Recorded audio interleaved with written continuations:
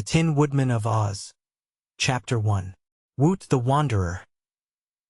The Tin Woodman sat on his glittering tin throne in the handsome tin hall of his splendid tin castle in the winky country of the land of Oz. Beside him, in a chair of woven straw, sat his best friend, the Scarecrow of Oz. At times they spoke to one another of curious things they had seen and strange adventures they had known since first they two had met and become comrades.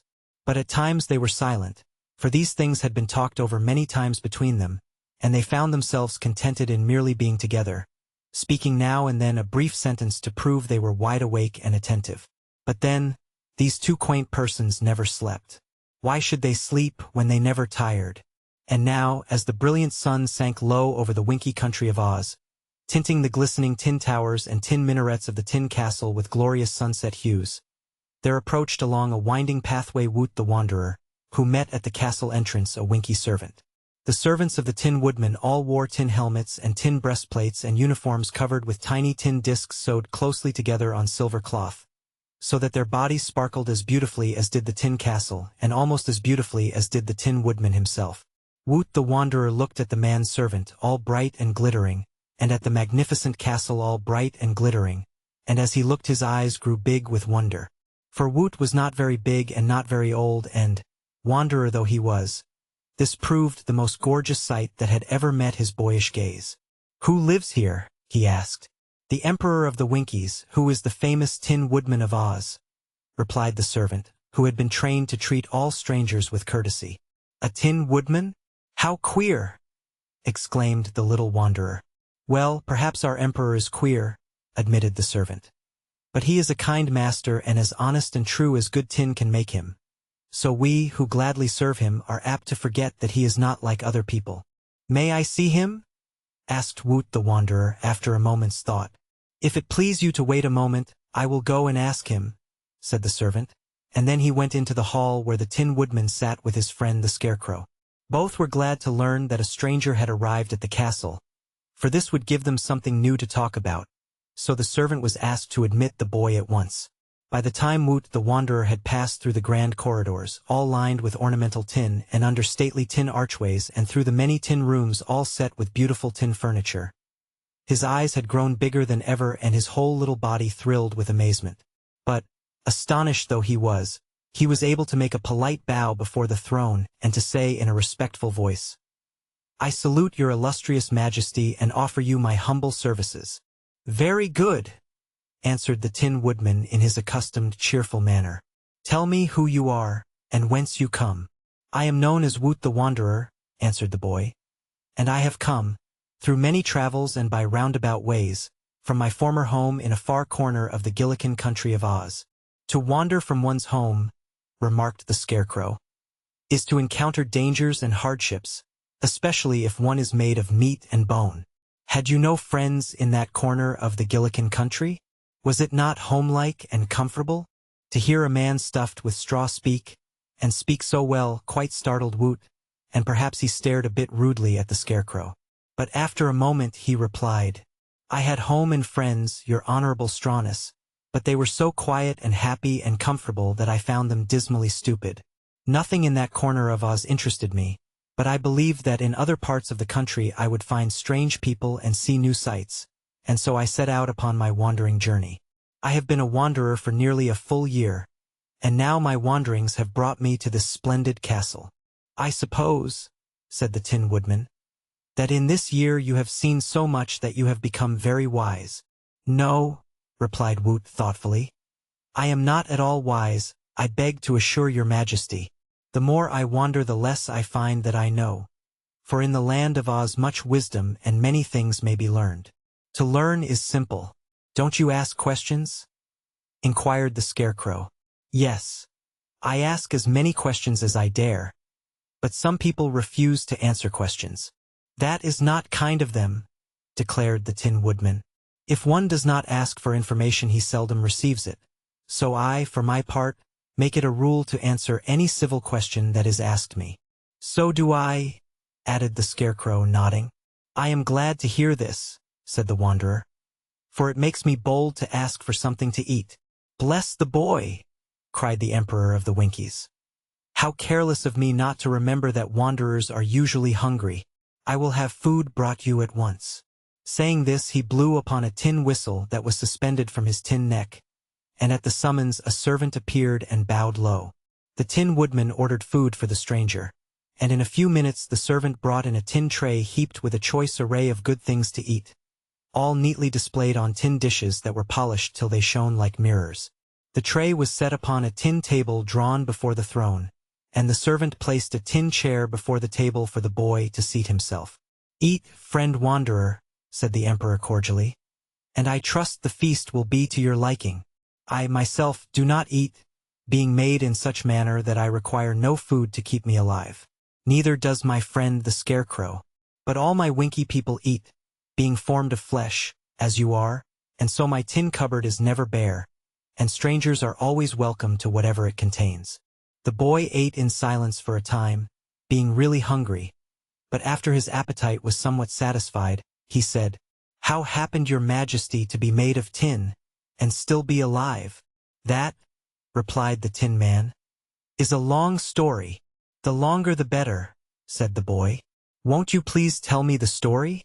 "If you desire it," promised the Tin Woodman, leaning back in his tin throne and crossing his tin legs.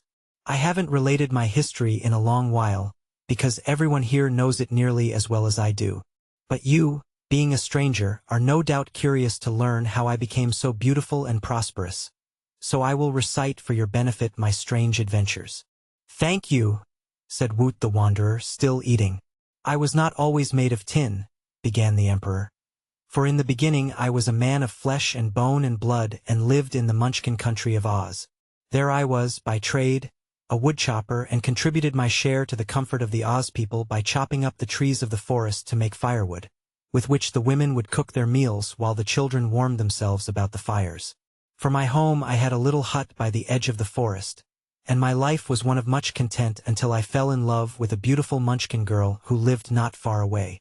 "What was the Munchkin girl's name?" asked Woot. "Nimmy Amy. This girl, so fair that the sunsets blushed when their rays fell upon her, lived with a powerful witch who wore silver shoes and who had made the poor child her slave. Nimmy Amy was obliged to work from morning till night for the old witch of the East, scrubbing and sweeping her hut and cooking her meals and washing her dishes. She had to cut firewood, too, until I found her one day in the forest and fell in love with her. After that, I always brought plenty of firewood to Nimmy Amy and we became very friendly. Finally I asked her to marry me and she agreed to do so, but the witch happened to overhear our conversation and it made her very angry, for she did not wish her slave to be taken away from her. The witch commanded me never to come near Nimmy Amy again, but I told her I was my own master and would do as I pleased, not realizing that this was a careless way to speak to a witch. The next day, as I was cutting wood in the forest, the cruel witch enchanted my axe, so that it slipped and cut off my right leg. "How dreadful!" cried Woot the Wanderer. "Yes, it was a seeming misfortune," agreed the Tin Man, "for a one-legged woodchopper is of little use in his trade. But I would not allow the witch to conquer me so easily. I knew a very skillful mechanic at the other side of the forest, who was my friend, so I hopped on one leg to him and asked him to help me. He soon made me a new leg out of tin and fastened it cleverly to my meat body. It had joints at the knee and at the ankle and was almost as comfortable as the leg I had lost." "Your friend must have been a wonderful workman," exclaimed Woot. "He was, indeed," admitted the emperor. "He was a tinsmith by trade and could make anything out of tin." When I returned to Nimmy Amy, the girl was delighted and threw her arms around my neck and kissed me, declaring she was proud of me. The witch saw the kiss and was more angry than before. When I went to work in the forest, next day my axe, being still enchanted, slipped and cut off my other leg. Again I hopped on my tin leg to my friend the tinsmith, who kindly made me another tin leg and fastened it to my body. So I returned joyfully to Nimmy Amy, who was much pleased with my glittering legs and promised that when we were wed she would always keep them oiled and polished. But the witch was more furious than ever, and as soon as I raised my axe to chop, it twisted around and cut off one of my arms. The tinsmith made me a tin arm and I was not much worried, because Nimmy Amy declared she still loved me. The Tin Woodman of Oz. Chapter 2.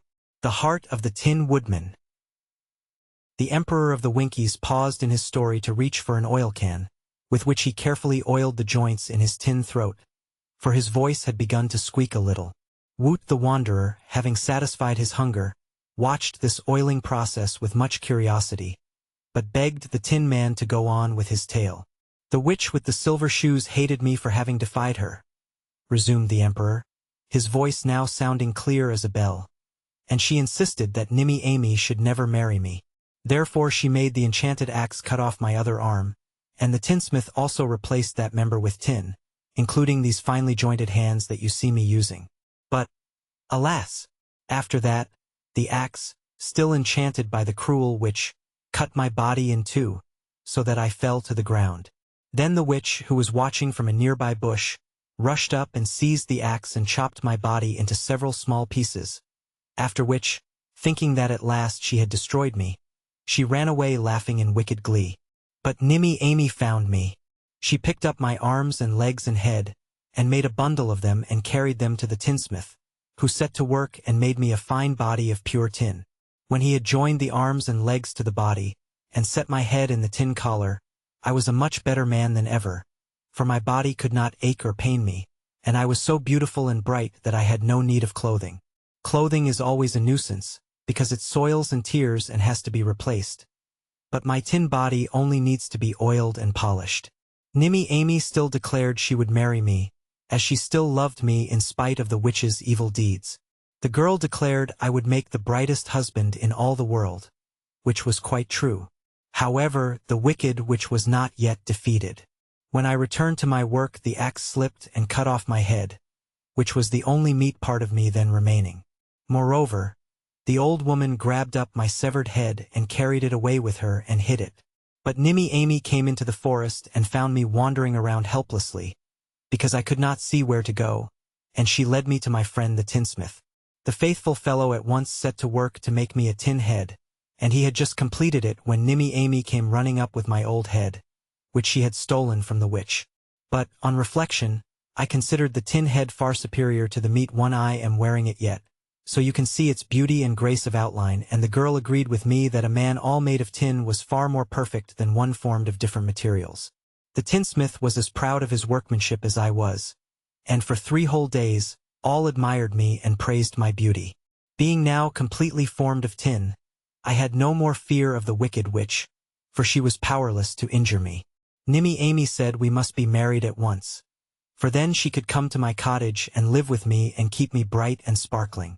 "I am sure, my dear Nick," said the brave and beautiful girl, my name was then Nick Chopper, "you should be told that you will make the best husband any girl could have.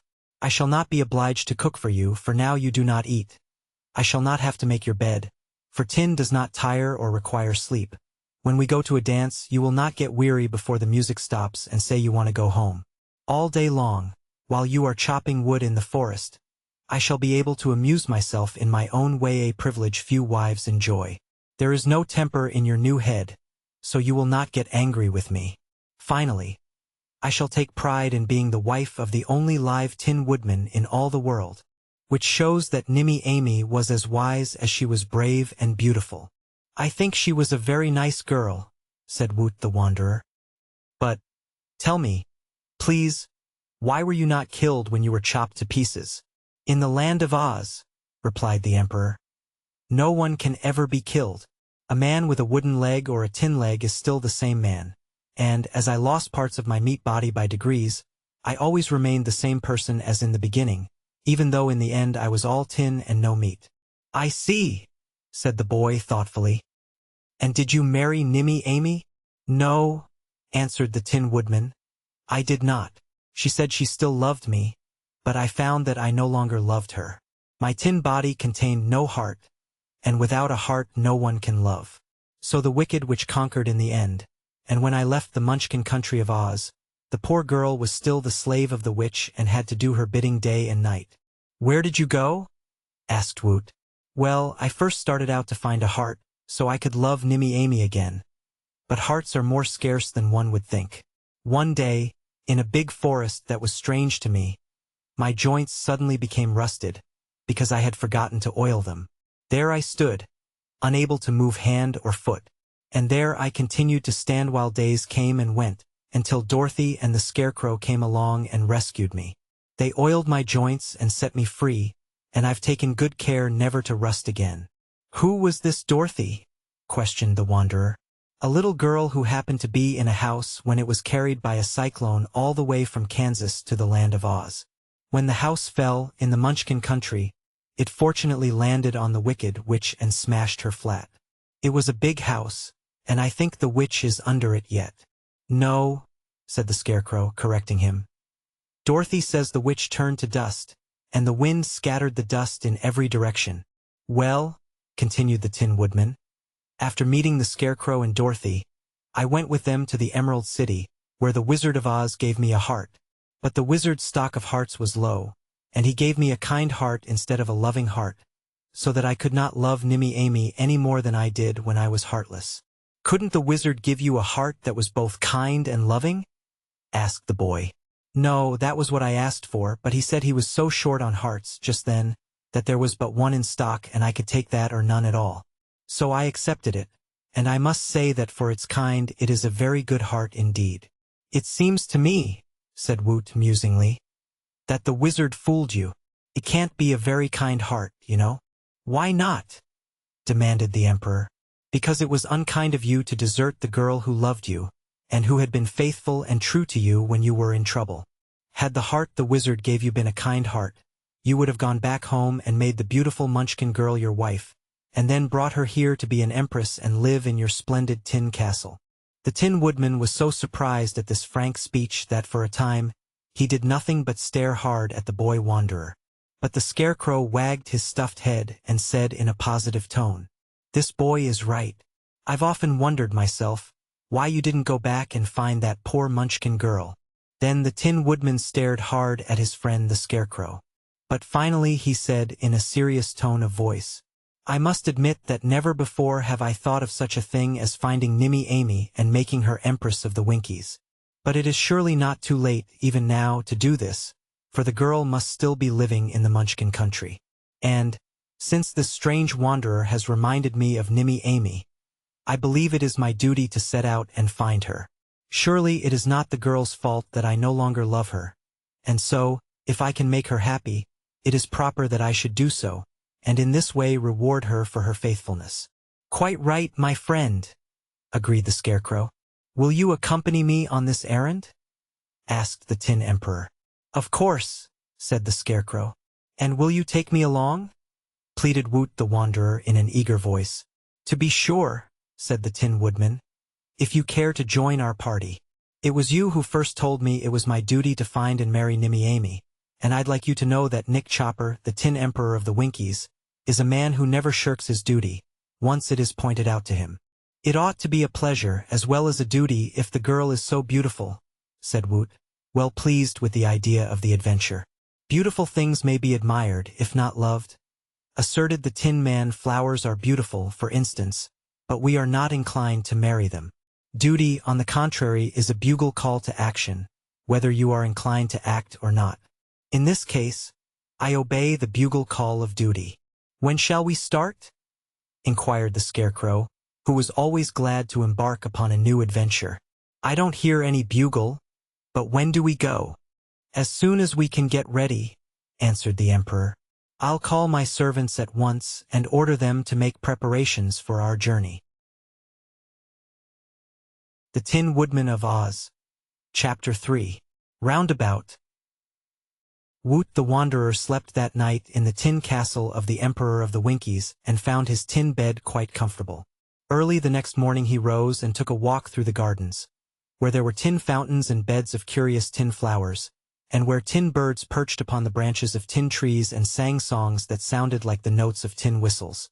All these wonders had been made by the clever Winky tinsmiths, who wound the birds up every morning so that they would move about and sing. After breakfast the boy went into the throne room, where the Emperor was having his tin joints carefully oiled by a servant, while other servants were stuffing sweet, fresh straw into the body of the Scarecrow. Woot watched this operation with much interest, for the Scarecrow's body was only a suit of clothes filled with straw. The coat was buttoned tight to keep the packed straw from falling out, and a rope was tied around the waist to hold it in shape and prevent the straw from sagging down. The scarecrow's head was a gunny sack filled with bran, on which the eyes, nose, and mouth had been painted. His hands were white cotton gloves stuffed with fine straw. Woot noticed that even when carefully stuffed and patted into shape, the straw man was awkward in his movements and decidedly wobbly on his feet. So the boy wondered if the scarecrow would be able to travel with them all the way to the forests of the Munchkin country of Oz. The preparations made for this important journey were very simple. A knapsack was filled with food and given Woot the Wanderer to carry upon his back, for the food was for his use alone. The Tin Woodman shouldered an axe which was sharp and brightly polished, and the Scarecrow put the Emperor's oil can in his pocket, that he might oil his friends' joints should they need it. "Who will govern the Winky country during your absence?" asked the boy. "Why, the country will run itself," answered the Emperor. "As a matter of fact, my people do not need an emperor, for Ozma of Oz watches over the welfare of all her subjects, including the Winkies. Like a good many kings and emperors, I have a grand title but very little real power, which allows me time to amuse myself in my own way. The people of Oz have but one law to obey, which is, behave yourself, so it is easy for them to abide by this law, and you'll notice they behave very well. But it is time for us to be off, and I am eager to start because I suppose that poor Munchkin girl is anxiously awaiting my coming." "She's waited a long time already, seems to me," remarked the Scarecrow, as they left the grounds of the castle and followed a path that led eastward. "True," replied the Tin Woodman, "but I've noticed that the last end of a wait, however long it has been, is the hardest to endure. So I must try to make Nimmy Amy happy as soon as possible." "Ah, that proves you have a kind heart," remarked the Scarecrow approvingly. "It's too bad he hasn't a loving heart," said Woot. "This Tin Man is going to marry a nice girl through kindness, and not because he loves her, and somehow that doesn't seem quite right. Even so, I am not sure it isn't best for the girl," said the Scarecrow, who seemed very intelligent for a straw man. "For a loving husband is not always kind, while a kind husband is sure to make any girl content." "Nimmy Amy will become an empress," announced the Tin Woodman proudly. "I shall have a tin gown made for her, with tin ruffles and tucks on it, and she shall have tin slippers and tin earrings and bracelets, and wear a tin crown on her head. I am sure that will delight Nimmy Amy, for all girls are fond of finery." "Are we going to the Munchkin country by way of the Emerald City?" inquired the Scarecrow, who looked upon the Tin Woodman as the leader of the party. "I think not," was the reply. "We are engaged upon a rather delicate adventure, for we are seeking a girl who fears her former lover has forgotten her. It will be rather hard for me, you must admit, when I confess to Nimmy Amy that I have come to marry her because it is my duty to do so, and therefore the fewer witnesses there are to our meeting the better for both of us. After I have found Nimmy Amy and she has managed to control her joy at our reunion, I shall take her to the Emerald City and introduce her to Ozma and Dorothy, and to Betsy Bobbin and Tiny Trot and all our other friends. But if I remember rightly, poor Nimmy Amy has a sharp tongue when angry, and she may be a trifle angry with me at first because I have been so long in coming to her." "I can understand that," said Woot gravely. "But how can we get to that part of the Munchkin country where you once lived without passing through the Emerald City?" "Why, that is easy," the Tin Man assured him. "I have a map of Oz in my pocket," persisted the boy, "and it shows that the Winky country, where we now are, is at the west of Oz, and the Munchkin country at the east, while directly between them lies the Emerald City." "True enough, but we shall go toward the north, first of all, into the Gillikin country, and so pass around the Emerald City," explained the Tin Woodman. "That may prove a dangerous journey," replied the boy. "I used to live in one of the top corners of the Gillikin country, near to Oogaboo, and I have been told that in this Northland country are many people whom it is not pleasant to meet. I was very careful to avoid them during my journey south." "A wanderer should have no fear," observed the Scarecrow, who was wobbling along in a funny, haphazard manner, but keeping pace with his friends. "Fear does not make one a coward," returned Woot, growing a little red in the face. "But I believe it is more easy to avoid danger than to overcome it. The safest way is the best way, even for one who is brave and determined." "Do not worry, for we shall not go far to the north," said the Emperor.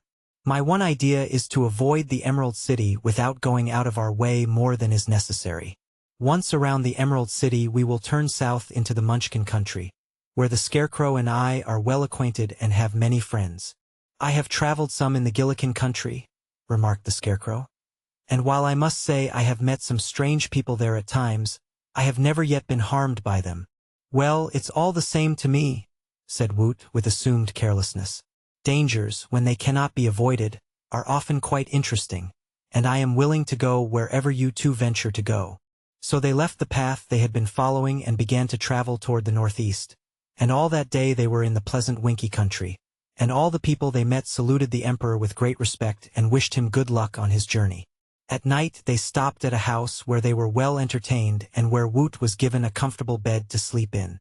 Were the Scarecrow and I alone, said the Tin Woodman, we would travel by night as well as by day, but with a meat person in our party we must halt at night to permit him to rest.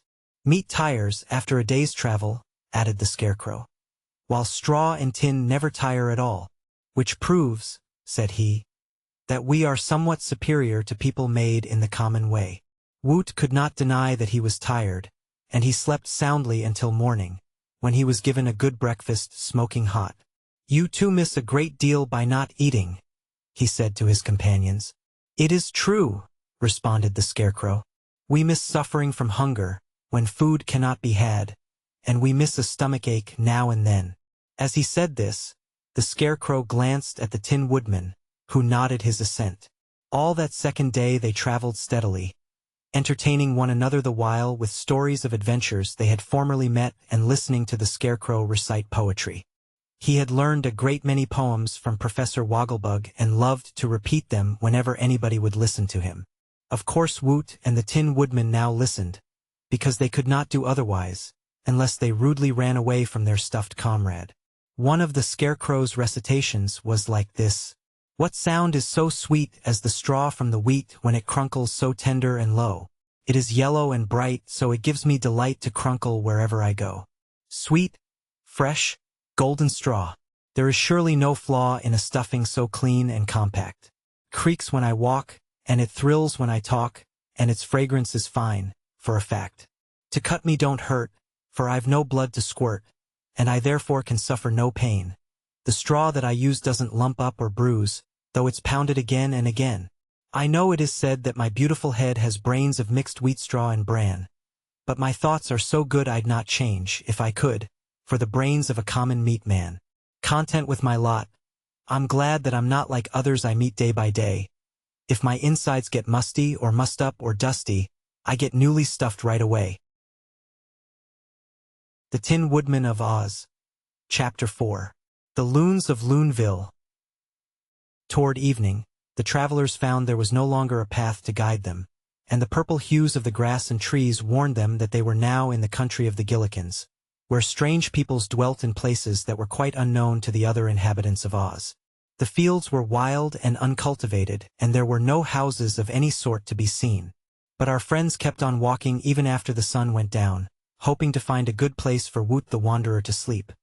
But when it grew quite dark and the boy was weary with his long walk, they halted right in the middle of a field and allowed Woot to get his supper from the food he carried in his knapsack. Then the Scarecrow laid himself down, so that Woot could use his stuffed body as a pillow, and the Tin Woodman stood up beside them all night, so the dampness of the ground might not rust his joints or dull his brilliant polish. Whenever the dew settled on his body, he carefully wiped it off with a cloth, and so in the morning the Emperor shone as brightly as ever in the rays of the rising sun. They wakened the boy at daybreak, the Scarecrow saying to him, "We have discovered something queer, and therefore we must counsel together what to do about it." "What have you discovered?" asked Woot, rubbing the sleep from his eyes with his knuckles and giving 3 wide yawns to prove he was fully awake. "A sign," said the Tin Woodman. "A sign, and another path." "What does the sign say?" inquired the boy. "It says that all strangers are warned not to follow this path to Loonville," answered the Scarecrow, who could read very well when his eyes had been freshly painted. "In that case," said the boy, opening his knapsack to get some breakfast, "let us travel in some other direction." But this did not seem to please either of his companions. "I'd like to see what Loonville looks like," remarked the Tin Woodman. When one travels, it is foolish to miss any interesting sight, added the Scarecrow. But a warning means danger, protested Woot the Wanderer. And I believe it's sensible to keep out of danger whenever we can. They made no reply to this speech for a while. Then said the Scarecrow, I have escaped so many dangers during my lifetime that I am not much afraid of anything that can happen. Nor am I, exclaimed the Tin Woodman, swinging his glittering axe around his tin head in a series of circles. Few things can injure tin, and my axe is a powerful weapon to use against a foe. But our boyfriend, he continued, looking solemnly at Woot, might perhaps be injured if the people of Loonville are really dangerous. So I propose he waits here while you and I, friend Scarecrow, visit the forbidden city of Loonville. Don't worry about me, advised Woot calmly. Wherever you wish to go, I will go and share your dangers. During my wanderings I have found it more wise to keep out of danger than to venture in. But at that time I was alone, and now I have two powerful friends to protect me. So, when he had finished his breakfast, they all set out along the path that led to Loonville. It is a place I have never heard of before, remarked the Scarecrow, as they approached a dense forest. The inhabitants may be people of some sort or they may be animals, but whatever they prove to be, we will have an interesting story to relate to Dorothy and Ozma on our return. The path led into the forest, but the big trees grew so closely together and the vines and underbrush were so thick and matted that they had to clear a path at each step in order to proceed. In one or two places the Tin Man, who went first to clear the way, cut the branches with a blow of his axe. Woot followed next, and last of the three came the Scarecrow, who could not have kept the path at all had not his comrades broken the way for his straw-stuffed body. Presently the Tin Woodman pushed his way through some heavy underbrush, and almost tumbled headlong into a vast cleared space in the forest. The clearing was circular, big and roomy, yet the top branches of the tall trees reached over and formed a complete dome or roof for it. Strangely enough, it was not dark in this immense natural chamber in the woodland, for the place glowed with a soft, white light that seemed to come from some unseen source. In the chamber were grouped dozens of queer creatures, and these so astonished the Tin Man that Woot had to push his metal body aside, that he might see, too, and the Scarecrow pushed Woot aside, so that the three travelers stood in a row, staring with all their eyes. The creatures they beheld were round and ball-like. Round in body, round in legs and arms, round in hands and feet, and round of head. The only exception to the roundness was a slight hollow on the top of each head, making it saucer-shaped instead of dome-shaped.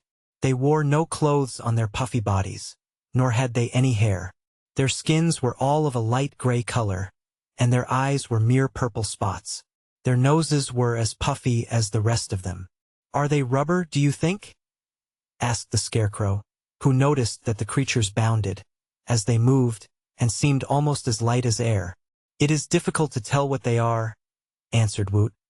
They seem to be covered with warts. The loons, for so these folks were called, had been doing many things, some playing together, some working at tasks, and some gathered in groups to talk. But at the sound of strange voices, which echoed rather loudly through the clearing, all turned in the direction of the intruders. Then, in a body, they all rushed forward, running and bounding with tremendous speed. The Tin Woodman was so surprised by this sudden dash that he had no time to raise his axe before the loons were on them. The creatures swung their puffy hands, which looked like boxing gloves, and pounded the three travelers as hard as they could, on all sides. The blows were quite soft and did not hurt our friends at all, but the onslaught quite bewildered them, so that in a brief period all three were knocked over and fell flat upon the ground. Once down, many of the loons held them, to prevent their getting up again, while others wound long tendrils of vines about them, binding their arms and legs to their bodies and so rendering them helpless. Aha! Cried the biggest loon of all. We've got him safe, so let's carry him to King Ball and have him tried, and condemned and perforated. They had to drag their captives to the center of the dome chamber, for their weight, as compared with that of the loons, prevented their being carried. Even the Scarecrow was much heavier than the puffy loons. But finally the party halted before a raised platform, on which stood a sort of throne, consisting of a big, wide chair with a string tied to one arm of it. This string led upward to the roof of the dome. Arranged before the platform, the prisoners were allowed to sit up, facing the empty throne. "Good," said the big loon who had commanded the party. "Now to get King Baum to judge these terrible creatures we have so bravely captured." As he spoke, he took hold of the string and began to pull as hard as he could. One or two of the others helped him, and pretty soon, as they drew in the cord, the leaves above them parted and a loon appeared at the other end of the string. It didn't take long to draw him down to the throne, where he seated himself and was tied in, so he wouldn't float upward again. "Hello," said the king, blinking his purple eyes at his followers. "What's up now?" "Strangers, your majesty, strangers and captives," replied the big loon pompously. "Dear me, I see him. I see him very plainly," exclaimed the king, his purple eyes bulging out as he looked at the three prisoners. "What curious animals! Are they dangerous, do you think, my good Panta?" "I'm afraid so, your majesty. Of course, they may not be dangerous, but we mustn't take chances. Enough accidents happen to us poor loons as it is, and my advice is to condemn and perforate 'em as quickly as possible." "Keep your advice to yourself," said the monarch in a peeved tone. "Who's king here, anyhow? You or me?" "We made you our king because you have less common sense than the rest of us," answered Pantaloon indignantly. "I could have been king myself had I wanted to, but I didn't care for the hard work and responsibility." As he said this, the big loon strutted back and forth in the space between the throne of King Baum and the prisoners, and the other loons seemed much impressed by his defiance. But suddenly there came a sharp report and Pantaloon instantly disappeared, to the great astonishment of the Scarecrow, the Tin Woodman and Woot the Wanderer, who saw on the spot where the big fellow had stood a little heap of flabby, wrinkled skin that looked like a collapsed rubber balloon. "There!" exclaimed the king. "I expected that would happen. The conceited rascal wanted to puff himself up until he was bigger than the rest of you, and this is the result of his folly. Get the pump working, some of you, and blow him up again." "We will have to mend the puncture first, your majesty," suggested one of the loons, and the prisoners noticed that none of them seemed surprised or shocked at the sad accident to Panta. "All right," grumbled the king. "Fetch Till to mend him." One or two ran away and presently returned, followed by a lady loon wearing huge, puffed-up rubber skirts. Also she had a purple feather fastened to a wart on the top of her head, and around her waist was a sash of fiber-like vines, dried and tough, that looked like strings. "Get to work, Till," commanded King Baum. "Panta has just exploded." The lady loon picked up the bunch of skin and examined it carefully until she discovered a hole in one foot. Then she pulled a strand of string from her sash, and drawing the edges of the hole together, she tied them fast with the string, thus making one of those curious warts which the strangers had noticed on so many loons. Having done this, Till Loon tossed the bit of skin to the other loons and was about to go away when she noticed the prisoners and stopped to inspect them. "Dear me," said Till. "What dreadful creatures! Where did they come from?" "We captured them," replied one of the loons. "And what are we going to do with them?" inquired the girl loon. "Perhaps we'll condemn 'em and puncture 'em," answered the king. "Well," said she, still eyeing the captives, "I'm not sure they'll puncture. Let's try it and see." One of the loons ran to the forest's edge and quickly returned with a long, sharp thorn. He glanced at the king, who nodded his head in assent, and then he rushed forward and stuck the thorn into the leg of the Scarecrow. The Scarecrow merely smiled and said nothing, for the thorn didn't hurt him at all. Then the loon tried to prick the Tin Woodman's leg, but the tin only blunted the point of the thorn. "Just as I thought," said Till, blinking her purple eyes and shaking her puffy head. But just then the loon stuck the thorn into the leg of Woot the Wanderer, and while it had been blunted somewhat, it was still sharp enough to hurt. "Ouch!" yelled Woot, and kicked out his leg with so much energy that the frail bonds that tied him burst apart. His foot caught the loon, who was leaning over him full on his puffy stomach, and sent him shooting up into the air. When he was high over their heads, he exploded with a loud pop, and his skin fell to the ground. "I really believe," said the king, rolling his spot-like eyes in a frightened way, "that Panta was right in claiming these prisoners are dangerous. Is the pump ready?" Some of the loons had wheeled a big machine in front of the throne and now took Panta's skin and began to pump air into it. Slowly it swelled out until the king cried, "Stop!" "No, no," yelled Panta. "I'm not big enough yet." "You're as big as you're going to be," declared the king. "Before you exploded you were bigger than the rest of us, and that caused you to be proud and overbearing. Now you're a little smaller than the rest, and you will last longer and be more humble." Pump me up," wailed Panta. "If you don't you'll break my heart." "If we do we'll break your skin," replied the king. So the loons stopped pumping air into Panta and pushed him away from the pump. He was certainly more humble than before his accident, for he crept into the background and said nothing more. "Now pump up the other one," ordered the king. Till had already mended him, and the loons set to work to pump him full of air. During these last few moments none had paid much attention to the prisoners, so Woot, finding his legs free, crept over to the Tin Woodman and rubbed the bonds that were still around his arms and body against the sharp edge of the axe, which quickly cut them. The boy was now free, and the thorn which the loon had stuck into his leg was lying unnoticed on the ground, where the creature had dropped it when he exploded. Woot leaned forward and picked up the thorn, and while the loons were busy watching the pump, the boy sprang to his feet and suddenly rushed upon the group. Pop! Pop! Pop! Went 3 of the loons, when the wanderer pricked them with his thorn, and at the sounds the others looked around and saw their danger. With yells of fear they bounded away in all directions, scattering about the clearing, with Woot the wanderer in full chase. While they could run much faster than the boy, they often stumbled and fell or got in one another's way, so he managed to catch several and prick them with his thorn. It astonished him to see how easily the loons exploded. When the air was let out of them they were quite helpless. Till Loon was one of those who ran against his thorn, and many others suffered the same fate. The creatures could not escape from the enclosure, but in their fright many bounded upward and caught branches of the trees, and then climbed out of reach of the dreaded thorn. Woot was getting pretty tired chasing them, so he stopped and came over, panting, to where his friends were sitting, still bound. "Very well done, my wanderer," said the Tin Woodman. "It is evident that we need fear these puffed-up creatures no longer.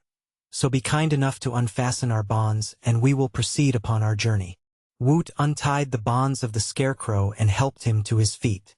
Then he freed the Tin Woodman, who got up without help. Looking around them, they saw that the only loon now remaining within reach was Bal Loon, the king, who had remained seated in his throne, watching the punishment of his people with a bewildered look in his purple eyes. "Shall I puncture the king?" the boy asked his companions. King Bal must have overheard the question, for he fumbled with the cord that fastened him to the throne and managed to release it. Then he floated upward until he reached the leafy dome, and parting the branches he disappeared from sight. But the string that was tied to his body was still connected with the arm of the throne, and they knew they could pull His Majesty down again, if they wanted to. "Let him alone," suggested the Scarecrow. "He seems a good enough king for his peculiar people, and after we are gone, the loons will have something of a job to pump up all those whom Woot has punctured. Every one of them ought to be exploded," declared Woot, who was angry because his legs still hurt him. "No," said the Tin Woodman. "That would not be just fair. They were quite right to capture us, because we had no business to intrude here, having been warned to keep away from Loonville. This is their country, not ours, and since the poor things can't get out of the clearing, they can harm no one save those who venture here out of curiosity, as we did." "Well said, my friend," agreed the Scarecrow. "We really had no right to disturb their peace and comfort, so let us go away." They easily found the place where they had forced their way into the enclosure, so the Tin Woodman pushed aside the underbrush and started first along the path. The Scarecrow followed next, and last came Woot, who looked back and saw that the loons were still clinging to their perches on the trees and watching their former captives with frightened eyes. "I guess they're glad to see the last of us," remarked the boy, and laughing at the happy ending of the adventure, he followed his comrades along the path. The Tin Woodman of Oz. Chapter 5. Mrs. Yoop, the Giantess. When they had reached the end of the path, where they had first seen the warning sign, they set off across the country in an easterly direction. Before long they reached rolling lands, which were a succession of hills and valleys where constant climbs and descents were required, and their journey now became tedious, because on climbing each hill, They found before them nothing in the valley below it except grass or weeds or stones.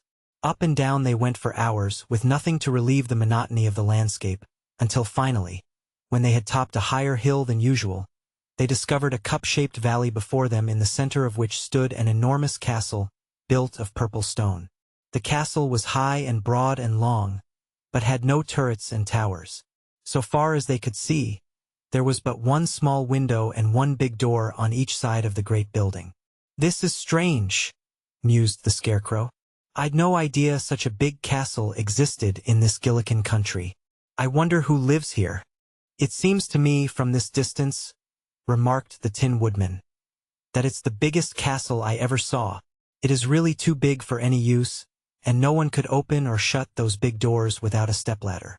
Perhaps, if we go nearer, we shall find out whether anybody lives there or not," suggested Woot. "Looks to me as if nobody lived there." On they went, and when they reached the center of the valley, where the great stone castle stood, it was beginning to grow dark. So they hesitated as to what to do. "If friendly people happen to live here," said Woot, "I shall be glad of a bed, but should enemies occupy the place, I prefer to sleep upon the ground. And if no one at all lives here," added the Scarecrow, "we can enter and take possession and make ourselves at home." While speaking, he went nearer to one of the great doors, which was 3 times as high and broad as any he had ever seen in a house before, and then he discovered, engraved in big letters upon a stone over the doorway, the words, "YOOP Castle." "Oh ho!" he exclaimed. "I know the place now. This was probably the home of Mr. Yoop, a terrible giant whom I have seen confined in a cage, a long way from here. Therefore this castle is likely to be empty, and we may use it in any way we please." "Yes, yes," said the Tin Emperor, nodding. "I also remember Mr. Yoop, but how are we to get into his deserted castle? The latch of the door is so far above our heads that none of us can reach it." They considered this problem for a while, and then Woot said to the Tin Man, "If I stand upon your shoulders, I think I can unlatch the door."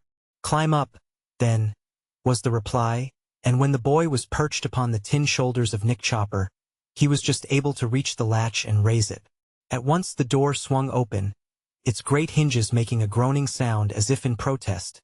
So Woot leaped down and followed his companions into a big, bare hallway. Scarcely were the 3 inside, however, when they heard the door slam shut behind them, and this astonished them because no one had touched it. It had closed of its own accord as if by magic. Moreover, the latch was on the outside, and the thought occurred to each one of them that they were now prisoners in this unknown castle. "However," mumbled the Scarecrow, "we are not to blame for what cannot be helped. So let us push bravely ahead and see what may be seen." It was quite dark in the hallway, now that the outside door was shut, so as they stumbled along a stone passage they kept close together, not knowing what danger was likely to befall them. Suddenly a soft glow enveloped them. It grew brighter until they could see their surroundings distinctly. They had reached the end of the passage, and before them was another huge door. This noiselessly swung open before them, without the help of anyone, and through the doorway they observed a big chamber, the walls of which were lined with plates of pure gold, highly polished. This room was also lighted, although they could discover no lamps, and in the center of it was a great table at which sat an immense woman. She was clad in silver robes embroidered with gay floral designs, and wore over this splendid raiment a short apron of elaborate lacework. Such an apron was no protection, and was not in keeping with the handsome gown, but the huge woman wore it, nevertheless. The table at which she sat was spread with a white cloth and had golden dishes upon it. So the travelers saw that they had surprised the giantess while she was eating her supper. She had her back toward them and did not even turn around. But taking a biscuit from a dish, she began to butter it and said in a voice that was big and deep but not especially unpleasant, "Why don't you come in and allow the door to shut? You're causing a draft, and I shall catch cold and sneeze. When I sneeze, I get cross, and when I get cross I'm liable to do something wicked. Come in, you foolish strangers. Come in." Being thus urged, they entered the room and approached the table, until they stood where they faced the great giantess. She continued eating, but smiled in a curious way as she looked at them. Woot noticed that the door had closed silently after they had entered, and that didn't please him at all. "Well," said the giantess, "what excuse have you to offer?" "We didn't know anyone lived here, madam," explained the Scarecrow. "So, being travelers and strangers in these parts, and wishing to find a place for our boyfriend to sleep, we ventured to enter your castle." "You knew it was private property, I suppose?" said she, buttering another biscuit. "We saw the words, Yoop Castle, over the door, but we knew that Mr. Yoop is a prisoner in a cage in a far-off part of the land of Oz. So we decided there was no one now at home and that we might use the castle for the night." "I see," remarked the giantess, nodding her head and smiling again in that curious way that made Woot shudder. "You didn't know that Mr. Yoop was married, or that after he was cruelly captured his wife still lived in his castle, and ran it to suit herself." "Who captured Mr. Yoop?" asked Woot, looking gravely at the big woman. "Wicked enemies. People who selfishly objected to Yoop's taking their cows and sheep for his food. I must admit, however, that Yoop had a bad temper, and had the habit of knocking over a few houses, now and then when he was angry. So one day the little folks came in a great crowd and captured Mr. Yoop, and carried him away to a cage somewhere in the mountains. I don't know where it is, and I don't care, for my husband treated me badly at times, forgetting the respect a giant owes to a giantess. Often he kicked me on my shins, when I wouldn't wait on him. So I'm glad he is gone." "It's a wonder the people didn't capture you, too," remarked Woot. "Well, I was too clever for them," said she, giving a sudden laugh that caused such a breeze that the wobbly Scarecrow was almost blown off his feet, and had to grab his friend Nick Chopper to steady himself. "I saw the people coming," continued Mrs. Yoop, "and knowing they meant mischief I transformed myself into a mouse and hid in a cupboard. After they had gone away, carrying my shin-kicking husband with them, I transformed myself back to my former shape again, and here I've lived in peace and comfort ever since." "Are you a witch, then?" inquired Woot. "Well, not exactly a witch," she replied, "but I'm an artist in transformations. In other words, I'm more of a yukuhu than a witch, and of course you know that the yukuhus are the cleverest magic workers in the world." The travelers were silent for a time, uneasily considering this statement and the effect it might have on their future. No doubt the giantess had willfully made them her prisoners, yet she spoke so cheerfully, in her big voice, that until now they had not been alarmed in the least. By and by the Scarecrow, whose mixed brains had been working steadily, asked the woman, "Are we to consider you our friend, Mrs. Yoop, or do you intend to be our enemy?" "I never have friends," she said in a matter-of-fact tone, "because friends get too familiar and always forget to mind their own business. But I am not your enemy. Not yet. Anyhow. Indeed, I'm glad you've come, for my life here is rather lonely. I've had no one to talk to since I transformed Polychrome, the daughter of the rainbow, into a canary bird." "How did you manage to do that?" asked the Tin Woodman, in amazement. "Polychrome is a powerful fairy." "She was," said the giantess. "But now she's a canary bird. One day after a rain, Polychrome danced off the rainbow and fell asleep on a little mound in this valley, not far from my castle. The sun came out and drove the rainbow away, and before Polly wakened, I stole out and transformed her into a canary bird in a gold cage studded with diamonds. The cage was so she couldn't fly away. I expected she'd sing and talk and we'd have good times together. But she has proved no company for me at all. Ever since the moment of her transformation, she has refused to speak a single word." "Where is she now?" inquired Woot, who had heard tales of lovely Polychrome and was much interested in her. "The cage is hanging up in my bedroom," said the giantess, eating another biscuit. The travelers were now more uneasy and suspicious of the giantess than before. If Polychrome, the rainbow's daughter, who was a real fairy, had been transformed and enslaved by this huge woman, who claimed to be a yukuhu, what was liable to happen to them? Said the Scarecrow, twisting his stuffed head around in Mrs. Yoop's direction. "Do you know, ma'am, who we are?" "Of course," said she. "A straw man, a tin man, and a boy. We are very important people," declared the Tin Woodman. "All the better," she replied. "I shall enjoy your society the more on that account. For I mean to keep you here as long as I live, to amuse me when I get lonely. And, she added slowly, in this valley no one ever dies. They didn't like this speech at all. So the Scarecrow frowned in a way that made Mrs. Yoop smile, while the Tin Woodman looked so fierce that Mrs. Yoop laughed. The Scarecrow suspected she was going to laugh, so he slipped behind his friends to escape the wind from her breath. From this safe position he said warningly, "We have powerful friends who will soon come to rescue us." "Let them come," she returned with an accent of scorn. "When they get here they will find neither a boy, nor a tin man, nor a scarecrow, for tomorrow morning I intend to transform you all into other shapes, so that you cannot be recognized." This threat filled them with dismay. The good-natured giantess was more terrible than they had imagined. She could smile and wear pretty clothes and at the same time be even more cruel than her wicked husband had been. Both the Scarecrow and the Tin Woodman tried to think of some way to escape from the castle before morning, but she seemed to read their thoughts and shook her head. "Don't worry your poor brains," said she. "You can't escape me however hard you try. But why should you wish to escape? I shall give you new forms that are much better than the ones you now have. Be contented with your fate, for discontent leads to unhappiness, and unhappiness, in any form, is the greatest evil that can befall you." "What forms do you intend to give us?" asked Woot earnestly. "I haven't decided as yet.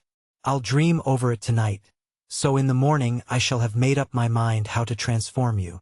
Perhaps you'd prefer to choose your own transformations." "No," said Woot. "I prefer to remain as I am." "That's funny," she retorted. "You are little and you're weak. As you are, you're not much account anyhow.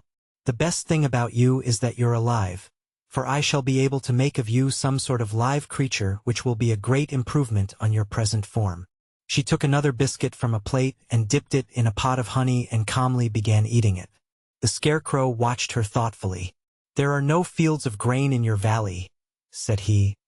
"Where, then, did you get the flour to make your biscuits?" "Mercy me, do you think I'd bother to make biscuits out of flour?" she replied. "That is altogether too tedious a process for a yukuhu. I set some traps this afternoon and caught a lot of field mice, but as I do not like to eat mice, I transformed them into hot biscuits for my supper. The honey in this pot was once a wasp's nest, but since being transformed it has become sweet and delicious. All I need do when I wish to eat is to take something I don't care to keep and transform it into any sort of food I like and eat it. Are you hungry?" "I don't eat, thank you," said the Scarecrow. "Nor do I," said the Tin Woodman. "I have still a little natural food in my knapsack," said Woot the Wanderer, "and I'd rather eat that than any wasp's nest." "Every one to his taste," said the giantess carelessly, and having now finished her supper she rose to her feet, clapped her hands together, and the supper table at once disappeared. The Tin Woodman of Oz. Chapter 6. The Magic of a Yukuhu. Woot had seen very little of magic during his wanderings, while the Scarecrow and the Tin Woodman had seen a great deal of many sorts in their lives. Yet all three were greatly impressed by Mrs. Yoop's powers. She did not affect any mysterious airs or indulge in chants or mystic rites, as most witches do, nor was the giantess old and ugly or disagreeable in face or manner. Nevertheless, she frightened her prisoners more than any witch could have done. "Please be seated," she said to them, as she sat herself down in a great armchair and spread her beautiful embroidered skirts for them to admire.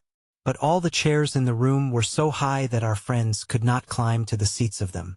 Mrs. Yoop observed this and waved her hand, when instantly a golden ladder appeared leaning against a chair opposite her own.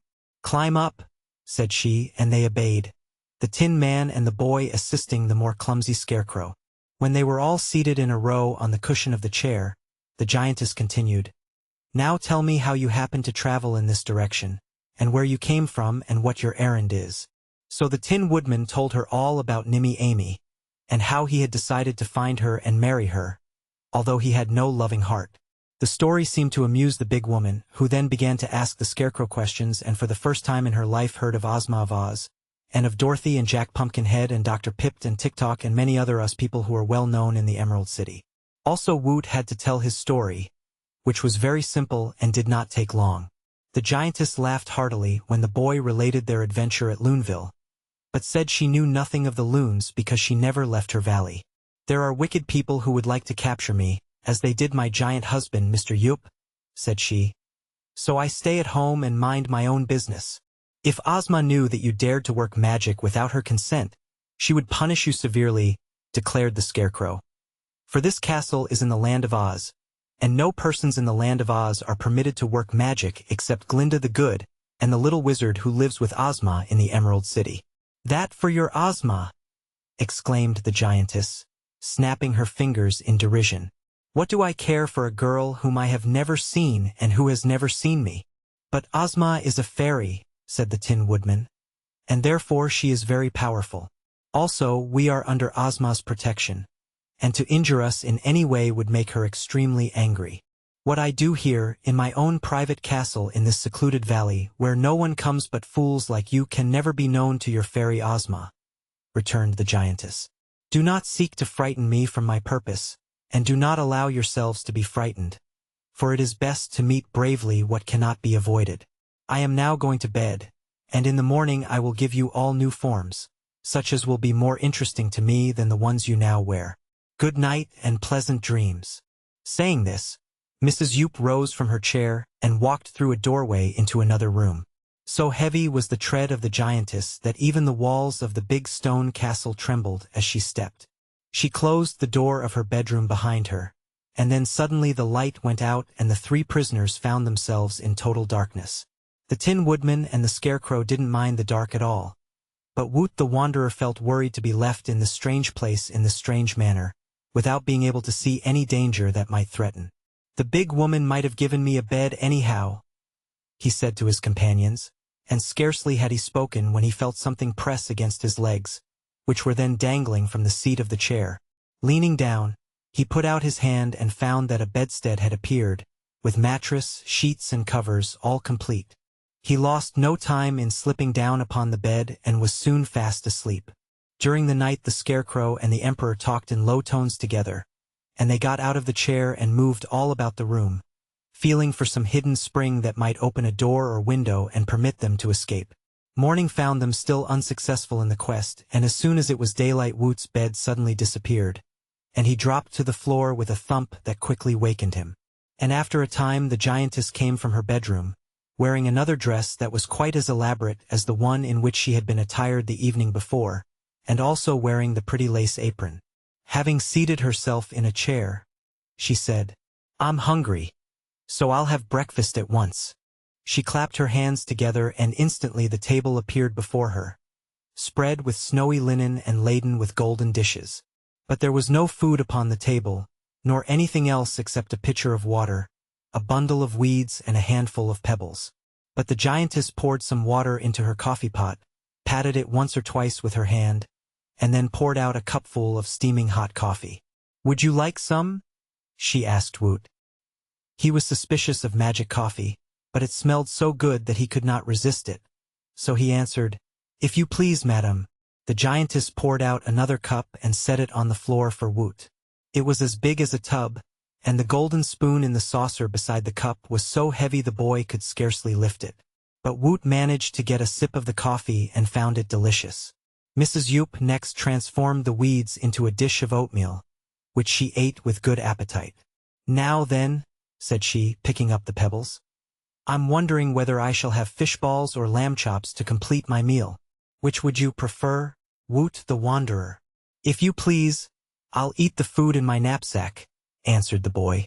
"Your magic food might taste good, but I'm afraid of it." The woman laughed at his fears and transformed the pebbles into fish balls. "I suppose you think that after you had eaten this food it would turn to stones again and make you sick," she remarked. "But that would be impossible. Nothing I transform ever gets back to its former shape again, so these fish balls can never more be pebbles. That is why I have to be careful of my transformations," she added, busily eating while she talked. "For while I can change forms at will, I can never change them back again, which proves that even the powers of a clever yukuhu are limited. When I have transformed you 3 people, you must always wear the shapes that I have given you."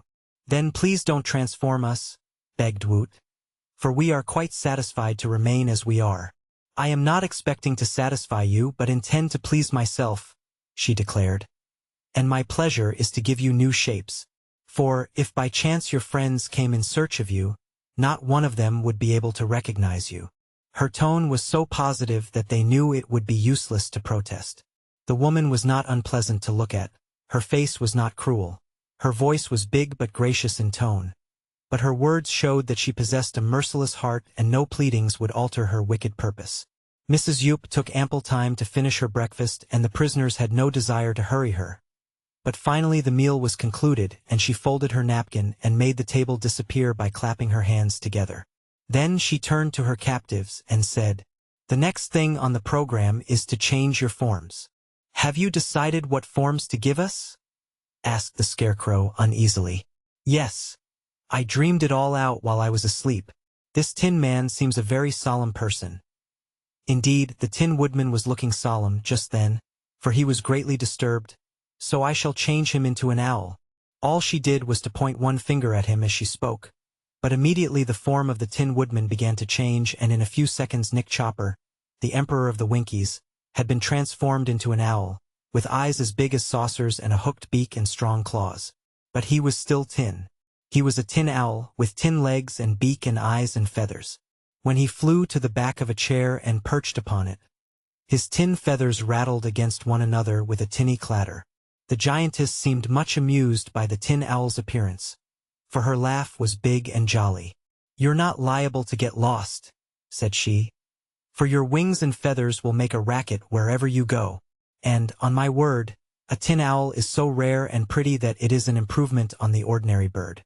I did not intend to make you tin, but I forgot to wish you to be meat. However, tin you were and tin you are, and as it's too late to change you, that settles it." Until now the Scarecrow had rather doubted the possibility of Mrs. Yupp's being able to transform him, or his friend the Tin Woodman, for they were not made as ordinary people are. He had worried more over what might happen to Woot than to himself, but now he began to worry about himself. "Madam," he said hastily, "I consider this action very impolite. It may even be called rude, considering we are your guests." "You are not guests, for I did not invite you here," she replied. "Perhaps not, but we craved hospitality. We threw ourselves upon your mercy, so to speak, and we now find you have no mercy. Therefore, if you will excuse the expression, I must say it is downright wicked to take our proper forms away from us and give us others that we do not care for." "Are you trying to make me angry?" she asked, frowning. "By no means," said the Scarecrow. "I'm just trying to make you act more ladylike." "Oh, indeed. In my opinion, Mr. Scarecrow, you are now acting like a bear, so a bear you shall be." Again the dreadful finger pointed, this time in the Scarecrow's direction, and at once his form began to change. In a few seconds he had become a small brown bear, but he was stuffed with straw as he had been before, and when the little brown bear shuffled across the floor, he was just as wobbly as the Scarecrow had been and moved just as awkwardly. Woot was amazed, but he was also thoroughly frightened. "Did it hurt?" he asked the little brown bear. "No, of course not," growled the Scarecrow in the bear's form. "But I don't like walking on 4 legs. It's undignified. Consider my humiliation," chirped the tin owl, trying to settle its tin feathers smoothly with its tin beak. "And I can't see very well either. The light seems to hurt my eyes." "That's because you are an owl," said Woot. "I think you will see better in the dark." "Well," remarked the giantess, "I'm very well pleased with these new forms, for my part, and I'm sure you will like them better when you get used to them. So now," she added, turning to the boy, "it is your turn. Don't you think you'd better leave me as I am?" asked Woot in a trembling voice. "No," she replied. "I'm going to make a monkey of you. I love monkeys, they re so cute. And I think a green monkey will be lots of fun and amuse me when I am sad." Woot shivered, for again the terrible magic finger pointed, and pointed directly his way. He felt himself changing. Not so very much, however, and it didn't hurt him a bit. He looked down at his limbs and body and found that his clothes were gone and his skin covered with a fine, silk-like green fur. His hands and feet were now those of a monkey. He realized he really was a monkey, and his first feeling was one of anger. He began to chatter as monkeys do. He bounded to the seat of a giant chair, and then to its back, and with a wild leap sprang upon the laughing giantess. His idea was to seize her hair and pull it out by the roots, and so have revenge for her wicked transformations. But she raised her hand and said, "Gently, my dear monkey, gently. You're not angry. You're happy as can be." Woot stopped short. No, he wasn't a bit angry now. He felt as good-humored and gay as ever he did when a boy. Instead of pulling Mrs. Yoop's hair, he perched on her shoulder and smoothed her soft cheek with his hairy paw. In return, she smiled at the funny green animal and patted his head. "Very good," said the giantess. "Let us all become friends and be happy together. How is my tin owl feeling?" "Quite comfortable," said the owl. "I don't like it, to be sure, but I'm not going to allow my new form to make me unhappy. But, tell me, please, what is a tin owl good for?" "You are only good to make me laugh," replied the giantess. "Will a stuffed bear also make you laugh?" inquired the scarecrow, sitting back on his haunches to look up at her. "Of course," declared the giantess. "And I have added a little magic to your transformations to make you all contented with wearing your new forms. I'm sorry I didn't think to do that when I transformed Polychrome into a canary bird. But perhaps, when she sees how cheerful you are, she will cease to be silent and sullen and take to singing. I will go get the bird and let you see her." With this, Mrs. Yoop went into the next room and soon returned bearing a golden cage in which sat upon a swinging perch a lovely yellow canary.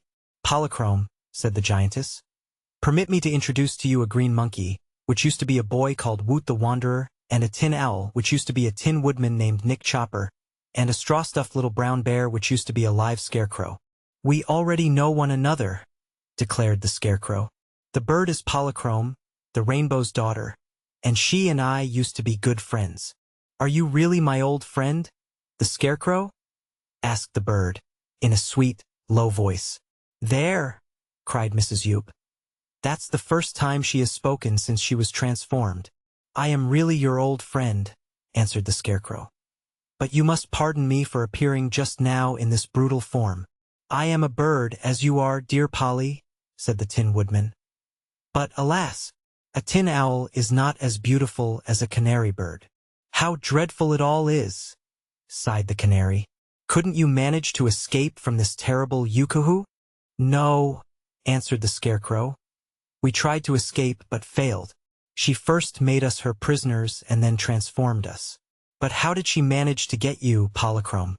"I was asleep, and she took unfair advantage of me," answered the bird sadly. "Had I been awake, I could easily have protected myself." "Tell me," said the green monkey earnestly, as he came close to the cage, "what must we do, daughter of the rainbow, to escape from these transformations? Can't you help us, being a fairy?"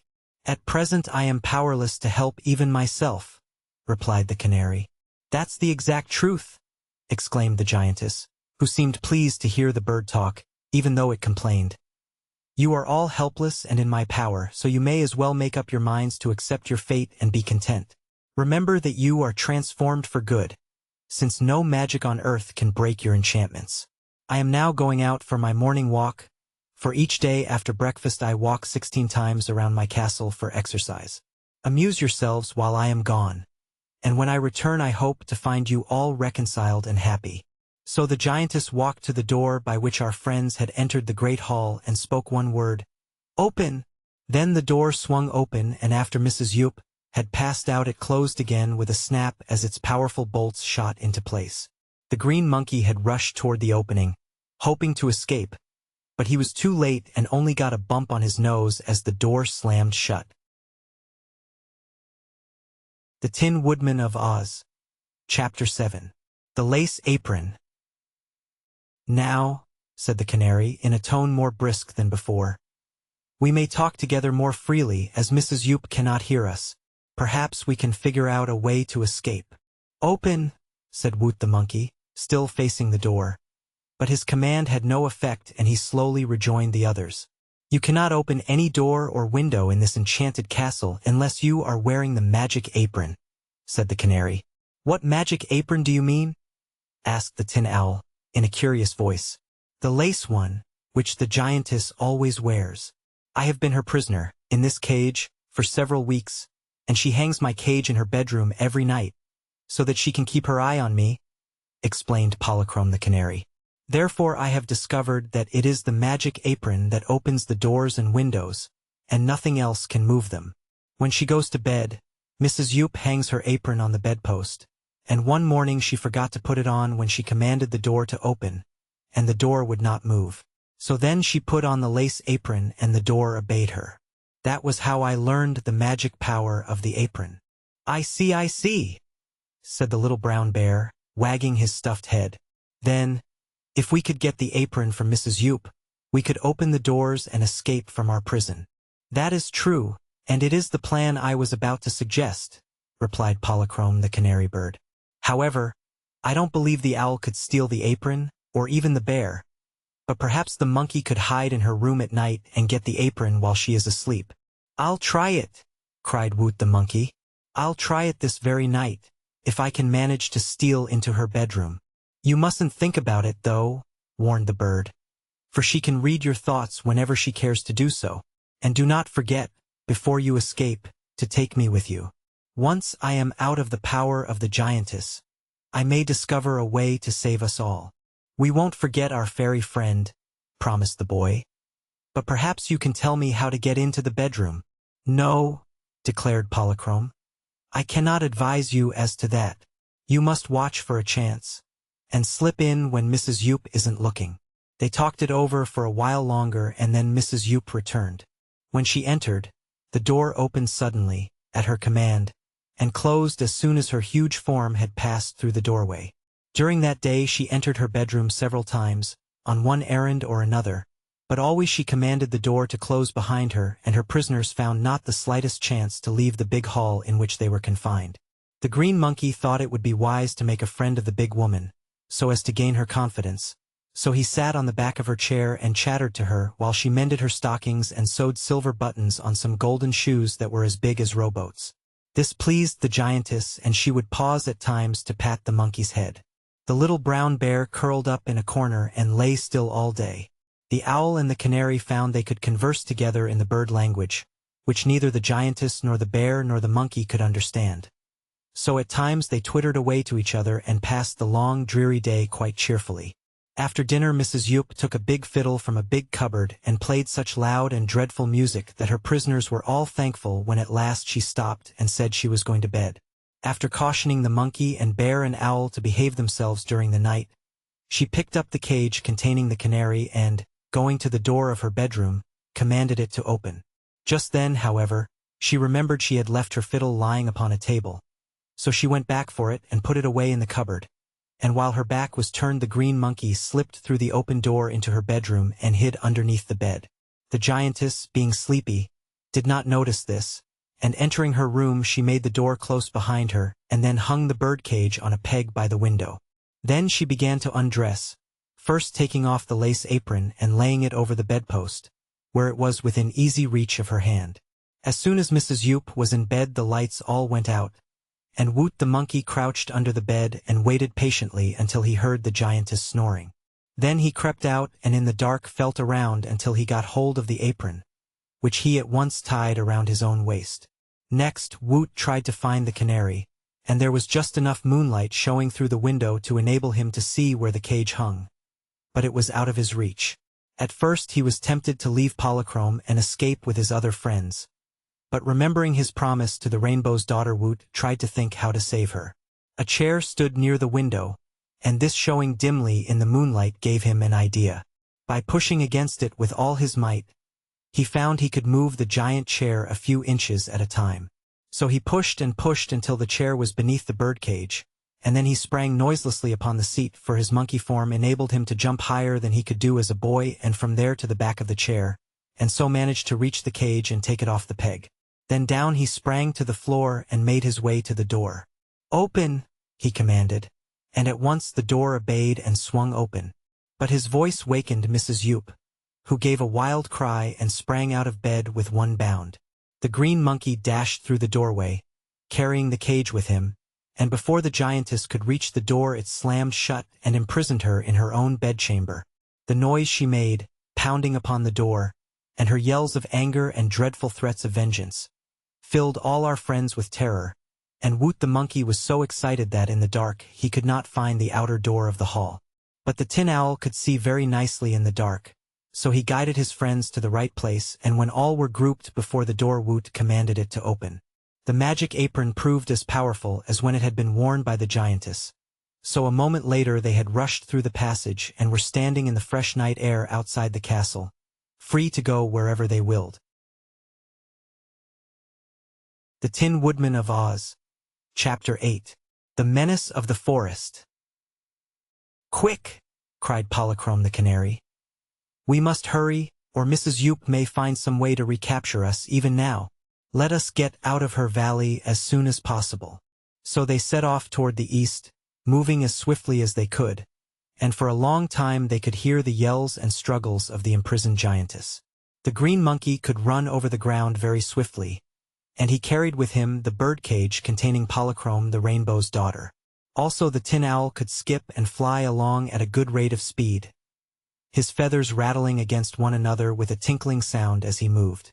But the little brown bear, being stuffed with straw, was a clumsy traveler, and the others had to wait for him to follow.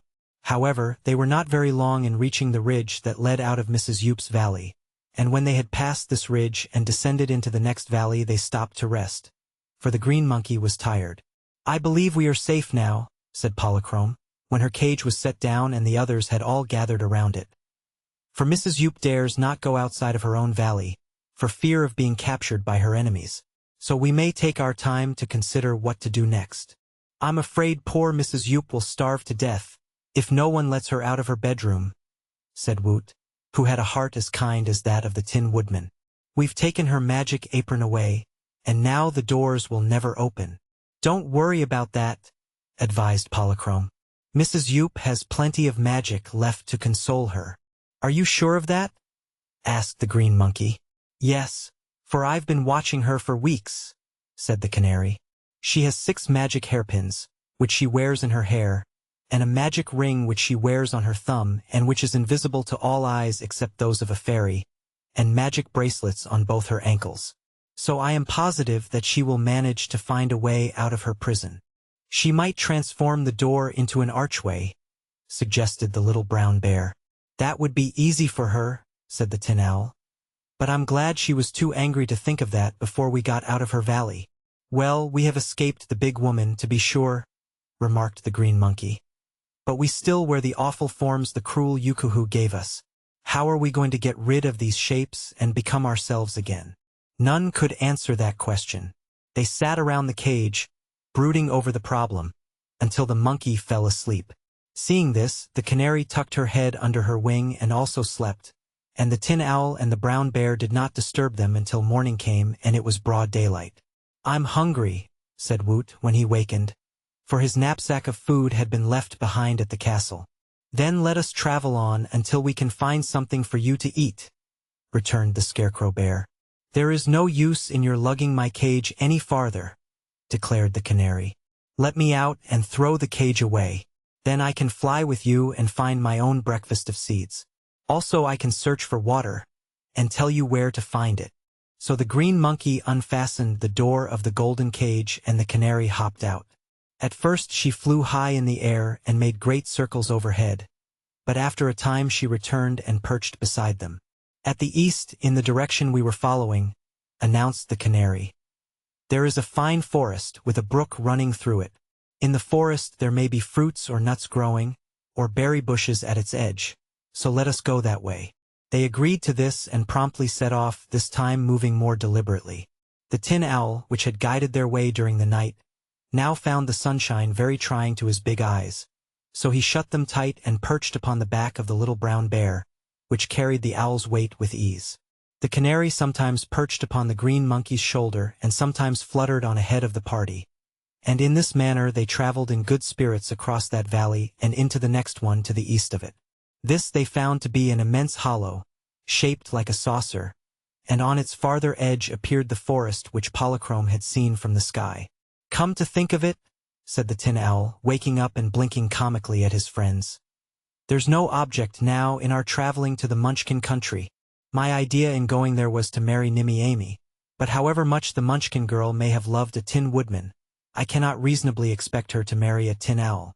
"There is some truth in that, my friend," remarked the brown bear.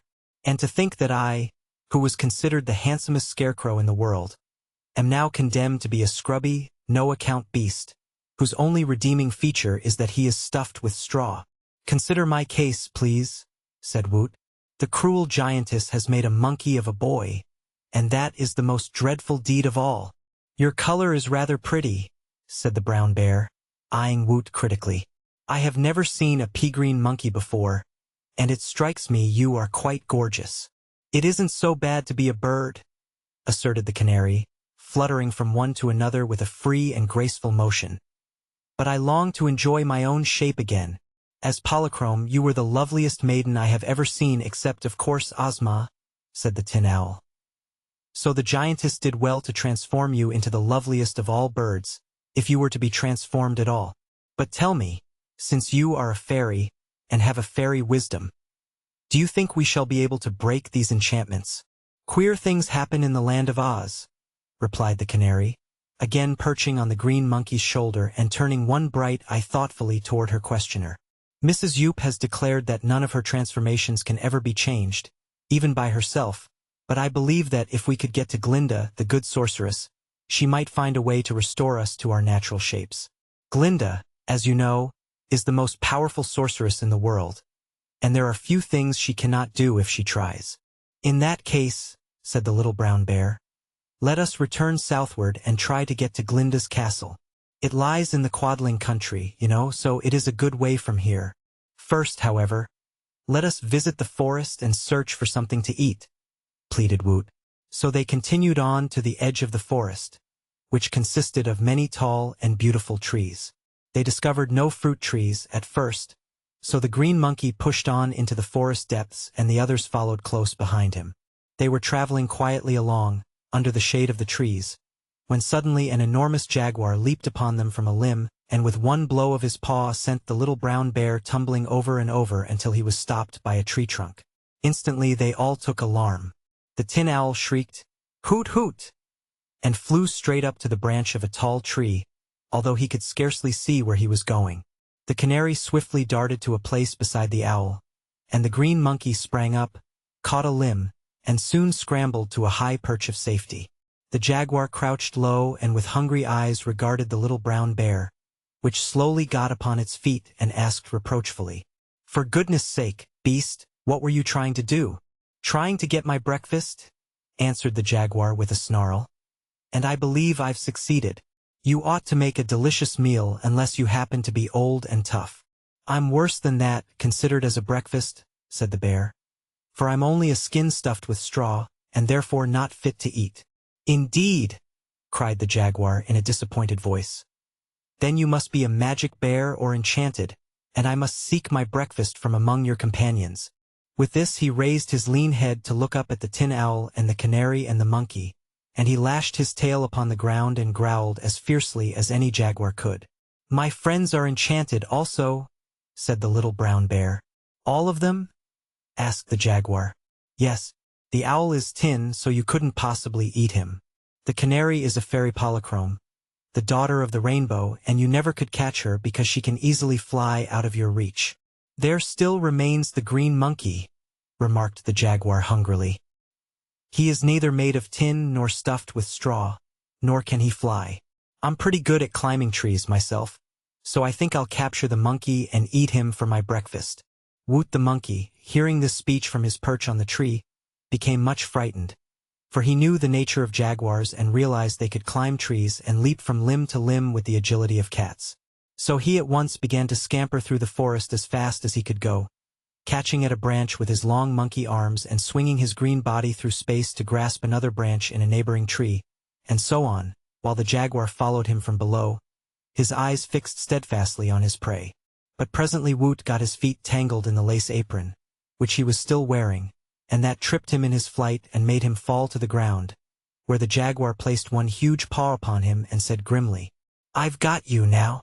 The fact that the apron had tripped him made Woot remember its magic powers, and in his terror he cried out, "Open!"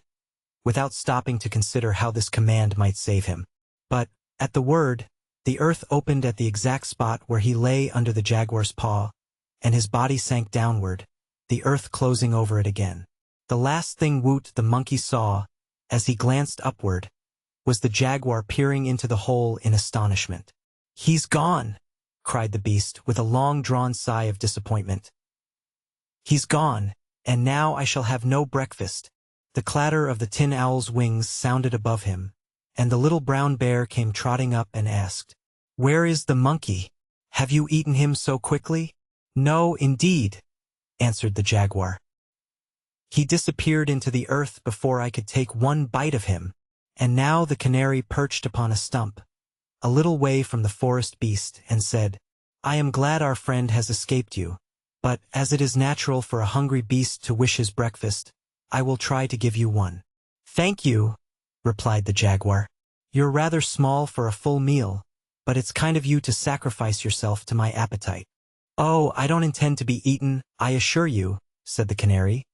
"But as I am a fairy, I know something of magic, and though I am now transformed into a bird's shape, I am sure I can conjure up a breakfast that will satisfy you. If you can work magic, why don't you break the enchantment you are under and return to your proper form?" inquired the beast doubtingly. "I haven't the power to do that," answered the canary. "For Mrs. Yup, the giantess who transformed me, used a peculiar form of yukuhu magic that is unknown to me. However, she could not deprive me of my own fairy knowledge, so I will try to get you a breakfast." "Do you think a magic breakfast would taste good, or relieve the pangs of hunger I now suffer?" asked the jaguar. "I am sure it would. What would you like to eat?" "Give me a couple of fat rabbits," said the beast. "Rabbits? No, indeed. I'd not allow you to eat the dear little things," declared Polychrome the canary. "Well, 3 or 4 squirrels, then," pleaded the jaguar. "Do you think me so cruel?" demanded the canary indignantly. "The squirrels are my especial friends." "How about a plump owl?" asked the beast. "Not a tin one, you know, but a real meat owl." "Neither beast nor bird shall you have," said Polychrome in a positive voice. "Give me a fish, then." "There's a river a little way off," proposed the jaguar. "No living thing shall be sacrificed to feed you," returned the canary. "Then what in the world do you expect me to eat?" said the jaguar in a scornful tone. "How would mush and milk do?" asked the canary. The jaguar snarled in derision and lashed his tail against the ground angrily. "Give him some scrambled eggs on toast, Polly," suggested the bear scarecrow. "He ought to like that." "I will," responded the canary, and fluttering her wings she made a flight of 3 circles around the stump. Then she flew up to a tree, and the bear and the owl and the jaguar saw that upon the stump had appeared a great green leaf upon which was a large portion of scrambled eggs on toast, smoking hot. "There," said the bear. "Eat your breakfast, friend jaguar, and be content." The jaguar crept closer to the stump and sniffed the fragrance of the scrambled eggs. They smelled so good that he tasted them, and they tasted so good that he ate the strange meal in a hurry, proving he had been really hungry. "I prefer rabbits," he muttered, licking his chops. "But I must admit the magic breakfast has filled my stomach full and brought me comfort. So I'm much obliged for the kindness, little fairy, and I'll now leave you in peace." Saying this, he plunged into the thick underbrush and soon disappeared, although they could hear his great body crashing through the bushes until he was far distant. "That was a good way to get rid of the savage beast, Polly," said the Tin Woodman to the canary. "But I'm surprised that you didn't give our friend Woot a magic breakfast when you knew he was hungry." "The reason for that," answered Polychrome, "was that my mind was so intent on other things that I quite forgot my power to produce food by magic." "But where is the monkey boy?" "Gone," said the Scarecrow Bear solemnly. "The earth has swallowed him up."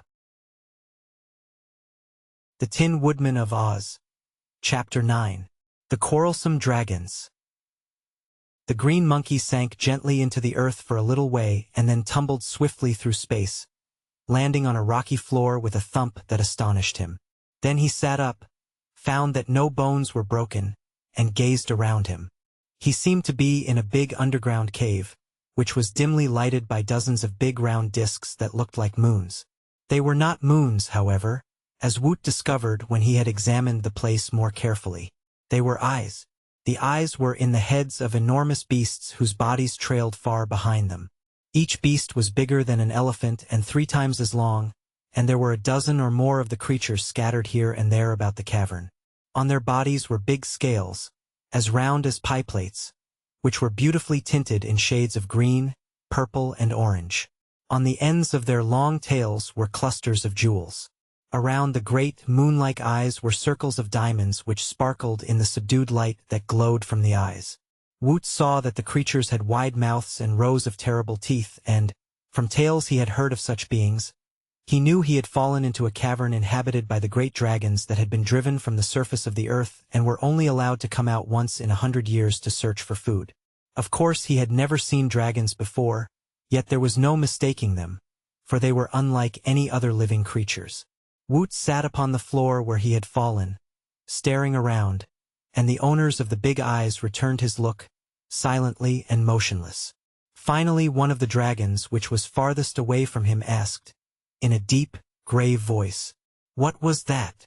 And the greatest dragon of all, who was just in front of the green monkey, answered in a still deeper voice, "It is some foolish animal from outside."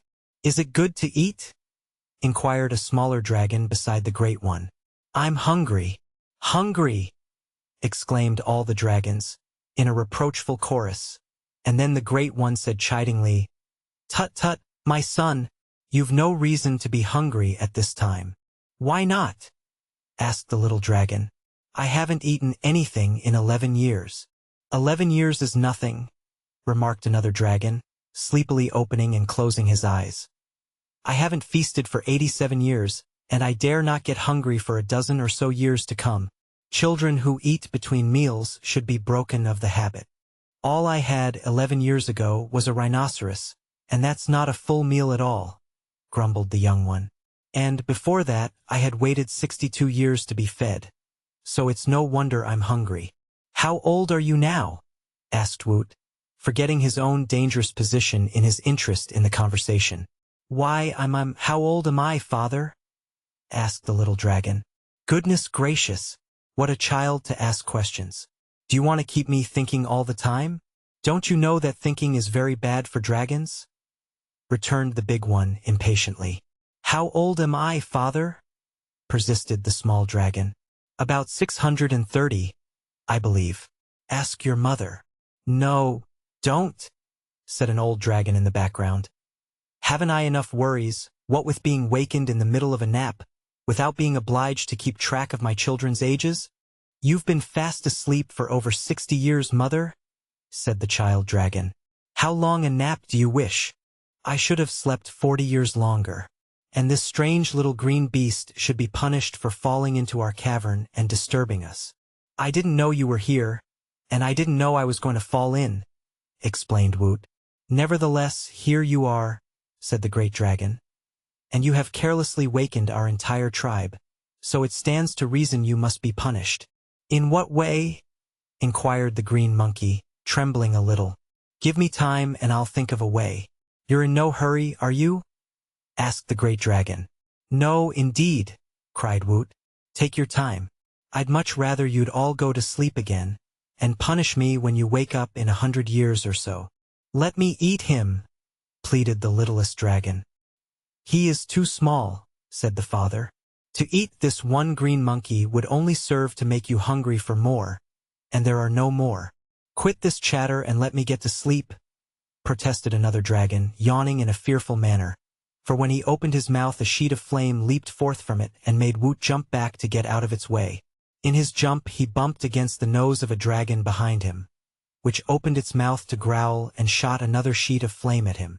The flame was bright, but not very hot, yet Woot screamed with terror and sprang forward with a great bound. This time he landed on the paw of the great chief dragon, who angrily raised his other front paw and struck the green monkey a fierce blow. Woot went sailing through the air and fell sprawling upon the rocky floor far beyond the place where the dragon tribe was grouped. All the great beasts were now thoroughly wakened and aroused, and they blamed the monkey for disturbing their quiet. The littlest dragon darted after Woot, and the others turned their unwieldy bodies in his direction and followed, flashing from their eyes and mouths flames which lighted up the entire cavern. Woot almost gave himself up for lost at that moment, but he scrambled to his feet and dashed away to the farthest end of the cave, the dragons following more leisurely because they were too clumsy to move fast. Perhaps they thought there was no need of haste, as the monkey could not escape from the cave. But, away up at the end of the place, the cavern floor was heaped with tumbled rocks. So Woot, with an agility born of fear, climbed from rock to rock until he found himself crouched against the cavern roof. There he waited, for he could go no farther, while on over the tumbled rocks slowly crept the dragons, the littlest one coming first because he was hungry as well as angry. The beasts had almost reached him when Woot, remembering his lace apron now sadly torn and soiled, recovered his wits and shouted, "Open!" At the cry a hole appeared in the roof of the cavern, just over his head, and through it the sunlight streamed full upon the green monkey. The dragons paused, astonished at the magic and blinking at the sunlight, and this gave Woot time to climb through the opening. As soon as he reached the surface of the earth, the hole closed again, and the boy monkey realized, with a thrill of joy, that he had seen the last of the dangerous dragon family. He sat upon the ground, still panting hard from his exertions, when the bushes before him parted and his former enemy, the jaguar, appeared. "Don't run," said the woodland beast as Woot sprang up. "You are perfectly safe so far as I am concerned, for since you so mysteriously disappeared I have had my breakfast. I am now on my way home, to sleep the rest of the day." "Oh, indeed," returned the green monkey, in a tone both sorry and startled. "Which of my friends did you manage to eat?" "None of them," returned the jaguar with a sly grin. "I had a dish of magic scrambled eggs on toast, and it wasn't a bad feast at all. There isn't room in me for even you, and I don't regret it because I judge, from your green color, that you are not ripe, and would make an indifferent meal. We jaguars have to be careful of our digestions. Farewell, friend monkey. Follow the path I made through the bushes, and you will find your friends." With this the jaguar marched on his way, and Woot took his advice and followed the trail he had made until he came to the place where the little brown bear, and the tin owl, and the canary were conferring together and wondering what had become of their comrade, the green monkey. The Tin Woodman of Oz. Chapter 10. Tommy Quickstep. "Our best plan," said the Scarecrow Bear, when the green monkey had related the story of his adventure with the dragons, "is to get out of this Gillikin country as soon as we can and try to find our way to the castle of Glinda, the good sorceress. There are too many dangers lurking here to suit me, and Glinda may be able to restore us to our proper forms." "If we turn south now," the Tin Owl replied, "we might go straight into the Emerald City. That's a place I wish to avoid, for I'd hate to have my friends see me in this sad plight." And he blinked his eyes and fluttered his tin wings mournfully. "But I am certain we have passed beyond Emerald City," the canary assured him, sailing lightly around their heads. "So, should we turn south from here, we would pass into the Munchkin country, and continuing south we would reach the Quadling country where Glinda's castle is located." "Well, since you're sure of that, let's start right away," proposed the bear. "It's a long journey, at the best, and I'm getting tired of walking on 4 legs." "I thought you never tired, being stuffed with straw," said Woot. "I mean that it annoys me to be obliged to go on all 4s when 2 legs are my proper walking equipment," replied the Scarecrow. "I consider it beneath my dignity. In other words, my remarkable brains can tire through humiliation, although my body cannot tire." "That is one of the penalties of having brains," remarked the Tin Owl with a sigh. "I have had no brains since I was a man of meat, and so I never worry. Nevertheless, I prefer my former manly form to this owl's shape and would be glad to break Mrs. Yoop's enchantment as soon as possible. I am so noisy just now that I disturb myself." And he fluttered his wings with a clatter that echoed throughout the forest. So, being all of one mind, they turned southward, traveling steadily on until the woods were left behind and the landscape turned from purple tints to blue tints, which assured them they had entered the country of the Munchkins. "Now I feel myself more safe," said the Scarecrow Bear, I know this country pretty well, having been made here by a Munchkin farmer and having wandered over these lovely blue lands many times. Seems to me, indeed, that I even remember that group of 3 tall trees ahead of us. And if I do, we are not far from the home of my friend Ginger. Who is Ginger? Asked Woot, the green monkey. Haven't you heard of Ginger? Exclaimed the Scarecrow in surprise. No, said Woot. Is Ginger a man, a woman, a beast, or a bird? Ginger is a girl, explained the Scarecrow Bear. She's a fine girl, too, although a bit restless and liable to get excited. Once, a long time ago, she raised an army of girls and called herself General Ginger. With her army she captured the Emerald City and drove me out of it because I insisted that an army in Oz was highly improper. But Ozma punished the rash girl, and afterward Ginger and I became fast friends. Now Ginger lives peacefully on a farm, near here, and raises fields of cream puffs, chocolate caramels, and macaroons. They say she's a pretty good farmer, and in addition to that she's an artist, and paints pictures so perfect that one can scarcely tell them from nature. She often repaints my face for me, when it gets worn or mussy, and the lovely expression I wore when the giantess transformed me was painted by Ginger only a month or so ago. It was certainly a pleasant expression, agreed Woot. Ginger can paint anything? Continued the Scarecrow Bear, with enthusiasm, as they walked along together. Once, when I came to her house, my straw was old and crumpled, so that my body sagged dreadfully. I needed new straw to replace the old, but Ginger had no straw on all her ranch and I was really unable to travel farther until I had been restuffed. When I explained this to Ginger, the girl at once painted a straw stack which was so natural that I went to it and secured enough straw to fill all my body. It was a good quality of straw, too, and lasted me a long time. This seemed very wonderful to Woot, who knew that such a thing could never happen in any place but a fairy country like Oz. The Munchkin country was much nicer than the Gillikin country, and all the fields were separated by blue fences, with grassy lanes and paths of blue ground, and the land seemed well cultivated.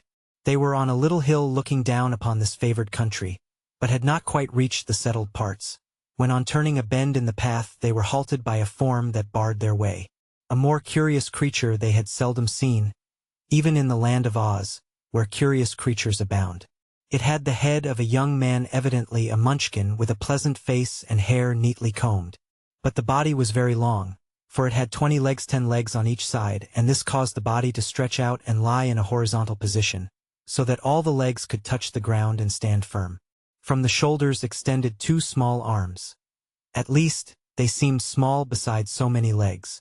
This odd creature was dressed in the regulation clothing of the Munchkin people, a dark blue coat neatly fitting the long body and each pair of legs having a pair of sky blue trousers, with blue-tinted stockings and blue leather shoes turned up at the pointed toes. "I wonder who you are?" said Polychrome the Canary, fluttering above the strange creature, who had probably been asleep on the path. "I sometimes wonder myself who I am," replied the many-legged young man. "But in reality I am Tommy Quickstep, and I live in a hollow tree that fell to the ground with age. I have polished the inside of it, and made a door at each end, and that's a very comfortable residence for me because it just fits my shape." "How did you happen to have such a shape?" asked the Scarecrow Bear, sitting on his haunches and regarding Tommy Quickstep with a serious look. "Is the shape natural?" "No, it was wished on me," replied Tommy with a sigh. "I used to be very active and loved to run errands for anyone who needed my services. That was how I got my name of Tommy Quickstep. I could run an errand more quickly than any other boy, and so I was very proud of myself. One day, however, I met an old lady who was a fairy or a witch or something of the sort, and she said if I would run an errand for her to carry some magic medicine to another old woman she would grant me just one wish, whatever the wish happened to be. Of course I consented and, taking the medicine, I hurried away. It was a long distance, mostly uphill, and my legs began to grow weary. Without thinking what I was doing, I said aloud, 'Dear me, I wish I had 20 legs.' And in an instant I became the unusual creature you see beside you. 20 legs. 20 on one man. You may count them if you doubt my word." "You've got 'em all right," said Woot the monkey, who had already counted them. After I had delivered the magic medicine to the old woman, I returned and tried to find the witch or fairy, or whatever she was, who had given me the unlucky wish, so she could take it away again. I've been searching for her ever since, but never can I find her," continued poor Tommy Quickstep sadly. "I suppose," said the Tin Owl, blinking at him, "you can travel very fast with those 20 legs." "At first I was able to," was the reply. "But I traveled so much, searching for the fairy or witch or whatever she was, that I soon got corns on my toes. Now, a corn on one toe is not so bad, but when you have 100 toes as I have and get corns on most of them, it is far from pleasant. Instead of running, I now painfully crawl, and although I try not to be discouraged, I do hope I shall find that witch or fairy, or whatever she was, before long." "I hope so too," said the Scarecrow. "But, after all, you have the pleasure of knowing you are unusual, and therefore remarkable among the people of Oz. To be just like other persons is small credit to one, while to be unlike others is a mark of distinction." "That sounds very pretty," returned Tommy Quickstep. "But if you had to put on 10 pair of trousers every morning, and tie up 20 shoes, you would prefer not to be so distinguished. Was the witch or fairy or whatever she was, an old person with wrinkled skin and half her teeth gone?" inquired the Tin Owl. "No," said Tommy Quickstep. "Then she wasn't old Mombi," remarked the transformed Emperor. "I'm not interested in who it wasn't so much as I am in who it was," said the 20-legged young man. "And whatever or whomsoever she was, she has managed to keep out of my way. If you found her, do you suppose she'd change you back into a 2-legged boy?" asked Woot. "Perhaps so, if I could run another errand for her and so earn another wish." "Would you really like to be as you were before?" asked Polychrome the Canary, perching upon the green monkey's shoulder to observe Tommy Quickstep more attentively. "I would, indeed," was the earnest reply.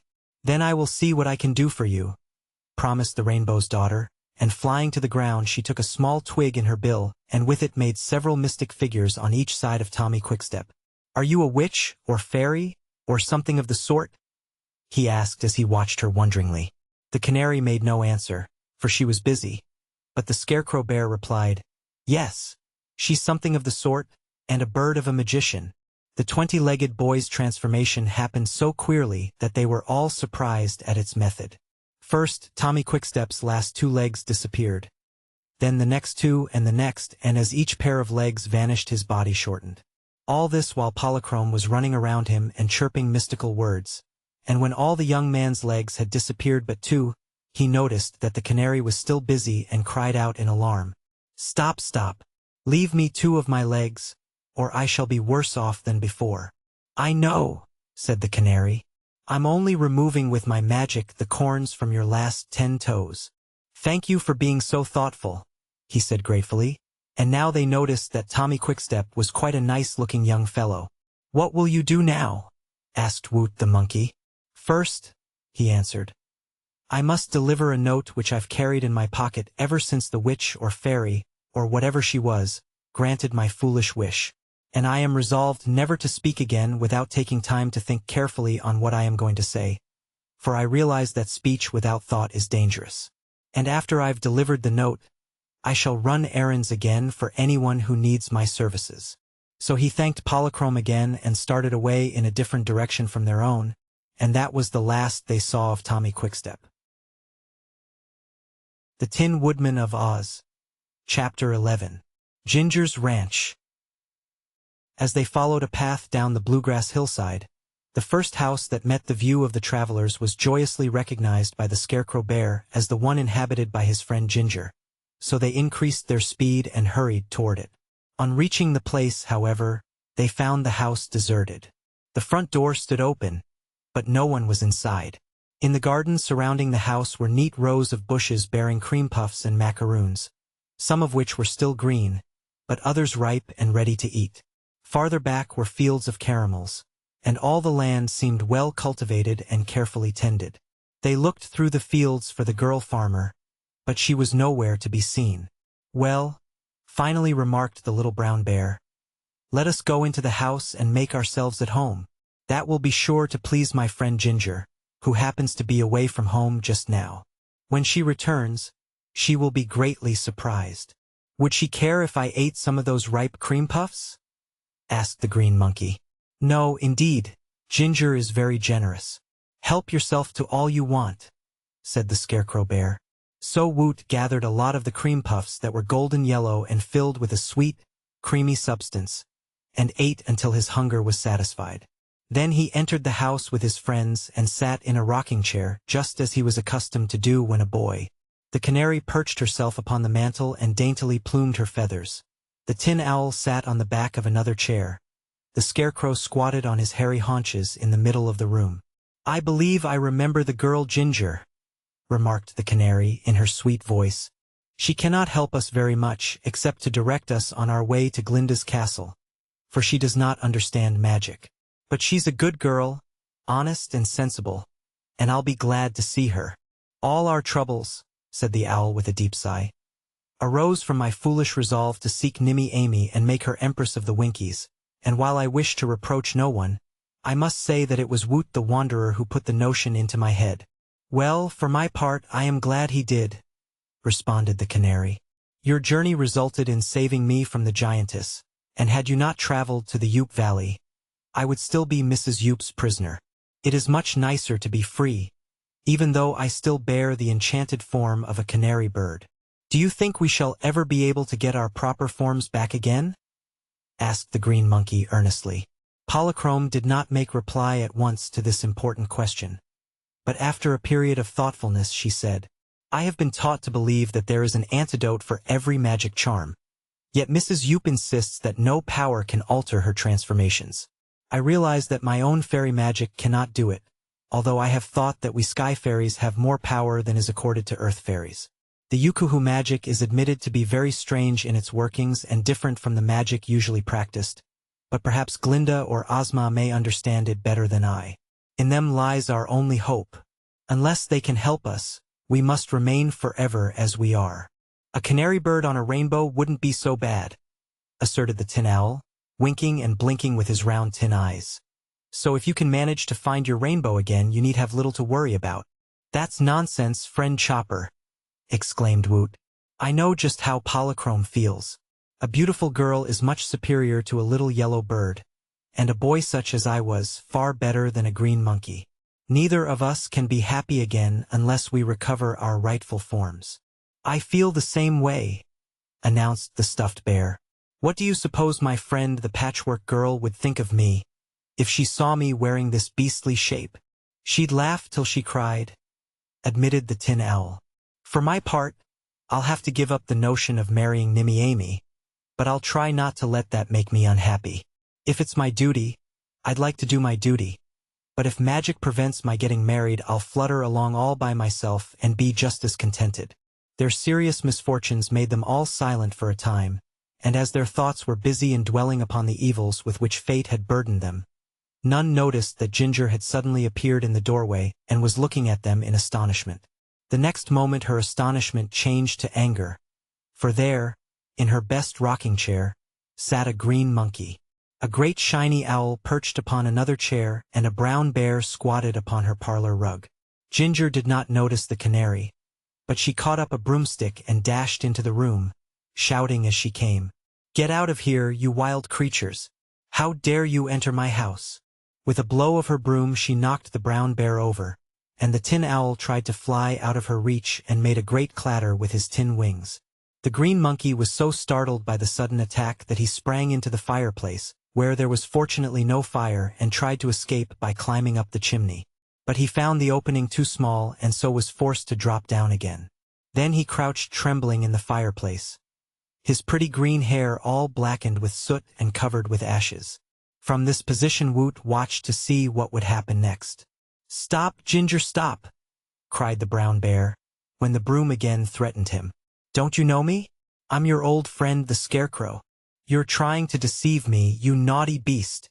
I can see plainly that you are a bear, and a mighty poor specimen of a bear, too, retorted the girl. That's because I'm not properly stuffed, he assured her. When Mrs. Yoop transformed me, she didn't realize I should have more stuffing. Who is Mrs. Yoop? Inquired Ginger, pausing with the broom still upraised. A giantess in the Gillikin country. Oh, I begin to understand. And Mrs. Yoop transformed you? You are really the famous Scarecrow of Oz. I was Ginger. Just now I'm, as you see me, a miserable little brown bear with a poor quality of stuffing. That Tin Owl is none other than our dear Tin Woodman Nick Chopper, the Emperor of the Winkies, while this green monkey is a nice little boy we recently became acquainted with, Woot the Wanderer. And I, said the canary, flying close to Ginger, am Polychrome, the daughter of the rainbow, in the form of a bird. Goodness me, cried Ginger, amazed. That giantess must be a powerful sorceress, and as wicked as she is powerful. She's a Yukuhu, said Polychrome. Fortunately, we managed to escape from her castle, and we are now on our way to Glinda the Good to see if she possesses the power to restore us to our former shapes. Then I must beg your pardons. All of you must forgive me, said Ginger, putting away the broom. I took you to be a lot of wild, unmannerly animals, as was quite natural. You are very welcome to my home, and I'm sorry I haven't the power to help you out of your troubles. Please use my house and all that I have, as if it were your own. At this declaration of peace, the bear got upon his feet, and the owl resumed his perch upon the chair, and the monkey crept out of the fireplace. Ginger looked at Woot critically and scowled. For a green monkey, said she, you're the blackest creature I ever saw, and you'll get my nice clean room all dirty with soot and ashes. Whatever possessed you to jump up the chimney? I was scared, explained Woot, somewhat ashamed. Well, you need renovating, and that's what will happen to you right away. Come with me, she commanded. What are you going to do? Asked Woot. Give you a good scrubbing, said Ginger. Now, neither boys nor monkeys relish being scrubbed, so Woot shrank away from the energetic girl, trembling fearfully. But Ginger grabbed him by his paw and dragged him out to the backyard, where, in spite of his whines and struggles, she plunged him into a tub of cold water and began to scrub him with a stiff brush and a cake of yellow soap. This was the hardest trial that Woot had endured since he became a monkey, but no protest had any influence with Ginger, who lathered and scrubbed him in a businesslike manner and afterward dried him with a coarse towel. The bear and the owl gravely watched this operation and nodded approval when Woot's silky green fur shone clear and bright in the afternoon sun. The canary seemed much amused and laughed a silvery ripple of laughter as she said, Very well done, my good Ginger. I admire your energy and judgment. But I had no idea a monkey could look so comical as this monkey did while he was being bathed. I'm not a monkey, declared Woot, resentfully. I'm just a boy in a monkey's shape, that's all. If you can explain to me the difference, said Ginger, I'll agree not to wash you again, that is, unless you foolishly get into the fireplace. All persons are usually judged by the shapes in which they appear to the eyes of others. Look at me, Woot. What am I? Woot looked at her. You're as pretty a girl as I've ever seen, he replied. Ginger frowned. That is, she tried hard to frown. Come out into the garden with me, she said, and I'll give you some of the most delicious caramels you ever ate. They're a new variety that no one can grow but me, and they have a heliotrope flavor. The Tin Woodman of Oz. Chapter 12. Ozma and Dorothy. In her magnificent palace in the Emerald City, the beautiful girl ruler of all the wonderful land of Oz sat in her dainty boudoir with her friend Princess Dorothy beside her.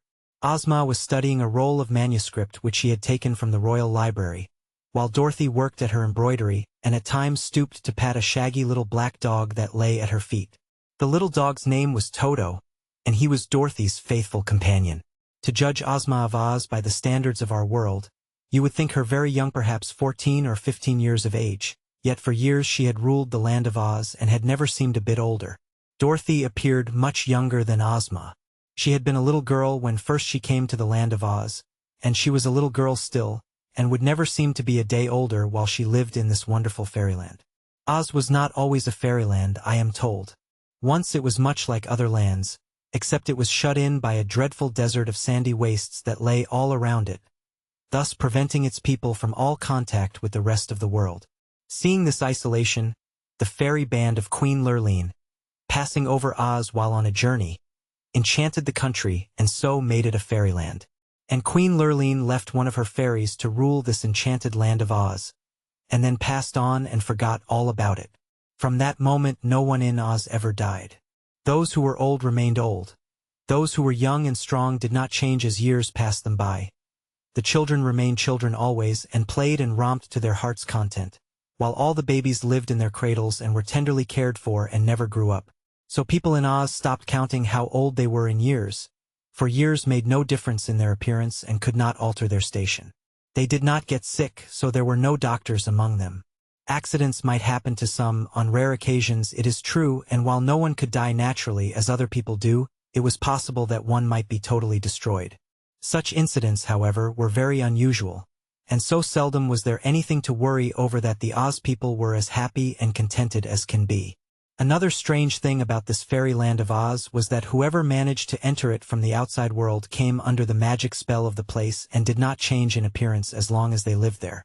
So Dorothy, who now lived with Ozma, seemed just the same sweet little girl she had been when first she came to this delightful fairyland. Perhaps all parts of Oz might not be called truly delightful, but it was surely delightful in the neighborhood of the Emerald City, where Ozma reigned. Her loving influence was felt for many miles around, but there were places in the mountains of the Gillikin country, and the forests of the Quadling country, and perhaps in faraway parts of the Munchkin and Winky countries, where the inhabitants were somewhat rude and uncivilized and had not yet come under the spell of Ozma's wise and kindly rule. Also, when Oz first became a fairyland, it harbored several witches and magicians and sorcerers and necromancers, who were scattered in various parts, but most of these had been deprived of their magic powers, and Ozma had issued a royal edict forbidding anyone in her dominions to work magic except Glinda the Good and the Wizard of Oz. Ozma herself, being a real fairy, knew a lot of magic, but she only used it to benefit her subjects. This little explanation will help you to understand better the story you are reading, but most of it is already known to those who are familiar with the Oz people whose adventures they have followed in other Oz books. Ozma and Dorothy were fast friends and were much together. Everyone in Oz loved Dorothy almost as well as they did their lovely ruler, for the little Kansas girl's good fortune had not spoiled her or rendered her at all vain. She was just the same brave and true and adventurous child as before she lived in a royal palace and became the chum of the fairy Ozma. In the room in which the two sat, which was one of Ozma's private suite of apartments, hung the famous magic picture. This was the source of constant interest to little Dorothy.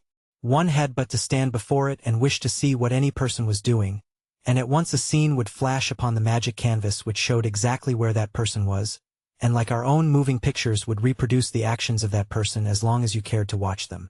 So today, when Dorothy tired of her embroidery, she drew the curtains from before the magic picture and wished to see what her friend Button Bright was doing. Button Bright, she saw, was playing ball with Ojo, the Munchkin boy, so Dorothy next wished to see what her Aunt Em was doing. The picture showed Aunt Em quietly engaged in darning socks for Uncle Henry, so Dorothy wished to see what her old friend the Tin Woodman was doing. The Tin Woodman was then just leaving his tin castle in the company of the Scarecrow and Woot the Wanderer. Dorothy had never seen this boy before, so she wondered who he was. Also she was curious to know where the three were going, for she noticed Woot's knapsack and guessed they had started on a long journey. She asked Ozma about it, but Ozma did not know. That afternoon Dorothy again saw the travelers in the magic picture, but they were merely tramping through the country and Dorothy was not much interested in them. A couple of days later, however, the girl, being again with Ozma, wished to see her friends, the Scarecrow and the Tin Woodman in the magic picture, and on this occasion found them in the great castle of Mrs. Yoop, the giantess, who was at the time about to transform them. Both Dorothy and Ozma now became greatly interested and watched the transformations with indignation and horror. "What a wicked giantess!" exclaimed Dorothy. "Yes," answered Ozma. "She must be punished for this cruelty to our friends, and to the poor boy who is with them." After this they followed the adventure of the little brown bear and the tin owl and the green monkey with breathless interest, and were delighted when they escaped from Mrs. Yoop. They did not know, then, who the canary was, but realized it must be the transformation of some person of consequence, whom the giantess had also enchanted. When, finally, the day came when the adventurers headed south into the Munchkin country, Dorothy asked anxiously, "Can't something be done for them, Ozma? Can't you change 'em back into their own shapes? They've suffered enough from these dreadful transformations, seems to me." "I've been studying ways to help them, ever since they were transformed," replied Ozma. "Mrs. Yoop is now the only Yukuhu in my dominions, and the Yukuhu magic is very peculiar and hard for others to understand. Yet I am resolved to make the attempt to break these enchantments. I may not succeed, but I shall do the best I can. From the directions our friends are taking, I believe they are going to pass by Ginger's ranch, so if we start now we may meet them there. Would you like to go with me, Dorothy?" "Of course," answered the little girl. "I wouldn't miss it for anything." "Then order the red wagon," said Ozma of Oz, "and we will start at once." Dorothy ran to do as she was bid, while Ozma went to her magic room to make ready the things she believed she would need. In half an hour the red wagon stood before the grand entrance of the palace, and before it was hitched the wooden sawhorse, which was Ozma's favorite steed. This sawhorse, while made of wood, was very much alive and could travel swiftly and without tiring. To keep the ends of his wooden legs from wearing down short, Ozma had shod the sawhorse with plates of pure gold. His harness was studded with brilliant emeralds and other jewels, and so, while he himself was not at all handsome, his outfit made a splendid appearance. Since the sawhorse could understand her spoken words, Ozma used no reins to guide him. She merely told him where to go. When she came from the palace with Dorothy, they both climbed into the red wagon, and then the little dog, Toto, ran up and asked, "Are you going to leave me behind, Dorothy?" Dorothy looked at Ozma, who smiled in return and said, "Toto may go with us if you wish him to." So Dorothy lifted the little dog into the wagon, for, while he could run fast, he could not keep up with the speed of the wonderful sawhorse. Away they went, over hills and through meadows, covering the ground with astonishing speed. It is not surprising, therefore, that the red wagon arrived before Ginger's house just as that energetic young lady had finished scrubbing the green monkey and was about to lead him to the caramel patch. The Tin Woodman of Oz. Chapter 13. The Restoration. The Tin Owl gave a hoot of delight when he saw the red wagon draw up before Ginger's house, and the brown bear grunted and growled with glee and trotted toward Ozma as fast as he could wobble. As for the canary, it flew swiftly to Dorothy's shoulder and perched there, saying in her ear, "Thank goodness you have come to our rescue." "But who are you?" asked Dorothy. "Don't you know?" returned the canary. "No. For the first time we noticed you in the magic picture, you were just a bird, as you are now. But we've guessed that the giant woman had transformed you, as she did the others." "Yes. I'm Polychrome, the rainbow's daughter," announced the canary. "Goodness me!" cried Dorothy. "How dreadful!" "Well, I make a rather pretty bird, I think," returned Polychrome. "But of course I'm anxious to resume my own shape and get back upon my rainbow." "Ozma will help you, I'm sure," said Dorothy. "How does it feel, Scarecrow, to be a bear?" she asked, addressing her old friend. "I don't like it," declared the Scarecrow Bear. "This brutal form is quite beneath the dignity of a wholesome straw man." "And think of me," said the owl, perching upon the dashboard of the red wagon with much noisy clattering of his tin feathers. "Don't I look horrid, Dorothy, with eyes several sizes too big for my body, and so weak that I ought to wear spectacles?" "Well," said Dorothy critically as she looked him over, "you're nothing to brag of, I must confess, but Ozma will soon fix you up again." The green monkey had hung back, bashful at meeting two lovely girls while in the form of a beast. But Ginger now took his hand and led him forward while she introduced him to Ozma, and Woot managed to make a low bow, not really ungraceful, before her girlish majesty, the ruler of Oz. "You have all been forced to endure a sad experience," said Ozma, "and so I am anxious to do all in my power to break Mrs. Yoop's enchantments. But first tell me how you happened to stray into that lonely valley where Yoop Castle stands." Between them they related the object of their journey, the Scarecrow Bear telling of the Tin Woodman's resolve to find Nimmy Amy and marry her, as a just reward for her loyalty to him. Woot told of their adventures with the loons of Loonville, and the Tin Owl described the manner in which they had been captured and transformed by the giantess. Then Polychrome related her story, and when all had been told, and Dorothy had several times reproved Toto for growling at the Tin Owl, Ozma remained thoughtful for a while, pondering upon what she had heard. Finally she looked up, and with one of her delightful smiles, said to the anxious group, "I am not sure my magic will be able to restore every one of you, because your transformations are of such a strange and unusual character." Indeed, Mrs. Yup was quite justified in believing no power could alter her enchantments. "However, I am sure I can restore the scarecrow to his original shape. He was stuffed with straw from the beginning, and even the Yukuhu magic could not alter that. The giantess was merely able to make a bear's shape of a man's shape, but the bear is stuffed with straw, just as the man was.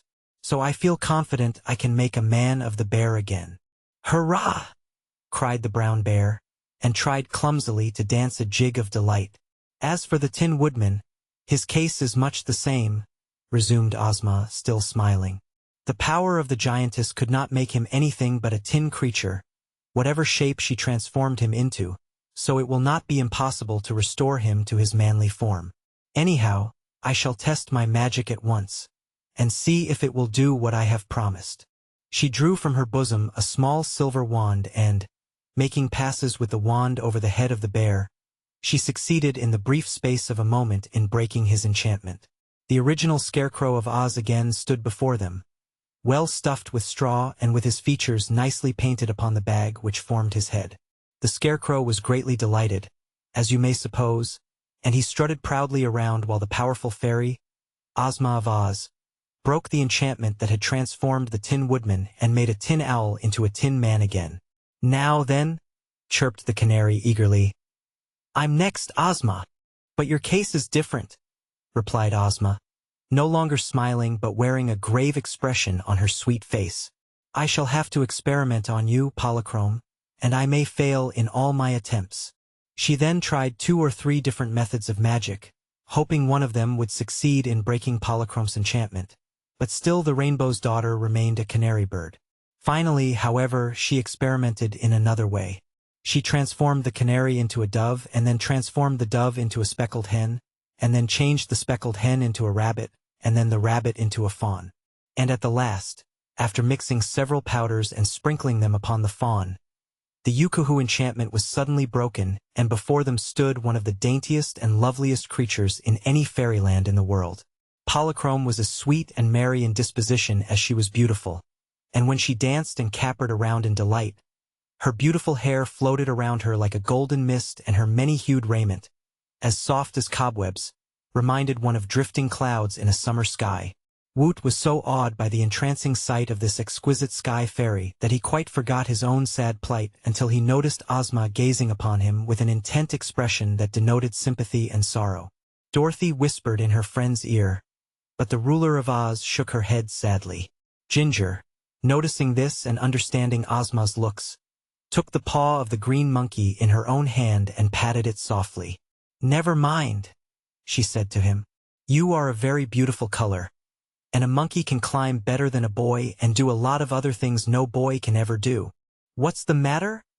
asked Woot, a sinking feeling at his heart. "Is Ozma's magic all used up?" Ozma herself answered him. "Your form of enchantment, my poor boy," she said pityingly, "is different from that of the others. Indeed, it is a form that is impossible to alter by any magic known to fairies or Yukuhus.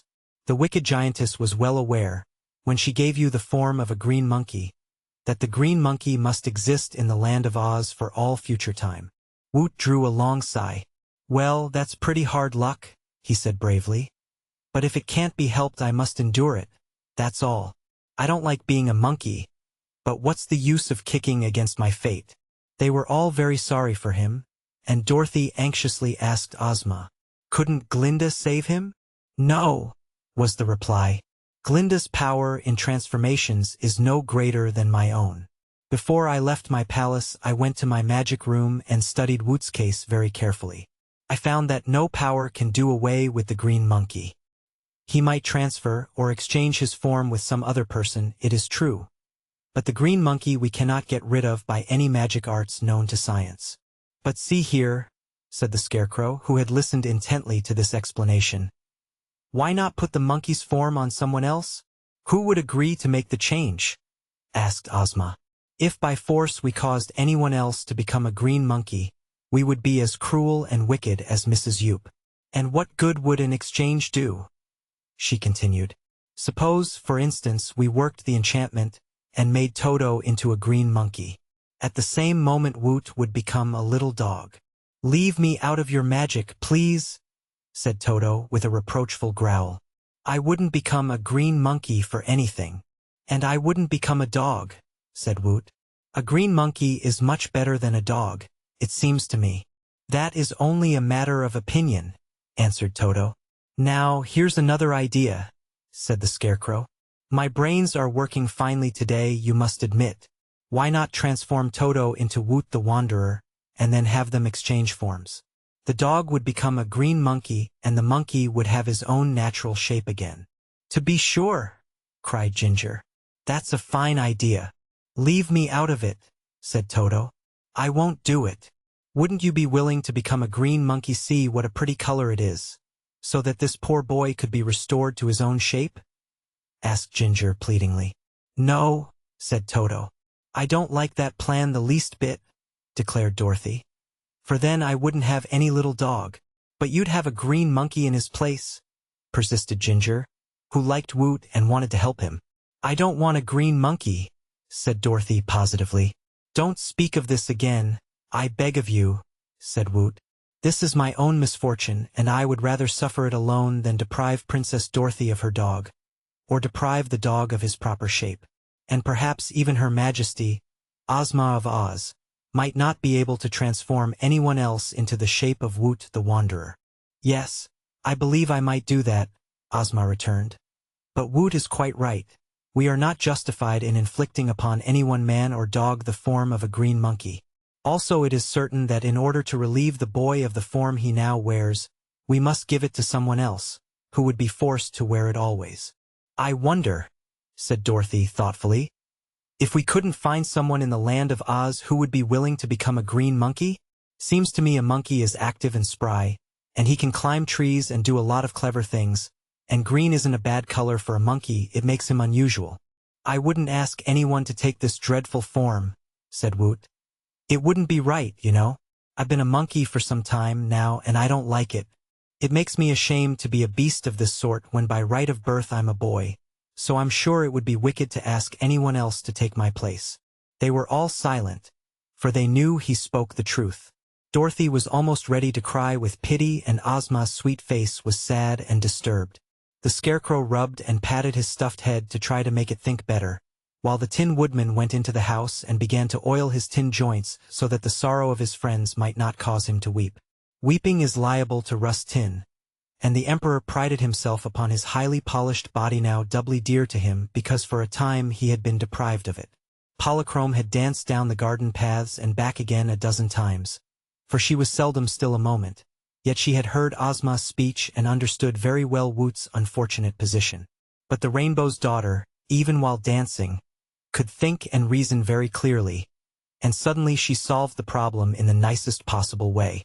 Coming close to Ozma, she said, Your Majesty, all this trouble was caused by the wickedness of Mrs. Yoop, the giantess. Yet even now that cruel woman is living in her secluded castle, enjoying the thought that she has put this terrible enchantment on Woot the Wanderer. Even now she is laughing at our despair because we can find no way to get rid of the green monkey.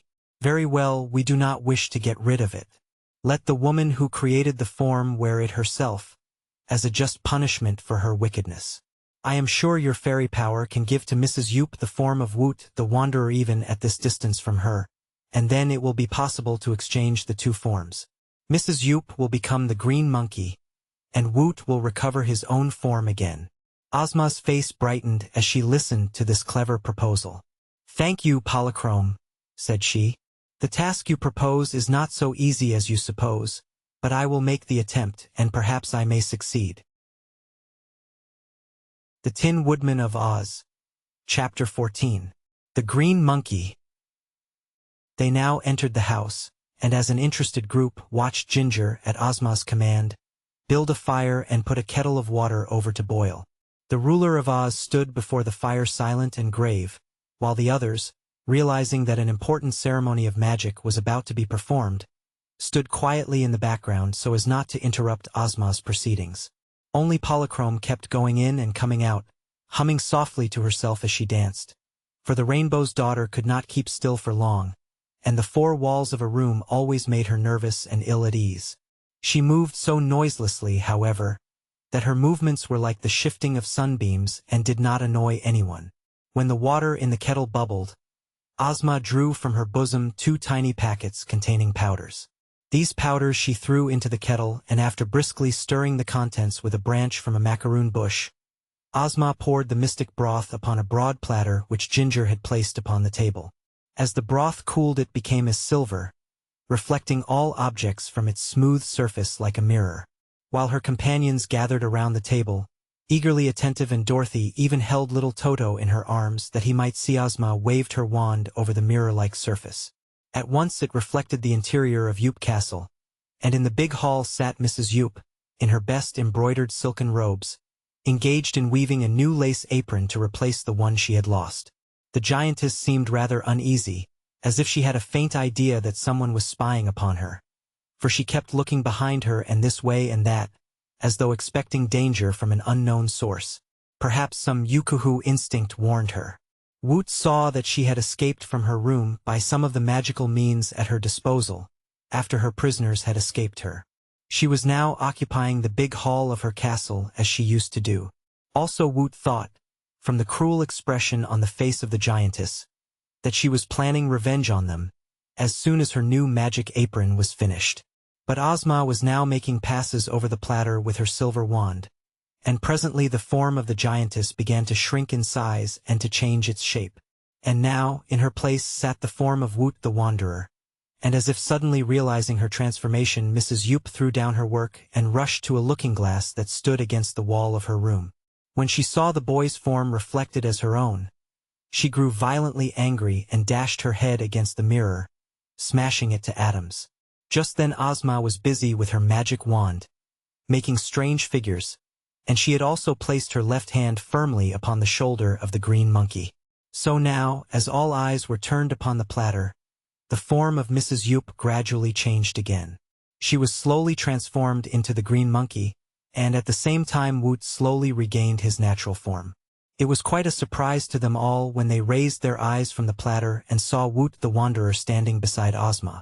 And, when they glanced at the platter again, it reflected nothing more than the walls of the room in Ginger's house in which they stood. The magic ceremonial was ended, and Ozma of Oz had triumphed over the wicked giantess. "What will become of her, I wonder?" said Dorothy, as she drew a long breath. "She will always remain a green monkey," replied Ozma, "and in that form she will be unable to perform any magical arts whatsoever. She need not be unhappy, however, and as she lives all alone in her castle, she probably won't mind the transformation very much after she gets used to it. Anyhow, it serves her right," declared Dorothy, and all agreed with her. "But," said the kind-hearted Tin Woodman, "I'm afraid the green monkey will starve, for Mrs. Yoop used to get her food by magic, and now that the magic is taken away from her, what can she eat?" "Why, she'll eat what other monkeys do," returned the Scarecrow. "Even in the form of a green monkey, she's a very clever person, and I'm sure her wits will show her how to get plenty to eat." "Don't worry about her," advised Dorothy. "She didn't worry about you, and her condition is no worse than the condition she imposed on poor Woot. She can't starve to death in the land of Oz, that's certain, and if she gets hungry at times it's no more than the wicked thing deserves. Let's forget Mrs. Yoop, for, in spite of her being a Yukuhu, our fairy friends have broken all of her transformations."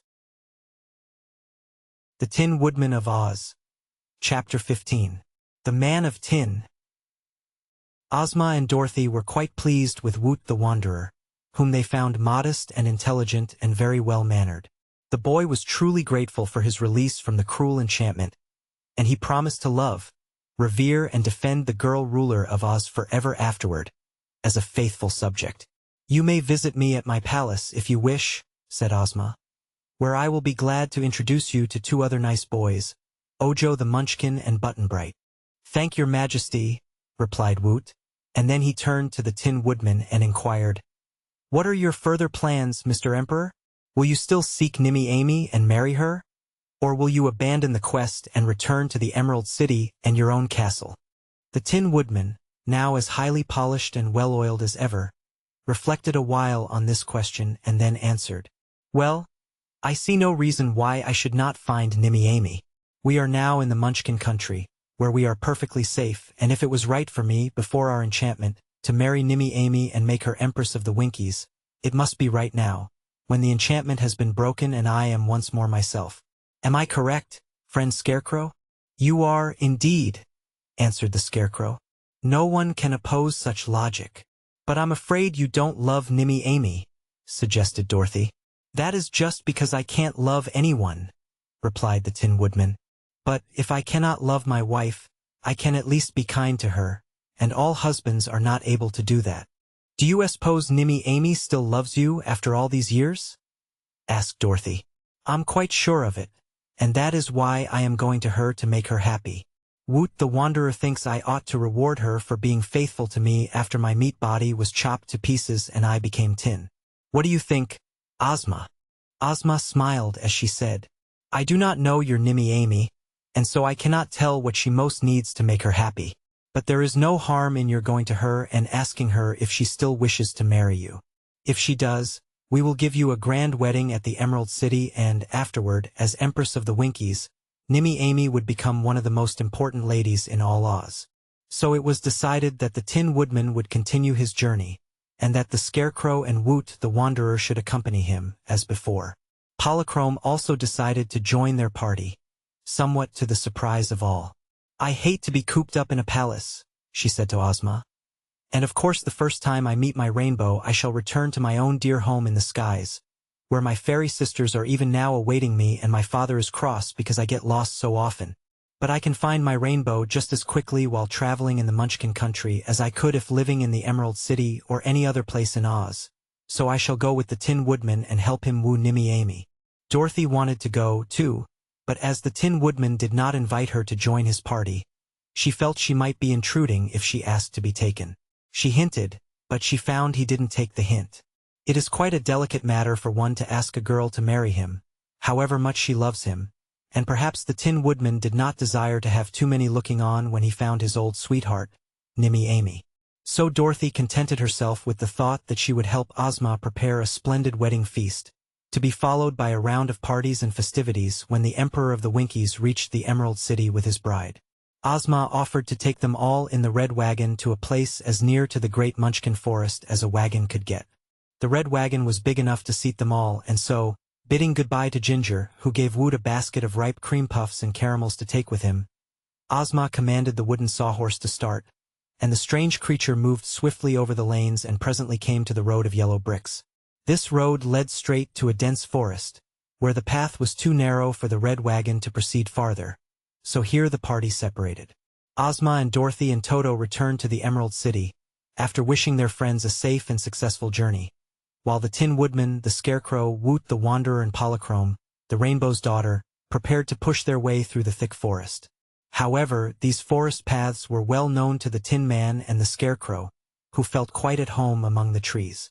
I was born in this grand forest, said Nick Chopper, the Tin Emperor, speaking proudly. And it was here that the witch enchanted my axe and I lost different parts of my meat body until I became all tin. Here, also for it is a big forest. Nimmy Amy lived with the wicked witch, and at the other edge of the trees stands the cottage of my friend Ku-Clip, the famous tinsmith who made my present beautiful form. He must be a clever workman, declared Woot admiringly. He is simply wonderful, declared the Tin Woodman. I shall be glad to make his acquaintance, said Woot. If you wish to meet with real cleverness, remarked the Scarecrow, you should visit the Munchkin farmer who first made me. I won't say that my friend the Emperor isn't all right for a Tin Man, but any judge of beauty can understand that a Scarecrow is far more artistic and refined. You are too soft and flimsy, said the Tin Woodman. You are too hard and stiff, said the Scarecrow, and this was as near to quarreling as the two friends ever came. Polychrome laughed at them both, as well she might, and Woot hastened to change the subject. At night they all camped underneath the trees. The boy ate cream puffs for supper and offered Polychrome some, but she preferred other food and at daybreak sipped the dew that was clustered thick on the forest flowers. Then they tramped onward again, and presently the Scarecrow paused and said, It was on this very spot that Dorothy and I first met the Tin Woodman, who was rusted so badly that none of his joints would move. But after we had oiled him up, he was as good as new and accompanied us to the Emerald City. "Ah, that was a sad experience," asserted the Tin Woodman soberly. "I was caught in a rainstorm while chopping down a tree for exercise, and before I realized it, I was firmly rusted in every joint. There I stood, axe in hand, but unable to move, for days and weeks and months. Indeed, I have never known exactly how long the time was. But finally along came Dorothy and I was saved. See, this is the very tree I was chopping at the time I rusted." "You cannot be far from your old home in that case," said Woot. "No, my little cabin stands not a great way off, but there is no occasion for us to visit it. Our errand is with Nimmy Amy, and her house is somewhat farther away, to the left of us." "Didn't you say she lives with a wicked witch who makes her a slave?" asked the boy. "She did, but she doesn't," was the reply. "I am told the witch was destroyed when Dorothy's house fell on her, so now Nimmy Amy must live all alone. I haven't seen her, of course, since the witch was crushed, for at that time I was standing rusted in the forest and had been there a long time, but the poor girl must have felt very happy to be free from her cruel mistress." "Well," said the Scarecrow, "let's travel on and find Nimmy Amy. Lead on, your Majesty, since you know the way, and we will follow." So the Tin Woodman took a path that led through the thickest part of the forest, and they followed it for some time.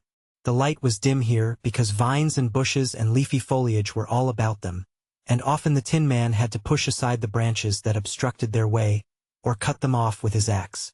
After they had proceeded some distance, the Emperor suddenly stopped short and exclaimed, "Good gracious!"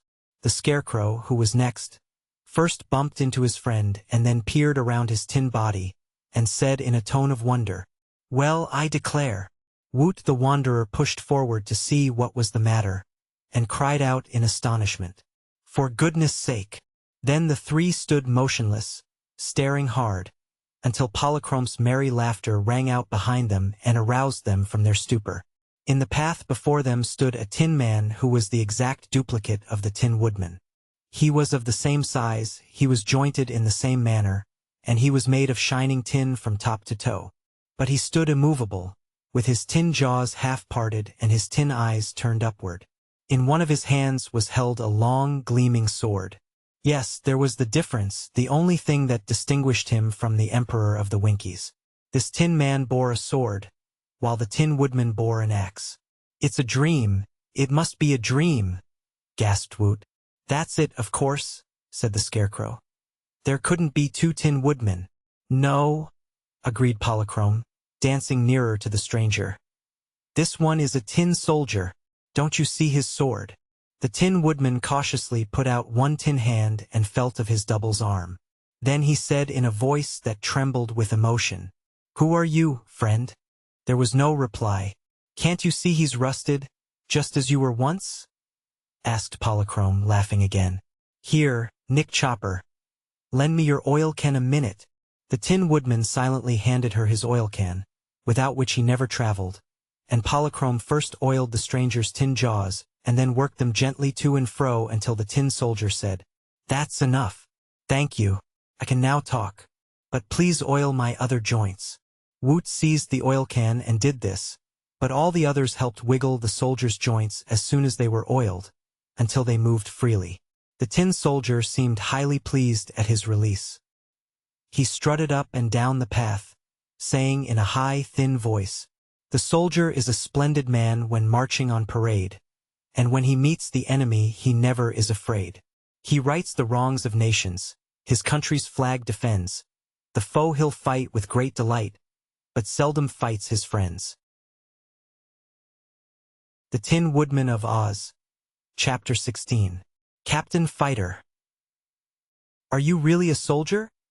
asked Woot, when they had all watched the strange tin person parade up and down the path and proudly flourish his sword. "I was a soldier," was the reply. "But I've been a prisoner to Mr. Rust so long that I don't know exactly what I am." "But dear me!" cried the Tin Woodman, sadly perplexed. "How came you to be made of tin?" "That," answered the soldier, "is a sad, sad story. I was in love with a beautiful Munchkin girl, who lived with a wicked witch. The witch did not wish me to marry the girl, so she enchanted my sword, which began hacking me to pieces. When I lost my legs, I went to the tinsmith, Kuklip, and he made me some tin legs. When I lost my arms, Kuklip made me tin arms, and when I lost my head, he made me this fine one out of tin. It was the same way with my body, and finally I was all tin. But I was not unhappy, for Kuklip made a good job of me, having had experience in making another tin man before me. Yes, observed the Tin Woodman. It was Kuklip who made me. But, tell me, what was the name of the Munchkin girl you were in love with? She is called Nimmy Amy, said the Tin Soldier. Hearing this, they were all so astonished that they were silent for a time, regarding the stranger with wondering looks. Finally, the Tin Woodman ventured to ask, "And did Nimmy Amy return your love?" "Not at first," admitted the soldier. "When first I marched into the forest and met her, she was weeping over the loss of her former sweetheart, a woodman whose name was Nick Chopper." "That is me," said the Tin Woodman. "She told me he was nicer than a soldier, because he was all made of tin and shone beautifully in the sun. She said a tin man appealed to her artistic instincts more than an ordinary meat man, as I was then. But I did not despair, because her tin sweetheart had disappeared, and could not be found. And finally Nimmy Amy permitted me to call upon her, and we became friends. It was then that the wicked witch discovered me and became furiously angry when I said I wanted to marry the girl. She enchanted my sword, as I said, and then my troubles began. When I got my tin legs, Nimmy Amy began to take an interest in me. When I got my tin arms, she began to like me better than ever, and when I was all made of tin, she said I looked like her dear Nick Chopper and she would be willing to marry me. The day of our wedding was set, and it turned out to be a rainy day. Nevertheless, I started out to get Nimmy Amy, because the witch had been absent for some time, and we meant to elope before she got back. As I traveled the forest paths, the rain wetted my joints, but I paid no attention to this because my thoughts were all on my wedding with beautiful Nimmy Amy, and I could think of nothing else until suddenly my legs stopped moving. Then my arms rusted at the joints and I became frightened and cried for help, for now I was unable to oil myself. No one heard my calls, and before long my jaws rusted, and I was unable to utter another sound. So I stood helpless in this spot, hoping some wanderer would come my way and save me. But this forest path is seldom used, and I have been standing here so long that I have lost all track of time. In my mind I composed poetry and sang songs, but not a sound have I been able to utter. But this desperate condition has now been relieved by your coming my way, and I must thank you for my rescue." "This is wonderful," said the Scarecrow, heaving a stuffy, long sigh. "I think Kuklip was wrong to make two tin men, just alike, and the strangest thing of all is that both you tin men fell in love with the same girl."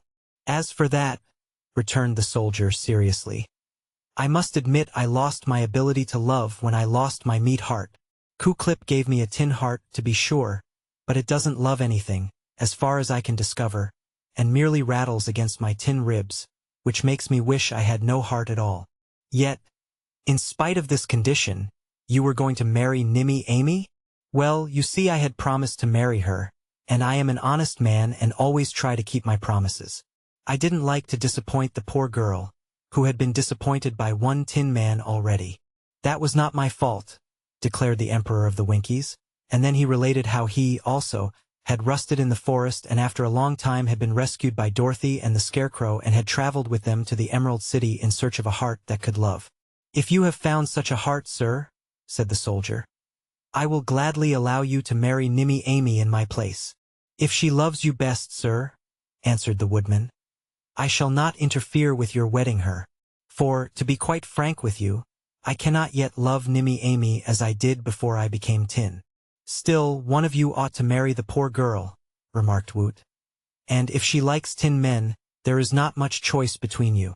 Why don't you draw lots for her?" "That wouldn't be right," said the Scarecrow. "The girl should be permitted to choose her own husband," asserted Polychrome. "You should both go to her and allow her to take her choice. Then she will surely be happy." "That, to me, seems a very fair arrangement," said the Tin Soldier. "I agree to it," said the Tin Woodman.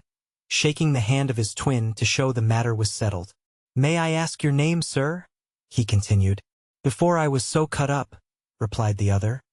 "I was known as Captain Fighter, but afterward I was merely called the Tin Soldier." "Well, Captain, if you are agreeable, let us now go to Nimmy Amy's house and let her choose between us." "Very well.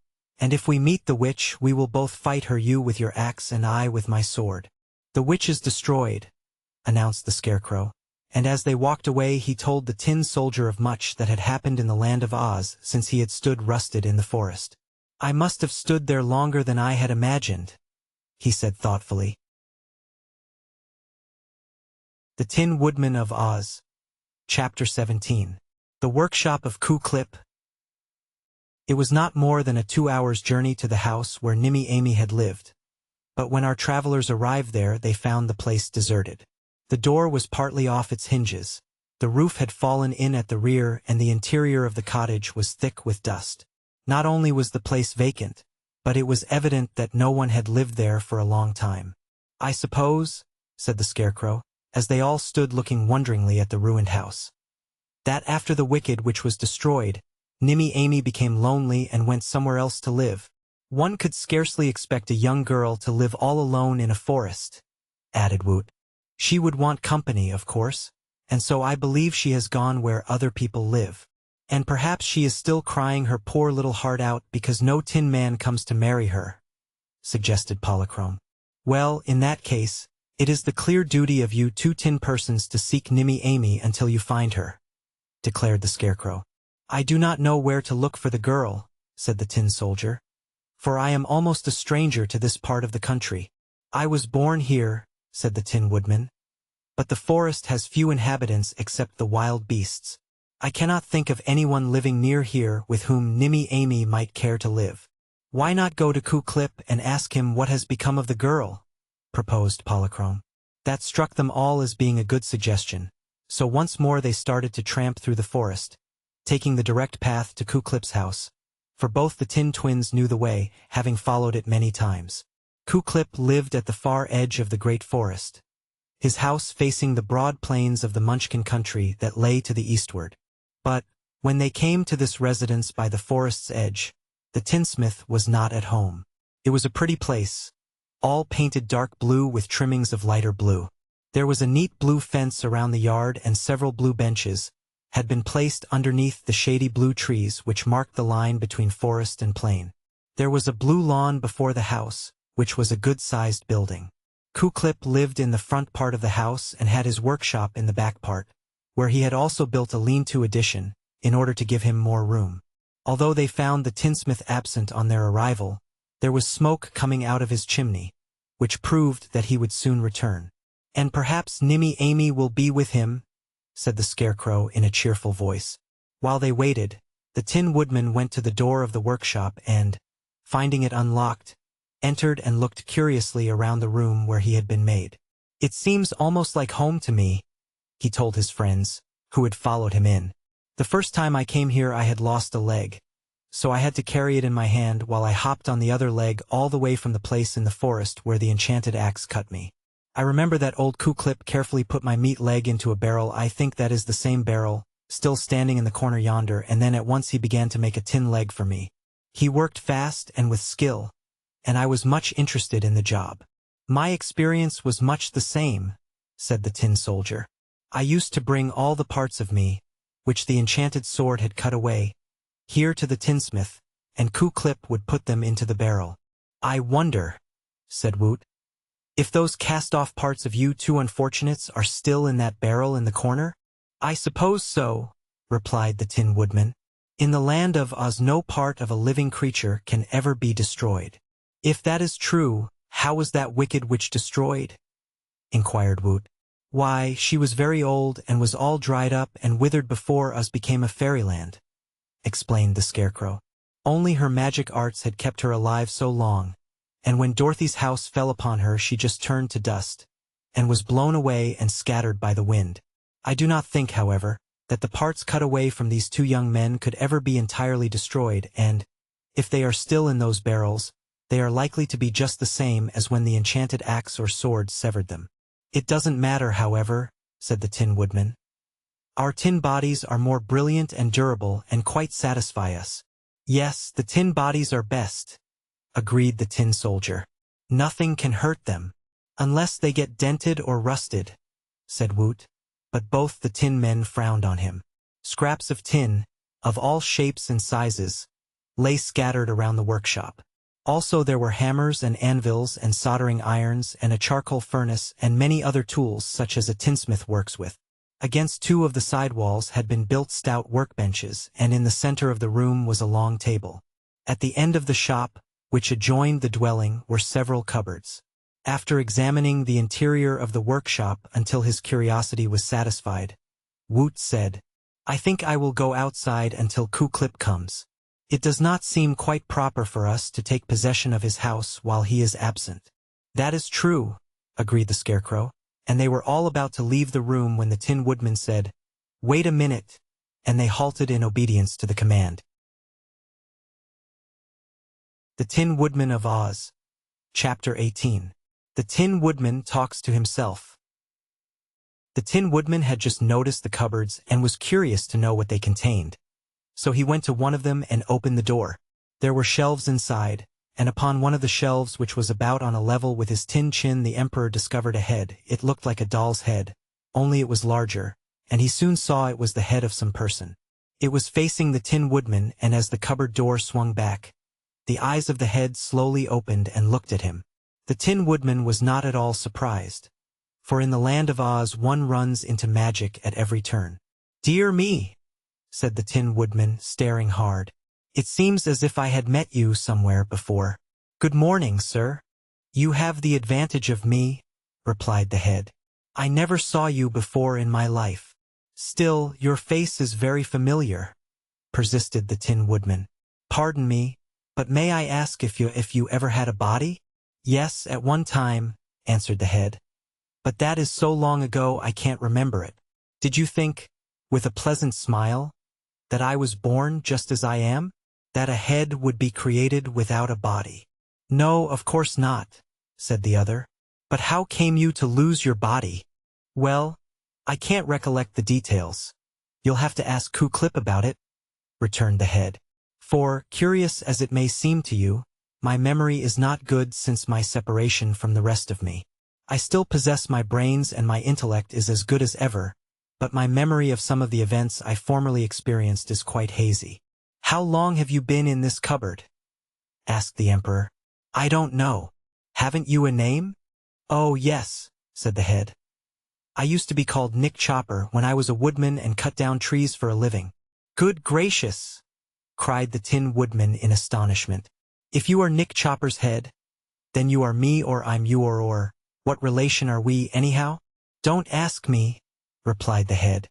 "For my part, I'm not anxious to claim relationship with any common manufactured article like you. You may be all right in your class, but your class isn't my class. You're tin." The poor Emperor felt so bewildered that, for a time, he could only stare at his old head in silence. Then he said, "I must admit that I wasn't at all bad looking before I became tin. You're almost handsome for meat. If your hair was combed, you'd be quite attractive." "How do you expect me to comb my hair without help?" demanded the head indignantly. "I used to keep it smooth and neat when I had arms, but after I was removed from the rest of me, my hair got mussed, and old Ku-Klip never has combed it for me." "I'll speak to him about it," said the Tin Woodman. "Do you remember loving a pretty Munchkin girl named Nimmy Amy?" "No," answered the head. "That is a foolish question. The heart in my body when I had a body might have loved someone. For all I know, but a head isn't made to love. It's made to think." "Oh, do you think then?" "I used to think." "You must have been shut up in this cupboard for years and years. What have you thought about in all that time?" "Nothing." "That's another foolish question. A little reflection will convince you that I have had nothing to think about, except the boards on the inside of the cupboard door, and it didn't take me long to think of everything about those boards that could be thought of. Then, of course, I quit thinking." "And are you happy?" "Happy? What's that?" "Don't you know what happiness is?" inquired the Tin Woodman. "I haven't the faintest idea whether it's round or square, or black or white, or what it is. and, if you will pardon my lack of interest in it, I will say that I don't care. The Tin Woodman was much puzzled by these answers. His traveling companions had grouped themselves at his back, and had fixed their eyes on the head and listened to the conversation with much interest. But until now, they had not interrupted because they thought the Tin Woodman had the best right to talk to his own head and renew acquaintance with it.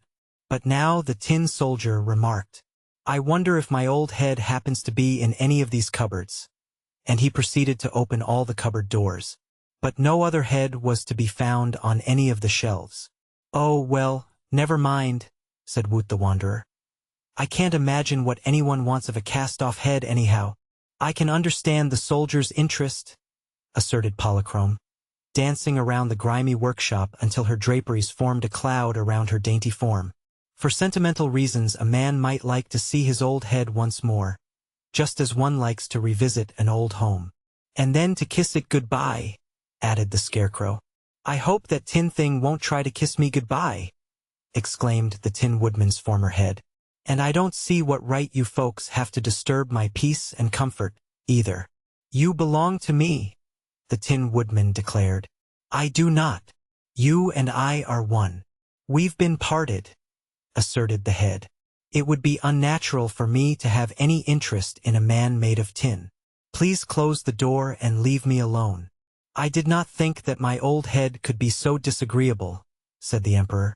I'm quite ashamed of myself." "Meaning you. You ought to be glad that I've enough sense to know what my rights are," retorted the head. "In this cupboard I am leading a simple life, peaceful and dignified, and when a mob of people in whom I am not interested disturb me, they are the disagreeable ones, not I." With a sigh, the Tin Woodman closed and latched the cupboard door and turned away. "Well," said the Tin Soldier, "if my old head would have treated me as coldly and in so unfriendly a manner as your old head has treated you, friend Chopper, I'm glad I could not find it." "Yes, I'm rather surprised at my head myself," replied the Tin Woodman thoughtfully. "I thought I had a more pleasant disposition when I was made of meat." But just then old Ku-Klip the tinsmith arrived, and he seemed surprised to find so many visitors. Ku-Klip was a stout man and a short man. He had his sleeves rolled above his elbows, showing muscular arms, and he wore a leathern apron that covered all the front of him, and was so long that Woot was surprised he didn't step on it and trip whenever he walked. And Ku-Klip had a gray beard that was almost as long as his apron, and his head was bald on top and his ears stuck out from his head like two fans. Over his eyes, which were bright and twinkling, he wore big spectacles.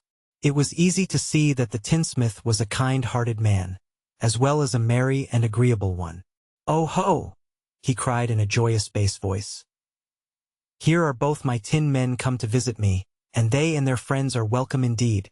I'm very proud of you two characters, I assure you, for you are so perfect that you are proof that I'm a good workman. Sit down. Sit down, all of you, if you can find anything to sit on, and tell me why you are here." So they found seats and told him all of their adventures that they thought he would like to know. Ku-Klip was glad to learn that Nick Chopper, the Tin Woodman, was now Emperor of the Winkies and a friend of Ozma of Oz, and the tinsmith was also interested in the Scarecrow and Polychrome. He turned the straw man around, examining him curiously, and patted him on all sides, and then said, "You are certainly wonderful, but I think you would be more durable and steady on your legs if you were made of tin. Would you like me to—" "No, indeed," interrupted the Scarecrow hastily. "I like myself better as I am." But to Polychrome the tinsmith said, "Nothing could improve you, my dear, for you are the most beautiful maiden I have ever seen. It is pure happiness just to look at you." "That is praise indeed from so skillful a workman," returned the Rainbow's daughter, laughing and dancing in and out the room. "Then it must be this boy you wish me to help?" said Ku-Klip, looking at Woot. "No," said Woot. "We are not here to seek your skill, but have merely come to you for information." Then, between them, they related their search for Nimmy Amy, whom the Tin Woodman explained he had resolved to marry, yet who had promised to become the bride of the Tin Soldier before he unfortunately became rusted. And when the story was told, they asked Ku-Klip if he knew what had become of Nimmy Amy. "Not exactly," replied the old man, "but I know that she wept bitterly when the Tin Soldier did not come to marry her, as he had promised to do." The old witch was so provoked at the girl's tears that she beat Nimmy Amy with her crooked stick and then hobbled away to gather some magic herbs, with which she intended to transform the girl into an old hag, so that no one would again love her or care to marry her. It was while she was away on this errand that Dorothy's house fell on the wicked witch, and she turned to dust and blew away. When I heard this good news, I sent Nimmy Amy to find the silver shoes which the witch had worn, but Dorothy had taken them with her to the Emerald City. "Yes, we know all about those silver shoes," said the Scarecrow.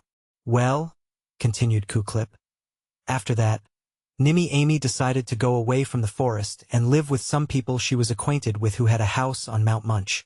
I have never seen the girl since." "Do you know the name of the people on Mount Munch with whom she went to live?" asked the Tin Woodman. "No, Nimmy Amy did not mention her friend's name, and I did not ask her. She took with her all that she could carry of the goods that were in the witch's house, and she told me I could have the rest. But when I went there I found nothing worth taking except some magic powders that I did not know how to use, and a bottle of magic glue." "What is magic glue?" asked Woot. "It is a magic preparation with which to mend people when they cut themselves. One time, long ago, I cut off one of my fingers by accident, and I carried it to the witch, who took down her bottle and glued it on again for me. See," showing them his finger, "it is as good as ever it was. No one else that I ever heard of had this magic glue, and of course when Nick Chopper cut himself to pieces with his enchanted axe and Captain Fighter cut himself to pieces with his enchanted sword, the witch would not mend them, or allow me to glue them together because she had herself wickedly enchanted the axe and sword. Nothing remained but for me to make them new parts out of tin.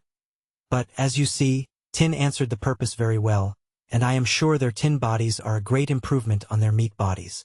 "Very true," said the Tin Soldier. "I quite agree with you," said the Tin Woodman. "I happened to find my old head in your cupboard, a while ago, and certainly it is not as desirable a head as the tin one I now wear." "By the way," said the Tin Soldier, "whatever became of my old head, Ku-Klip? And of the different parts of our bodies?" added the Tin Woodman. "Let me think a minute," replied Ku-Klip. "If I remember right, you two boys used to bring me most of your parts, when they were cut off, and I saved them in that barrel in the corner. You must not have brought me all the parts, for when I made Chopfit I had hard work finding enough pieces to complete the job. I finally had to finish him with one arm." "Who is Chopfit?" inquired Woot. "Oh, haven't I told you about Chopfit?" exclaimed Ku-Klip. "Of course not, and he's quite a curiosity, too. You'll be interested in hearing about Chopfit. This is how he happened. One day, after the witch had been destroyed and Nimmy Amy had gone to live with her friends on Mount Munch, I was looking around the shop for something and came upon the bottle of magic glue which I had brought from the old witch's house. It occurred to me to piece together the odds and ends of you two people, which of course were just as good as ever, and see if I couldn't make a man out of them.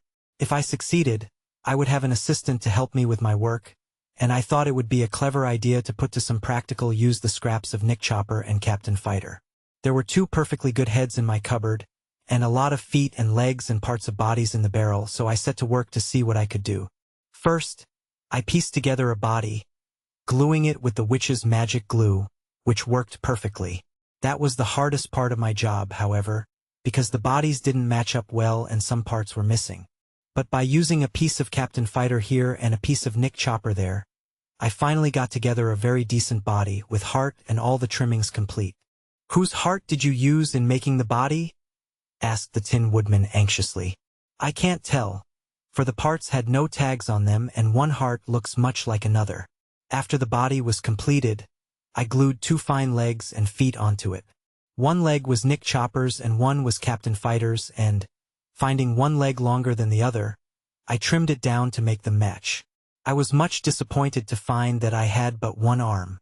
There was an extra leg in the barrel, but I could find only one arm.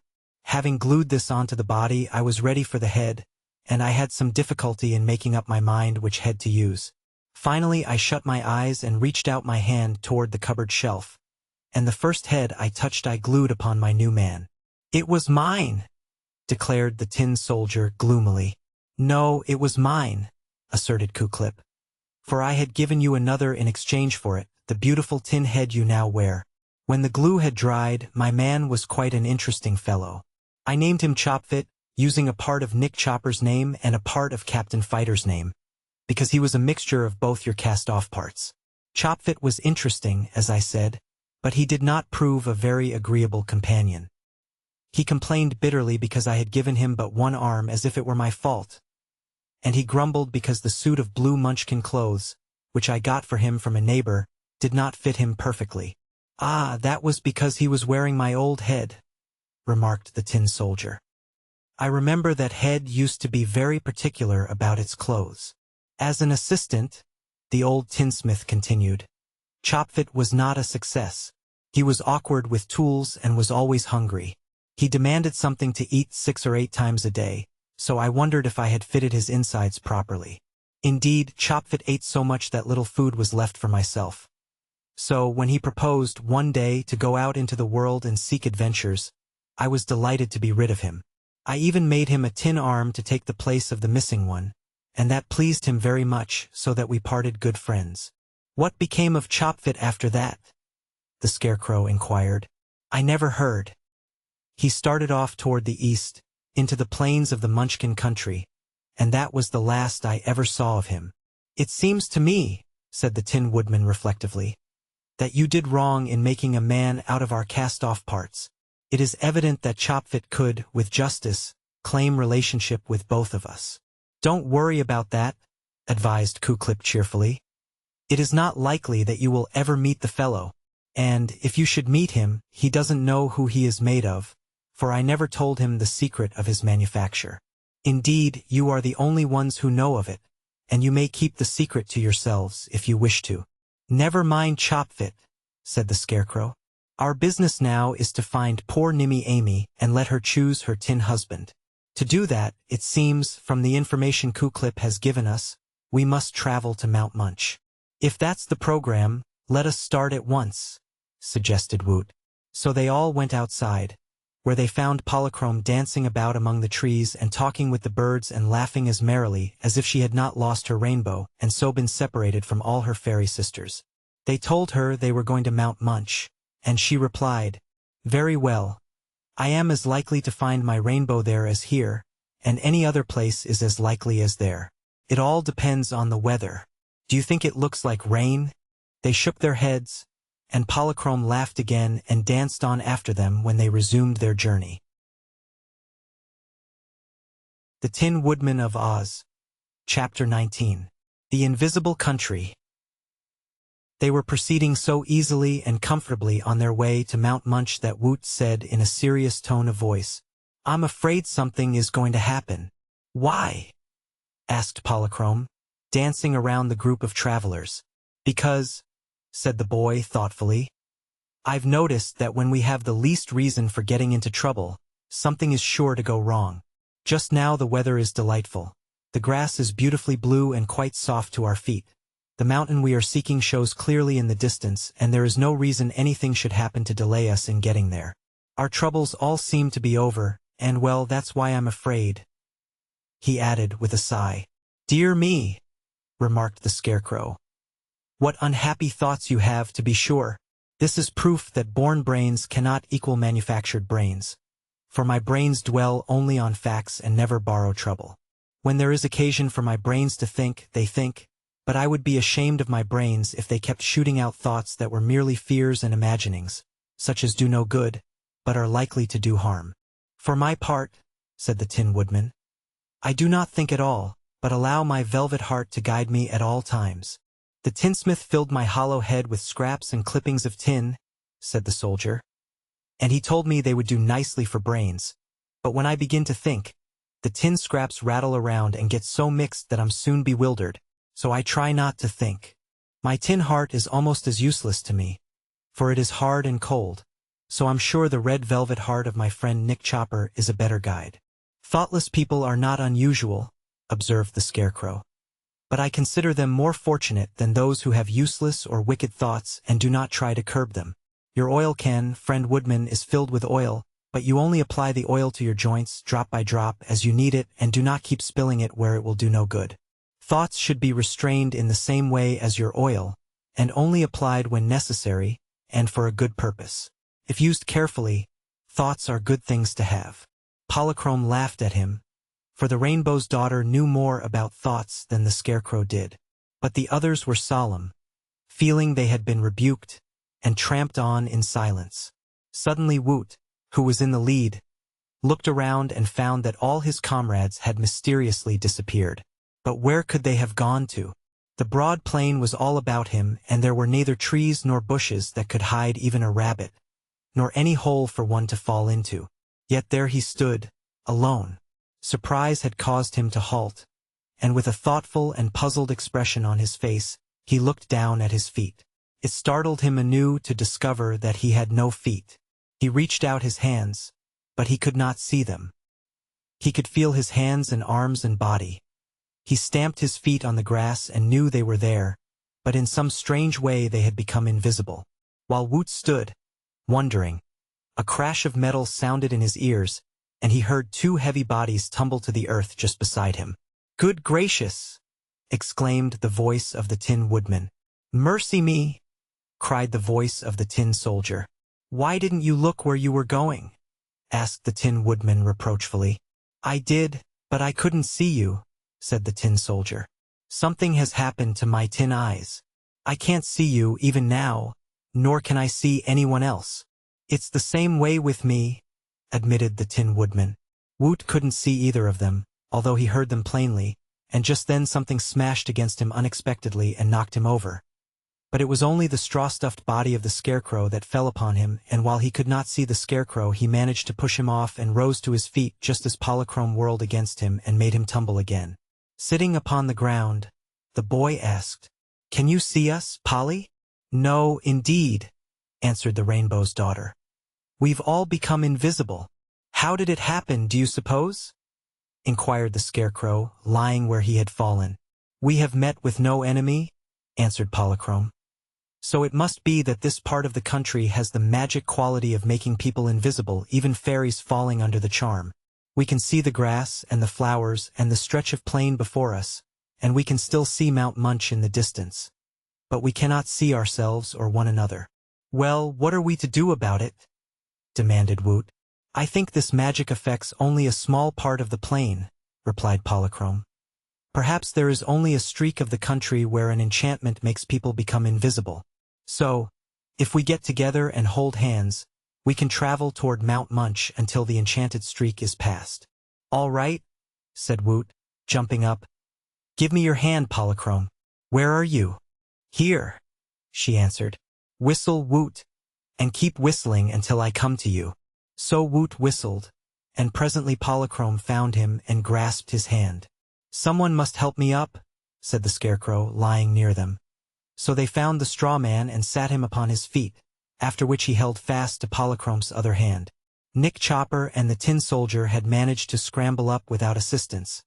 But it was awkward for them, and the Tin Woodman said, "I don't seem to stand straight, somehow.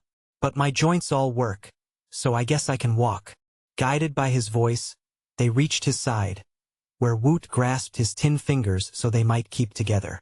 The Tin Soldier was standing nearby, and the Scarecrow soon touched him and took hold of his arm. "I hope you're not wobbly," said the straw man. "For if two of us walk unsteadily, we will be sure to fall." "I'm not wobbly," the Tin Soldier assured him.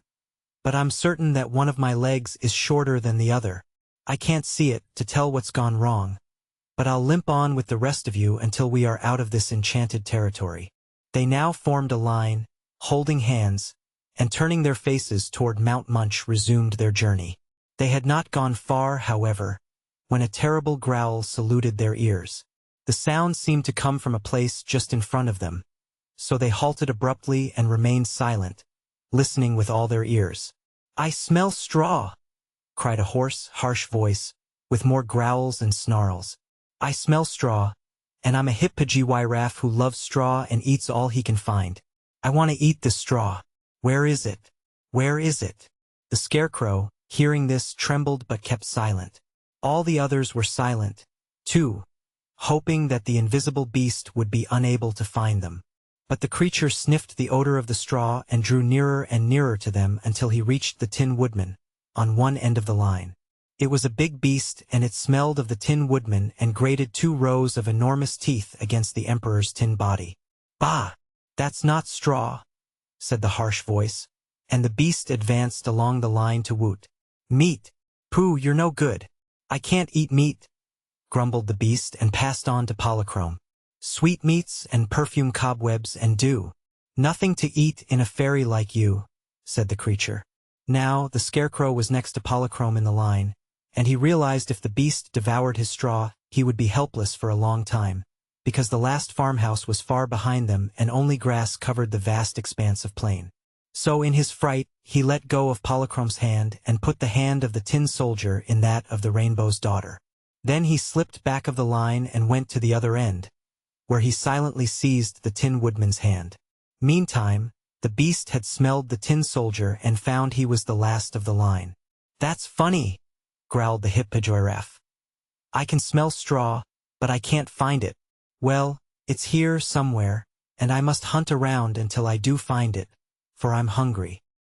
His voice was now at the left of them, so they started on, hoping to avoid him, and traveled as fast as they could in the direction of Mount Munch. "I don't like this invisible country," said Woot with a shudder. "We can't tell how many dreadful, invisible beasts are roaming around us, or what danger will come to next." "Quit thinking about danger, please," said the Scarecrow warningly. "Why?" asked the boy. "If you think of some dreadful thing, it's liable to happen, but if you don't think of it and no one else thinks of it, it just can't happen. Do you see?" "No," answered Woot. "I won't be able to see much of anything until we escape from this enchantment." But they got out of the invisible strip of country as suddenly as they had entered it, and the instant they got out they stopped short, for just before them was a deep ditch, running at right angles as far as their eyes could see and stopping all further progress toward Mount Munch. "It's not so very wide," said Woot, "but I'm sure none of us can jump across it." Polychrome began to laugh, and the Scarecrow said, "What's the matter? Look at the tin men," she said, with another burst of merry laughter. Woot and the Scarecrow looked, and the Tin Men looked at themselves. "It was the collision," said the Tin Woodman regretfully. "I knew something was wrong with me, and now I can see that my side is dented in so that I lean over toward the left. It was the soldier's fault. He shouldn't have been so careless. It is your fault that my right leg is bent, making it shorter than the other so that I limp badly," retorted the soldier. "You shouldn't have stood where I was walking. You shouldn't have walked where I was standing," replied the Tin Woodman. It was almost a quarrel, so Polychrome said soothingly, "Never mind, friends. As soon as we have time, I am sure we can straighten the soldier's leg and get the dent out of the woodman's body. The Scarecrow needs patting into shape, too, for he had a bad tumble. But our first task is to get over this ditch." "Yes, the ditch is the most important thing just now," added Woot. They were standing in a row, looking hard at the unexpected barrier, when a fierce growl from behind them made them all turn quickly. Out of the invisible country marched a huge beast with a thick, leathery skin and a surprisingly long neck. The head on the top of this neck was broad and flat, and the eyes and mouth were very big and the nose and ears very small. When the head was drawn down toward the beast's shoulders, the neck was all wrinkles, but the head could shoot up very high indeed, if the creature wished it to. "Dear me!" exclaimed the Scarecrow.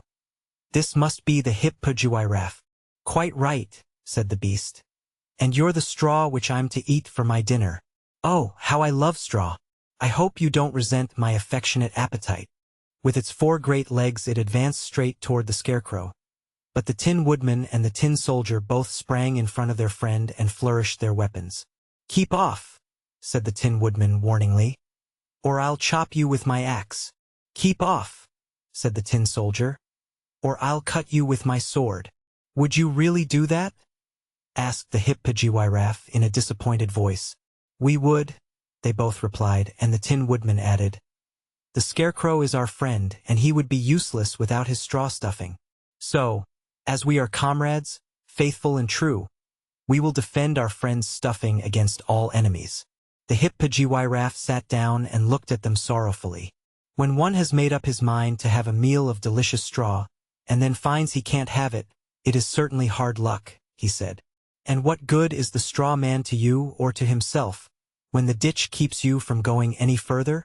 "Well, we can go back again," suggested Woot. True, said the hippo. And if you do, you'll be as disappointed as I am. That's some comfort, anyhow. The travelers looked at the beast, and then they looked across the ditch at the level plain beyond. On the other side the grass had grown tall, and the sun had dried it, so there was a fine crop of hay that only needed to be cut and stacked. Why don't you cross over and eat hay? The boy asked the beast. I'm not fond of hay, replied the hippogiraffe. Straw is much more delicious, to my notion, and it's more scarce in this neighborhood, too. Also I must confess that I can't get across the ditch, for my body is too heavy and clumsy for me to jump the distance. I can stretch my neck across, though, and you will notice that I've nibbled the hay on the farther edge not because I liked it, but because one must eat, and if one can't get the sort of food he desires, he must take what is offered or go hungry. Ah, I see you are a philosopher, remarked the scarecrow. No, I'm just a hippogiraffe, was the reply. Polychrome was not afraid of the big beast. She danced close to him and said, If you can stretch your neck across the ditch, why not help us over? We can sit on your big head one at a time, and then you can lift us across. Yes, I can, it is true, answered the hippo. But I refuse to do it. Unless, he added and stopped short. Unless what? Asked Polychrome. Unless you first allow me to eat the straw with which the scarecrow is stuffed. No, said the rainbow's daughter. That is too high a price to pay. Our friend's straw is nice and fresh, for he was restuffed only a little while ago. I know, agreed the hippogiraffe. That's why I want it. If it was old, musty straw, I wouldn't care for it. Please lift us across, pleaded Polychrome. No, replied the beast.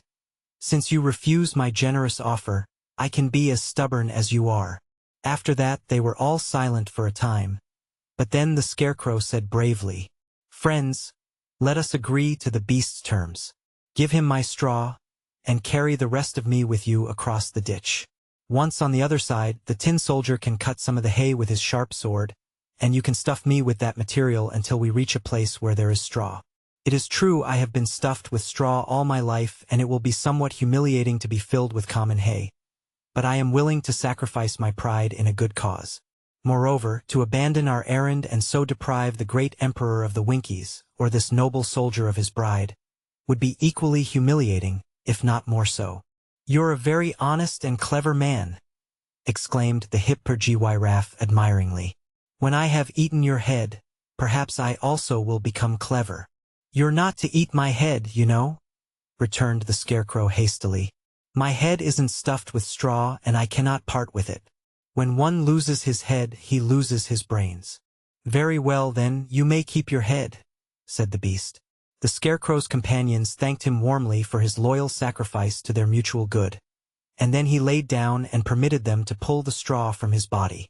As fast as they did this, the hippogiraffe ate up the straw, and when all was consumed Polychrome made a neat bundle of the clothes and boots and gloves and hat and said she would carry them, while Woot tucked the scarecrow's head under his arm and promised to guard its safety. Now then, said the Tin Woodman, keep your promise, beast, and lift us over the ditch. But that was a fine dinner, said the hippo, smacking his thick lips in satisfaction. And I'm as good as my word. Sit on my head, one at a time, and I'll land you safely on the other side. He approached close to the edge of the ditch and squatted down. Polychrome climbed over his big body and sat herself lightly upon the flat head, holding the bundle of the scarecrow's raiment in her hand. Slowly the elastic neck stretched out until it reached the far side of the ditch, when the beast lowered his head and permitted the beautiful fairy to leap to the ground. Woot made the queer journey next, and then the Tin Soldier and the Tin Woodman went over, and all were well pleased to have overcome this serious barrier to their progress. Now, soldier, cut the hay, said the scarecrow's head, which was still held by Woot the Wanderer. I'd like to, but I can't stoop over with my bent leg without falling, replied Captain Fighter. What can we do about that leg, anyhow? Asked Woot, appealing to Polychrome. She danced around in a circle several times without replying, and the boy feared she had not heard him. But the Rainbow's daughter was merely thinking upon the problem, and presently she paused beside the Tin Soldier and said, I've been taught a little fairy magic, but I've never before been asked to mend tin legs with it. so I'm not sure I can help you. It all depends on the goodwill of my unseen fairy guardians. So I'll try, and if I fail, you will be no worse off than you are now." She danced around the circle again, and then laid both hands upon the twisted tin leg and sang in her sweet voice, "Fairy powers, come to my aid. This bent leg of tin is made. Make it straight and strong and true, and I'll render thanks to you." "Ah," murmured Captain Fighter in a glad voice, as she withdrew her hands and danced away, and they saw he was standing straight as ever, because his leg was as shapely and strong as it had been before his accident. The Tin Woodman had watched Polychrome with much interest, and he now said, "Please take the dent out of my side, Polly, for I am more crippled than was the soldier." So the Rainbow's Daughter touched his side lightly and sang, "Here's a dent by accident. Such a thing was never meant. Fairy powers, so wondrous great, make our dear Tin Woodman straight." "Good!"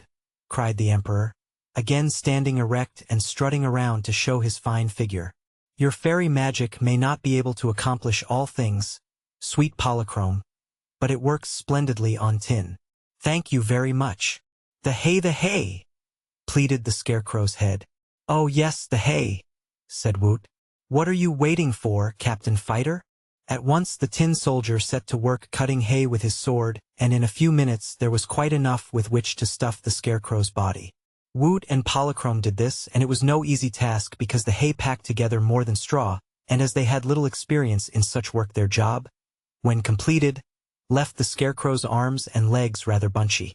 Also there was a hump on his back which made Woot laugh and say it reminded him of a camel, but it was the best they could do, and when the head was fastened on to the body they asked the Scarecrow how he felt. "A little heavy and not quite natural," he cheerfully replied. "But I'll get along somehow until we reach a straw stack. Don't laugh at me, please, because I'm a little ashamed of myself and I don't want to regret a good action." They started at once in the direction of Mount Munch, and as the Scarecrow proved very clumsy in his movements, Woot took one of his arms and the Tin Woodman the other, and so helped their friend to walk in a straight line.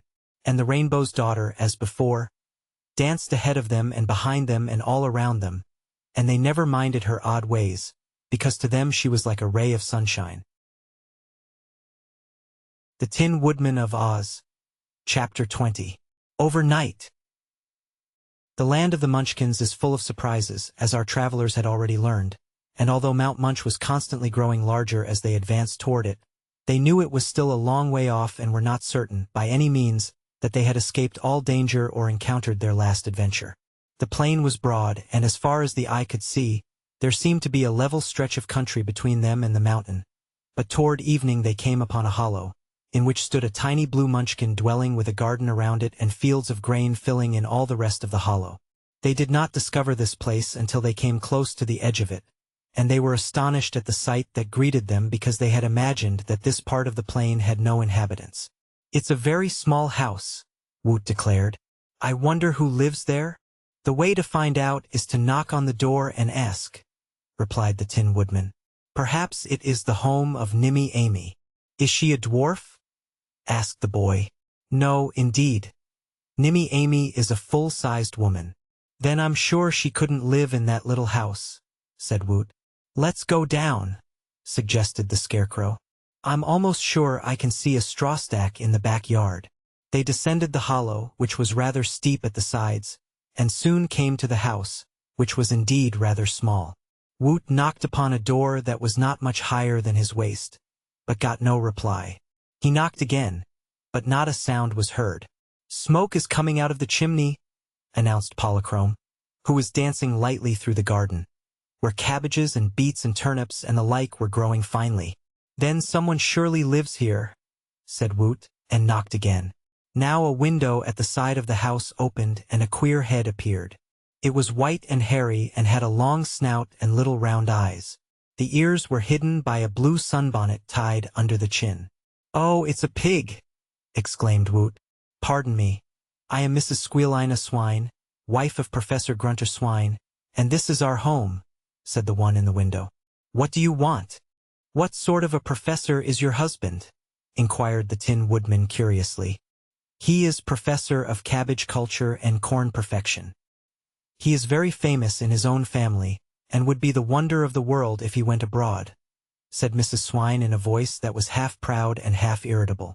"I must also inform you intruders that the professor is a dangerous individual, for he files his teeth every morning until they are sharp as needles. If you are butchers, you'd better run away and avoid trouble." "We are not butchers," the Tin Woodman assured her. "Then what are you doing with that axe? And why has the other Tin Man a sword?" "They are the only weapons we have to defend our friends from their enemies," explained the Emperor of the Winkies, and Woot added, "Do not be afraid of us, Mrs. Swine, for we are harmless travelers.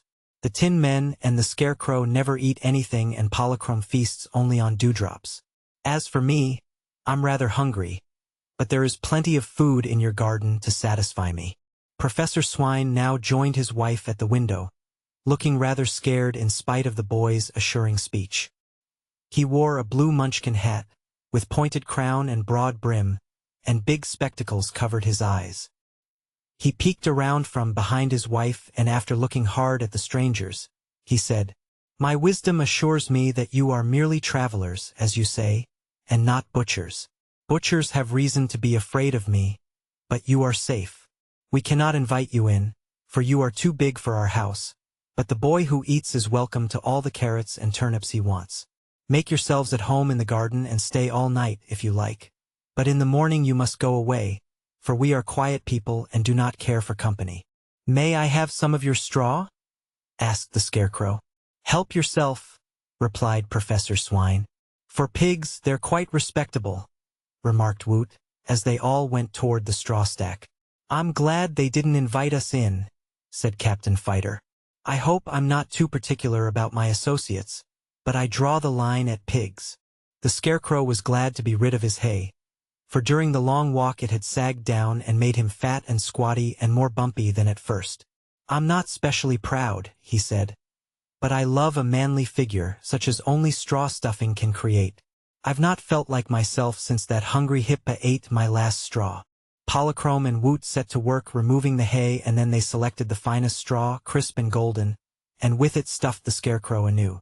He certainly looked better after the operation, and he was so pleased at being reformed that he tried to dance a little jig, and almost succeeded.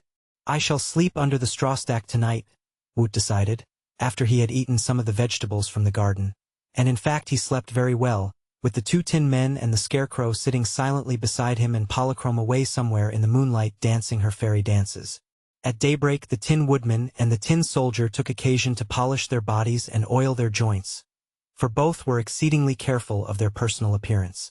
They had forgotten the quarrel due to their accidental bumping of one another in the invisible country, and being now good friends the Tin Woodman polished the Tin Soldier's back for him, and then the Tin Soldier polished the Tin Woodman's back. For breakfast the Wanderer ate crisp lettuce and radishes, and the Rainbow's Daughter, who had now returned to her friends, sipped the dewdrops that had formed on the petals of the wildflowers. As they passed the little house to renew their journey, Woot called out, "Goodbye, Mr. and Mrs. Swine." The window opened and the two pigs looked out. "A pleasant journey," said the professor. "Have you any children?" asked the Scarecrow, who was a great friend of children. "We have 9, answered the professor. "But they do not live with us, for when they were tiny piglets the Wizard of Oz came here and offered to care for them and to educate them. So we let him have our 9 tiny piglets, for he's a good wizard and can be relied upon to keep his promises." "I know the 9 tiny piglets," said the Tin Woodman. "So do I," said the Scarecrow. "They still live in the Emerald City, and the wizard takes good care of them and teaches them to do all sorts of tricks." "Did they ever grow up?" inquired Mrs. Squeal-Ina Swine, in an anxious voice. "No," answered the Scarecrow. "Like all other children in the Land of Oz, they will always remain children, and in the case of the tiny piglets that is a good thing, because they would not be nearly so cute and cunning if they were bigger." "But are they happy?" asked Mrs. Swine. "Everyone in the Emerald City is happy," said the Tin Woodman. "They can't help it." Then the travelers said goodbye, and climbed the side of the basin that was toward Mount Munch. The Tin Woodman of Oz. Chapter 21. Polychrome's Magic. On this morning, which ought to be the last of this important journey, our friends started away as bright and cheery as could be, and Woot whistled a merry tune so that Polychrome could dance to the music. On reaching the top of the hill, the plain spread out before them in all its beauty of blue grasses and wildflowers, and Mount Munch seemed much nearer than it had the previous evening. They trudged on at a brisk pace, and by noon the mountain was so close that they could admire its appearance. Its slopes were partly clothed with pretty evergreens, and its foothills were tufted with a slender waving bluegrass that had a tassel on the end of every blade. And, for the first time, they perceived, near the foot of the mountain, a charming house, not of great size but neatly painted and with many flowers surrounding it and vines climbing over the doors and windows. It was toward this solitary house that our travelers now directed their steps, thinking to inquire of the people who lived there where Nimmy Amy might be found. There were no paths, but the way was quite open and clear, and they were drawing near to the dwelling when Woot the Wanderer, who was then in the lead of the little party, halted with such an abrupt jerk that he stumbled over backward and lay flat on his back in the meadow. The Scarecrow stopped to look at the boy. "Why did you do that?" he asked in surprise. Woot sat up and gazed around him in amazement. I don't know," he replied. The two tin men, arm in arm, started to pass them, when both halted and tumbled, with a great clatter, into a heap beside Woot. Polychrome, laughing at the absurd sight, came dancing up, and she, also, came to a sudden stop, but managed to save herself from falling. Every one of them was much astonished, and the Scarecrow said with a puzzled look, "I don't see anything." "Nor I," said Woot. "But something hit me just the same. Some invisible person struck me a heavy blow," declared the Tin Woodman, struggling to separate himself from the Tin Soldier, whose legs and arms were mixed with his own. "I'm not sure it was a person," said Polychrome, looking more grave than usual. "It seems to me that I merely ran into some hard substance which barred my way. In order to make sure of this, let me try another place." She ran back away and then with much caution advanced in a different place, but when she reached a position on a line with the others she halted, her arms outstretched before her. "I can feel something hard, something smooth as glass," she said. "But I'm sure it is not glass." "Let me try," suggested Woot, getting up. But when he tried to go forward, he discovered the same barrier that Polychrome had encountered. "No," he said, "it isn't glass. But what is it?" "Air," replied a small voice beside him. "Solid air. That's all." They all looked downward and found a sky-blue rabbit had stuck his head out of a burrow in the ground. The rabbit's eyes were a deeper blue than his fur, and the pretty creature seemed friendly and unafraid. "Air!" exclaimed Woot, staring in astonishment into the rabbit's blue eyes. "Whoever heard of air so solid that one cannot push it aside?" "You can't push this air aside," declared the rabbit, "for it was made hard by powerful sorcery, and it forms a wall that is intended to keep people from getting to that house yonder." "Oh, it's a wall, is it?" said the Tin Woodman. "Yes, it is really a wall," answered the rabbit, "and it is fully 6 feet thick." "How high is it?" inquired Captain Fighter, the Tin Soldier. "Oh, ever so high. Perhaps a mile," said the rabbit. "Couldn't we go around it?" asked Woot. "Of course, for the wall is a circle," explained the rabbit. "In the center of the circle stands the house, so you may walk around the wall of solid air, but you can't get to the house." "Who put the air wall around the house?" was the Scarecrow's question. "Nimmy Amy did that." "Nimmy Amy!" they all exclaimed in surprise. "Yes," answered the rabbit. "She used to live with an old witch who was suddenly destroyed, and when Nimmy Amy ran away from the witch's house, she took with her just one magic formula, pure sorcery it was, which enabled her to build this air wall around her house, the house yonder. It was quite a clever idea, I think, for it doesn't mar the beauty of the landscape, solid air being invisible, and yet it keeps all strangers away from the house." "Does Nimmy Amy live there now?" asked the Tin Woodman anxiously.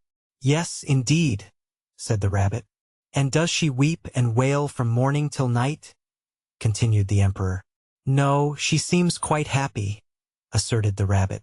The Tin Woodman seemed quite disappointed to hear this report of his old sweetheart, but the Scarecrow reassured his friend, saying, "Never mind, Your Majesty. However happy Nimmy Amy is now, I'm sure she will be much happier as Empress of the Winkies." Perhaps, said Captain Fighter somewhat stiffly, she will be still more happy to become the bride of a tin soldier. She shall choose between us, as we have agreed, the Tin Woodman promised. But how shall we get to the poor girl? Polychrome, although dancing lightly back and forth, had listened to every word of the conversation. Now she came forward and sat herself down just in front of the blue rabbit, her many-hued draperies giving her the appearance of some beautiful flower. The rabbit didn't back away an inch. Instead, he gazed at the rainbow's daughter admiringly. "Does your burrow go underneath this wall of air?" asked Polychrome. "To be sure," answered the blue rabbit. "I dug it that way so I could roam in these broad fields, by going out one way, or eat the cabbages in Nimmy Amy's garden by leaving my burrow at the other end. I don't think Nimmy Amy ought to mind the little I take from her garden, or the hole I've made under her magic wall. A rabbit may go and come as he pleases, but no one who is bigger than I am could get through my burrow.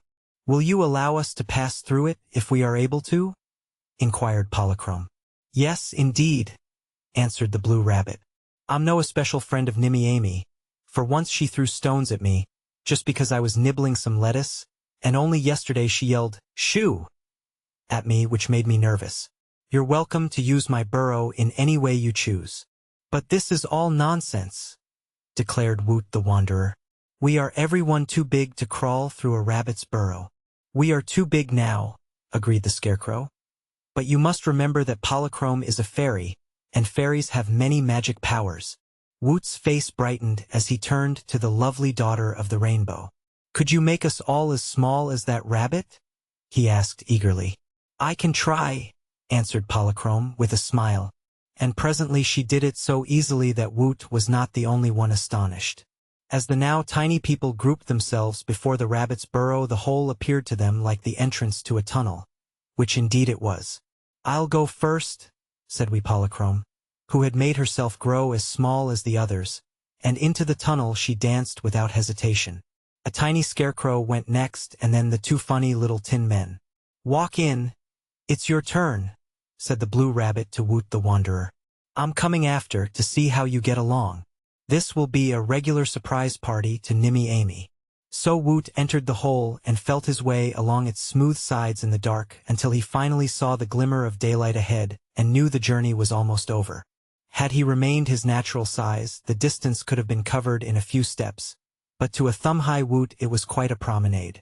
When he emerged from the burrow, he found himself but a short distance from the house, in the center of the vegetable garden, where the leaves of rhubarb waving above his head seemed like trees. Outside the hole, and waiting for him, he found all his friends. "So far, so good," remarked the Scarecrow cheerfully. "Yes, so far, but no farther," returned the Tin Woodman in a plaintive and disturbed tone of voice. "I am now close to Nimmy Amy, whom I have come ever so far to seek, but I cannot ask the girl to marry such a little man as I am now." "I'm no bigger than a toy soldier," said Captain Fighter sorrowfully. "Unless Polychrome can make us big again, there is little use in our visiting Nimmy Amy at all, for I'm sure she wouldn't care for a husband she might carelessly step on and ruin." Polychrome laughed merrily. "If I make you big, you can't get out of here again," said she. "And if you remain little, Nimmy Amy will laugh at you. So make your choice." "I think we'd better go back," said Woot seriously. "No," said the Tin Woodman stoutly. "I have decided that it's my duty to make Nimmy Amy happy, in case she wishes to marry me." "So have I," announced Captain Fighter. "A good soldier never shrinks from doing his duty." "As for that," said the Scarecrow, "Tin doesn't shrink any to speak of under any circumstances. But Woot and I intend to stick to our comrades, whatever they decide to do. So we will ask Polychrome to make us as big as we were before." Polychrome agreed to this request, and in half a minute all of them, including herself, had been enlarged again to their natural sizes. They then thanked the blue rabbit for his kind assistance, and at once approached the house of Nimmy Amy. The Tin Woodman of Oz. Chapter 22. Nimmy Amy. We may be sure that at this moment our friends were all anxious to see the end of the adventure that had caused them so many trials and troubles. Perhaps the Tin Woodman's heart did not beat any faster, because it was made of red velvet and stuffed with sawdust, and the tin soldier's heart was made of tin and reposed in his tin bosom without a hint of emotion. However, there is little doubt that they both knew that a critical moment in their lives had arrived, and that Nimmy Amy's decision was destined to influence the future of one or the other. As they assumed their natural sizes and the rhubarb leaves that had before towered above their heads now barely covered their feet, they looked around the garden and found that no person was visible save themselves. No sound of activity came from the house, either, but they walked to the front door, which had a little porch built before it, and there the two tin men stood side by side while both knocked upon the door with their tin knuckles. As no one seemed eager to answer the summons, they knocked again, and then again. Finally they heard a stir from within and someone coughed. "Who's there?" called a girl's voice. "It's I," cried the tin twins together. "How did you get there?" asked the voice. They hesitated how to reply, so Woot answered for them. "By means of magic." "Oh," said the unseen girl. "Are you friends or foes?" "Friends," they all exclaimed. Then they heard footsteps approach the door, which slowly opened and revealed a very pretty Munchkin girl standing in the doorway. "Nimmy Amy," cried the tin twins. "That's my name," replied the girl, looking at them in cold surprise. "But who can you be?" "Don't you know me, Nimmy?" said the Tin Woodman. "I'm your old sweetheart, Nick Chopper." "Don't you know me, my dear?" said the Tin Soldier. "I'm your old sweetheart, Captain Fighter." Nimmy Amy smiled at them both. Then she looked beyond them at the rest of the party and smiled again. However, she seemed more amused than pleased. "Come in," she said, leading the way inside. "Even sweethearts are forgotten after a time, but you and your friends are welcome." The room they now entered was cozy and comfortable, being neatly furnished and well swept and dusted. But they found someone there besides Nimmy Amy. A man dressed in the attractive Munchkin costume was lazily reclining in an easy chair, and he sat up and turned his eyes on the visitors with a cold and indifferent stare that was almost insolent. He did not even rise from his seat to greet the strangers, but after glaring at them he looked away with a scowl, as if they were of too little importance to interest him. The tin men returned this man's stare with interest, but they did not look away from him because neither of them seemed able to take his eyes off this Munchkin, who was remarkable in having one tin arm quite like their own tin arms. "Seems to me," said Captain Fighter, in a voice that sounded harsh and indignant, "that you, sir, are a vile impostor." "Gently, gently," cautioned the Scarecrow. "Don't be rude to strangers, Captain." "Rude?" shouted the Tin Soldier, now very much provoked. "Why, he's a scoundrel, a thief. The villain is wearing my own head." "Yes," added the Tin Woodman, "and he's wearing my right arm. I can recognize it by the two warts on the little finger." "Good gracious!" exclaimed Woot. "Then this must be the man whom old Ku-Clip patched together and named Chopfit." The man now turned toward them, still scowling. "Yes, that is my name," he said in a voice like a growl. "And it is absurd for you tin creatures or for anyone else to claim my head or arm or any part of me, for they are my personal property." You're a nobody," shouted Captain Fighter. "You're just a mix-up," declared the Emperor. Now, gentlemen," interrupted Nimmy Amy, "I must ask you to be more respectful to poor Chopfit, for, being my guests, it is not polite for you to insult my husband." "Your husband?" the Tin Twins exclaimed in dismay. "Yes," said she. "I married Chopfit a long time ago, because my other two sweethearts had deserted me." This reproof embarrassed both Nick Chopper and Captain Fighter. They looked down, shamefaced, for a moment, and then the Tin Woodman explained in an earnest voice. "I rusted." "So did I," said the Tin Soldier. "I could not know that, of course," asserted Nimmy Amy. "All I knew was that neither of you came to marry me, as you had promised to do. But men are not scarce in the land of Oz. After I came here to live, I met Mr. Chopfit, and he was the more interesting because he reminded me strongly of both of you, as you were before you became tin. He even had a tin arm, and that reminded me of you the more." "No wonder," remarked the Scarecrow.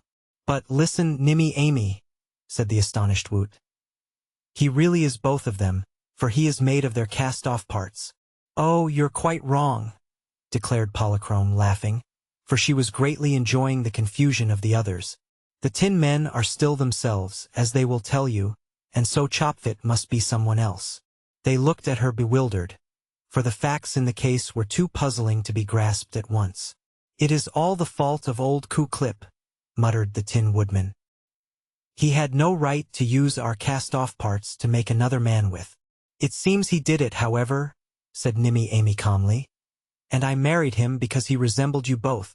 I won't say he is a husband to be proud of, because he has a mixed nature and isn't always an agreeable companion. There are times when I have to chide him gently, both with my tongue and with my broomstick. But he is my husband, and I must make the best of him." "If you don't like him," suggested the Tin Woodman, "Captain Fighter and I can chop him up with our axe and sword, and each take such parts of the fellow as belong to him. Then we are willing for you to select one of us as your husband." "That is a good idea," approved Captain Fighter, drawing his sword. "No," said Nimmy Amy. "I think I'll keep the husband I now have. He is now trained to draw the water and carry in the wood and hoe the cabbages and weed the flower beds and dust the furniture and perform many tasks of a like character. A new husband would have to be scolded and gently chided until he learns my ways. So I think it will be better to keep my Chopfit, and I see no reason why you should object to him. You two gentlemen threw him away when you became tin, because you had no further use for him, so you cannot justly claim him now. I advise you to go back to your own homes and forget me, as I have forgotten you." "Good advice," laughed Polychrome, dancing. "Are you happy?" asked the Tin Soldier. "Of course I am," said Nimmy Amy. "I'm the mistress of all I survey, the queen of my little domain. Wouldn't you like to be the Empress of the Winkies?" asked the Tin Woodman. "Mercy, no," she answered. "That would be a lot of bother. I don't care for society or pomp or posing. All I ask is to be left alone and not to be annoyed by visitors." The Scarecrow nudged Woot the Wanderer. "That sounds to me like a hint," he said. "Looks as if we'd had our journey for nothing," remarked Woot, who was a little ashamed and disappointed because he had proposed the journey. "I am glad, however," said the Tin Woodman, "that I have found Nimmy Amy and discovered that she is already married and happy. It will relieve me of any further anxiety concerning her. For my part," said the Tin Soldier, "I am not sorry to be free. The only thing that really annoys me is finding my head upon Chopfit's body. As for that, I'm pretty sure it is my body or a part of it anyway," remarked the Emperor of the Winkies. "But never mind, friend soldier. Let us be willing to donate our cast-off members to ensure the happiness of Nimmy Amy, and be thankful it is not our fate to hoe cabbages and draw water and be chided in the place of this creature Chopfit." "Yes," agreed the soldier. "We have much to be thankful for." Polychrome, who had wandered outside, now poked her pretty head through an open window and exclaimed in a pleased voice, "It's getting cloudy. Perhaps it is going to rain." The Tin Woodman of Oz. Chapter 23. Through the Tunnel. It didn't rain just then, although the clouds in the sky grew thicker and more threatening. Polychrome hoped for a thunderstorm, followed by her rainbow, but the two tin men did not relish the idea of getting wet. They even preferred to remain in Nimmy Amy's house, although they felt they were not welcome there, rather than go out and face the coming storm.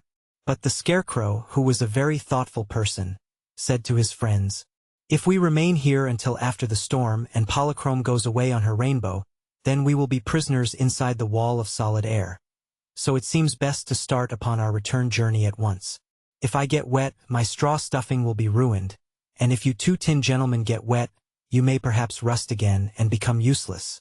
But even that is better than to stay here.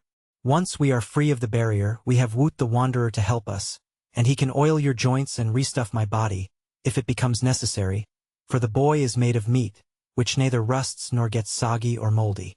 "Come along then," cried Polychrome from the window, and the others, realizing the wisdom of the Scarecrow's speech, took leave of Nimmy Amy, who was glad to be rid of them, and said goodbye to her husband, who merely scowled and made no answer, and then they hurried from the house. "Your old parts are not very polite, I must say," remarked the Scarecrow when they were in the garden. "No," said Woot. "Chopfit is a regular grouch. He might have wished us a pleasant journey, at the very least.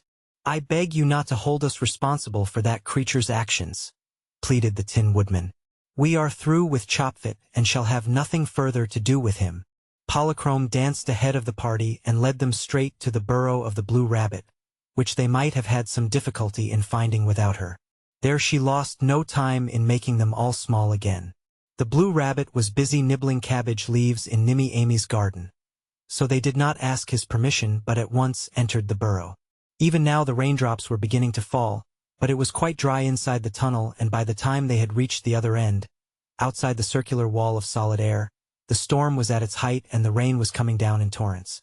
Let us wait here, proposed Polychrome, peering out of the hole and then quickly retreating. The rainbow won't appear until after the storm, and I can make you big again in a jiffy, before I join my sisters on our bough. That's a good plan, said the Scarecrow approvingly. It will save me from getting soaked and soggy. It will save me from rusting, said the Tin Soldier. It will enable me to remain highly polished, said the Tin Woodman. Oh, as for that, I myself prefer not to get my pretty clothes wet, laughed the Rainbow's Daughter. But while we wait, I will bid you all adieu. I must also thank you for saving me from that dreadful giantess, Mrs. Yoop. You have been good and patient comrades, and I have enjoyed our adventures together. But I am never so happy as when on my dear Rainbow. Will your father scold you for getting left on the earth? Asked Woot. I suppose so, said Polychrome gaily. I'm always getting scolded for my mad pranks, as they are called. My sisters are so sweet and lovely and proper that they never dance off our rainbow, and so they never have any adventures. Adventures to me are good fun, only I never like to stay too long on Earth, because I really don't belong here. I shall tell my father the Rainbow that I'll try not to be so careless again, and he will forgive me because in our sky mansions there is always joy and happiness. They were indeed sorry to part with their dainty and beautiful companion, and assured her of their devotion if they ever chanced to meet again. She shook hands with the Scarecrow and the Tin Men and kissed Woot the Wanderer lightly upon his forehead. And then the rain suddenly ceased, and as the tiny people left the burrow of the Blue Rabbit, a glorious big rainbow appeared in the sky, and the end of its arch slowly descended and touched the ground just where they stood. Woot was so busy watching a score of lovely maiden sisters of Polychrome, who were leaning over the edge of the bough, and another score who danced gaily amid the radiance of the splendid hues, that he did not notice he was growing big again. But now Polychrome joined her sisters on the rainbow, and the huge arch lifted and slowly melted away as the sun burst from the clouds and sent its own white beams dancing over the meadows. Why, she's gone! Exclaimed the boy, and turned to see his companions still waving their hands in token of adieu to the vanished Polychrome. The Tin Woodman of Oz. Chapter 24. The Curtain Falls. Well, the rest of the story is quickly told, for the return journey of our adventurers was without any important incident. The Scarecrow was so afraid of meeting the Hippogiraffe and having his straw eaten again, that he urged his comrades to select another route to the Emerald City, and they willingly consented, so that the invisible country was wholly avoided. Of course, when they reached the Emerald City, their first duty was to visit Ozma's palace, where they were royally entertained. The Tin Soldier and Woot the Wanderer were welcomed as warmly as any strangers might be, who had been the traveling companions of Ozma's dear old friends, the Scarecrow and the Tin Woodman. At the banquet table that evening they related the manner in which they had discovered Nimmy Amy, and told how they had found her happily married to Chopfit, whose relationship to Nick Chopper and Captain Fighter was so bewildering that they asked Ozma's advice what to do about it. You need not consider Chopfit at all, replied the beautiful girl ruler of Oz. If Nimmy Amy is content with that misfit man for a husband, we have not even just cause to blame Ku-Klip for gluing him together. I think it was a very good idea, added little Dorothy. For if Ku-Klip hadn't used up your cast-off parts, they would have been wasted. It's wicked to be wasteful, isn't it? Well, anyhow, said Woot the Wanderer, Chopfit, being kept a prisoner by his wife, is too far away from anyone to bother either of you Tin Men in any way. If you hadn't gone where he is and discovered him, you would never have worried about him. What do you care, anyhow? Betsy Bobbin asked the Tin Woodman. So long as Nimmy Amy is satisfied? And just to think, remarked Tiny Trot, that any girl would rather live with a mixture like Chopfit on faraway Mount Munch than to be the Empress of the Winkies. It is her own choice, said the Tin Woodman contentedly. And, after all, I'm not sure the Winkies would care to have an empress. It puzzled Ozma, for a time, to decide what to do with the Tin Soldier. If he went with the Tin Woodman to the Emperor's castle, she felt that the two Tin Men might not be able to live together in harmony, and moreover the Emperor would not be so distinguished if he had a double constantly beside him. So she asked Captain Fighter if he was willing to serve her as a soldier, and he promptly declared that nothing would please him more. After he had been in her service for some time, Ozma sent him into the Gillikin country, with instructions to keep order among the wild people who inhabit some parts of that unknown country of Oz. As for Woot, being a wanderer by profession, he was allowed to wander wherever he desired, and Ozma promised to keep watch over his future journeys and to protect the boy as well as she was able, in case he ever got into more trouble. All this having been happily arranged, the Tin Woodman returned to his tin castle, and his chosen comrade, the Scarecrow, accompanied him on the way. The two friends were sure to pass many pleasant hours together in talking over their recent adventures, for as they neither ate nor slept they found their greatest amusement in conversation.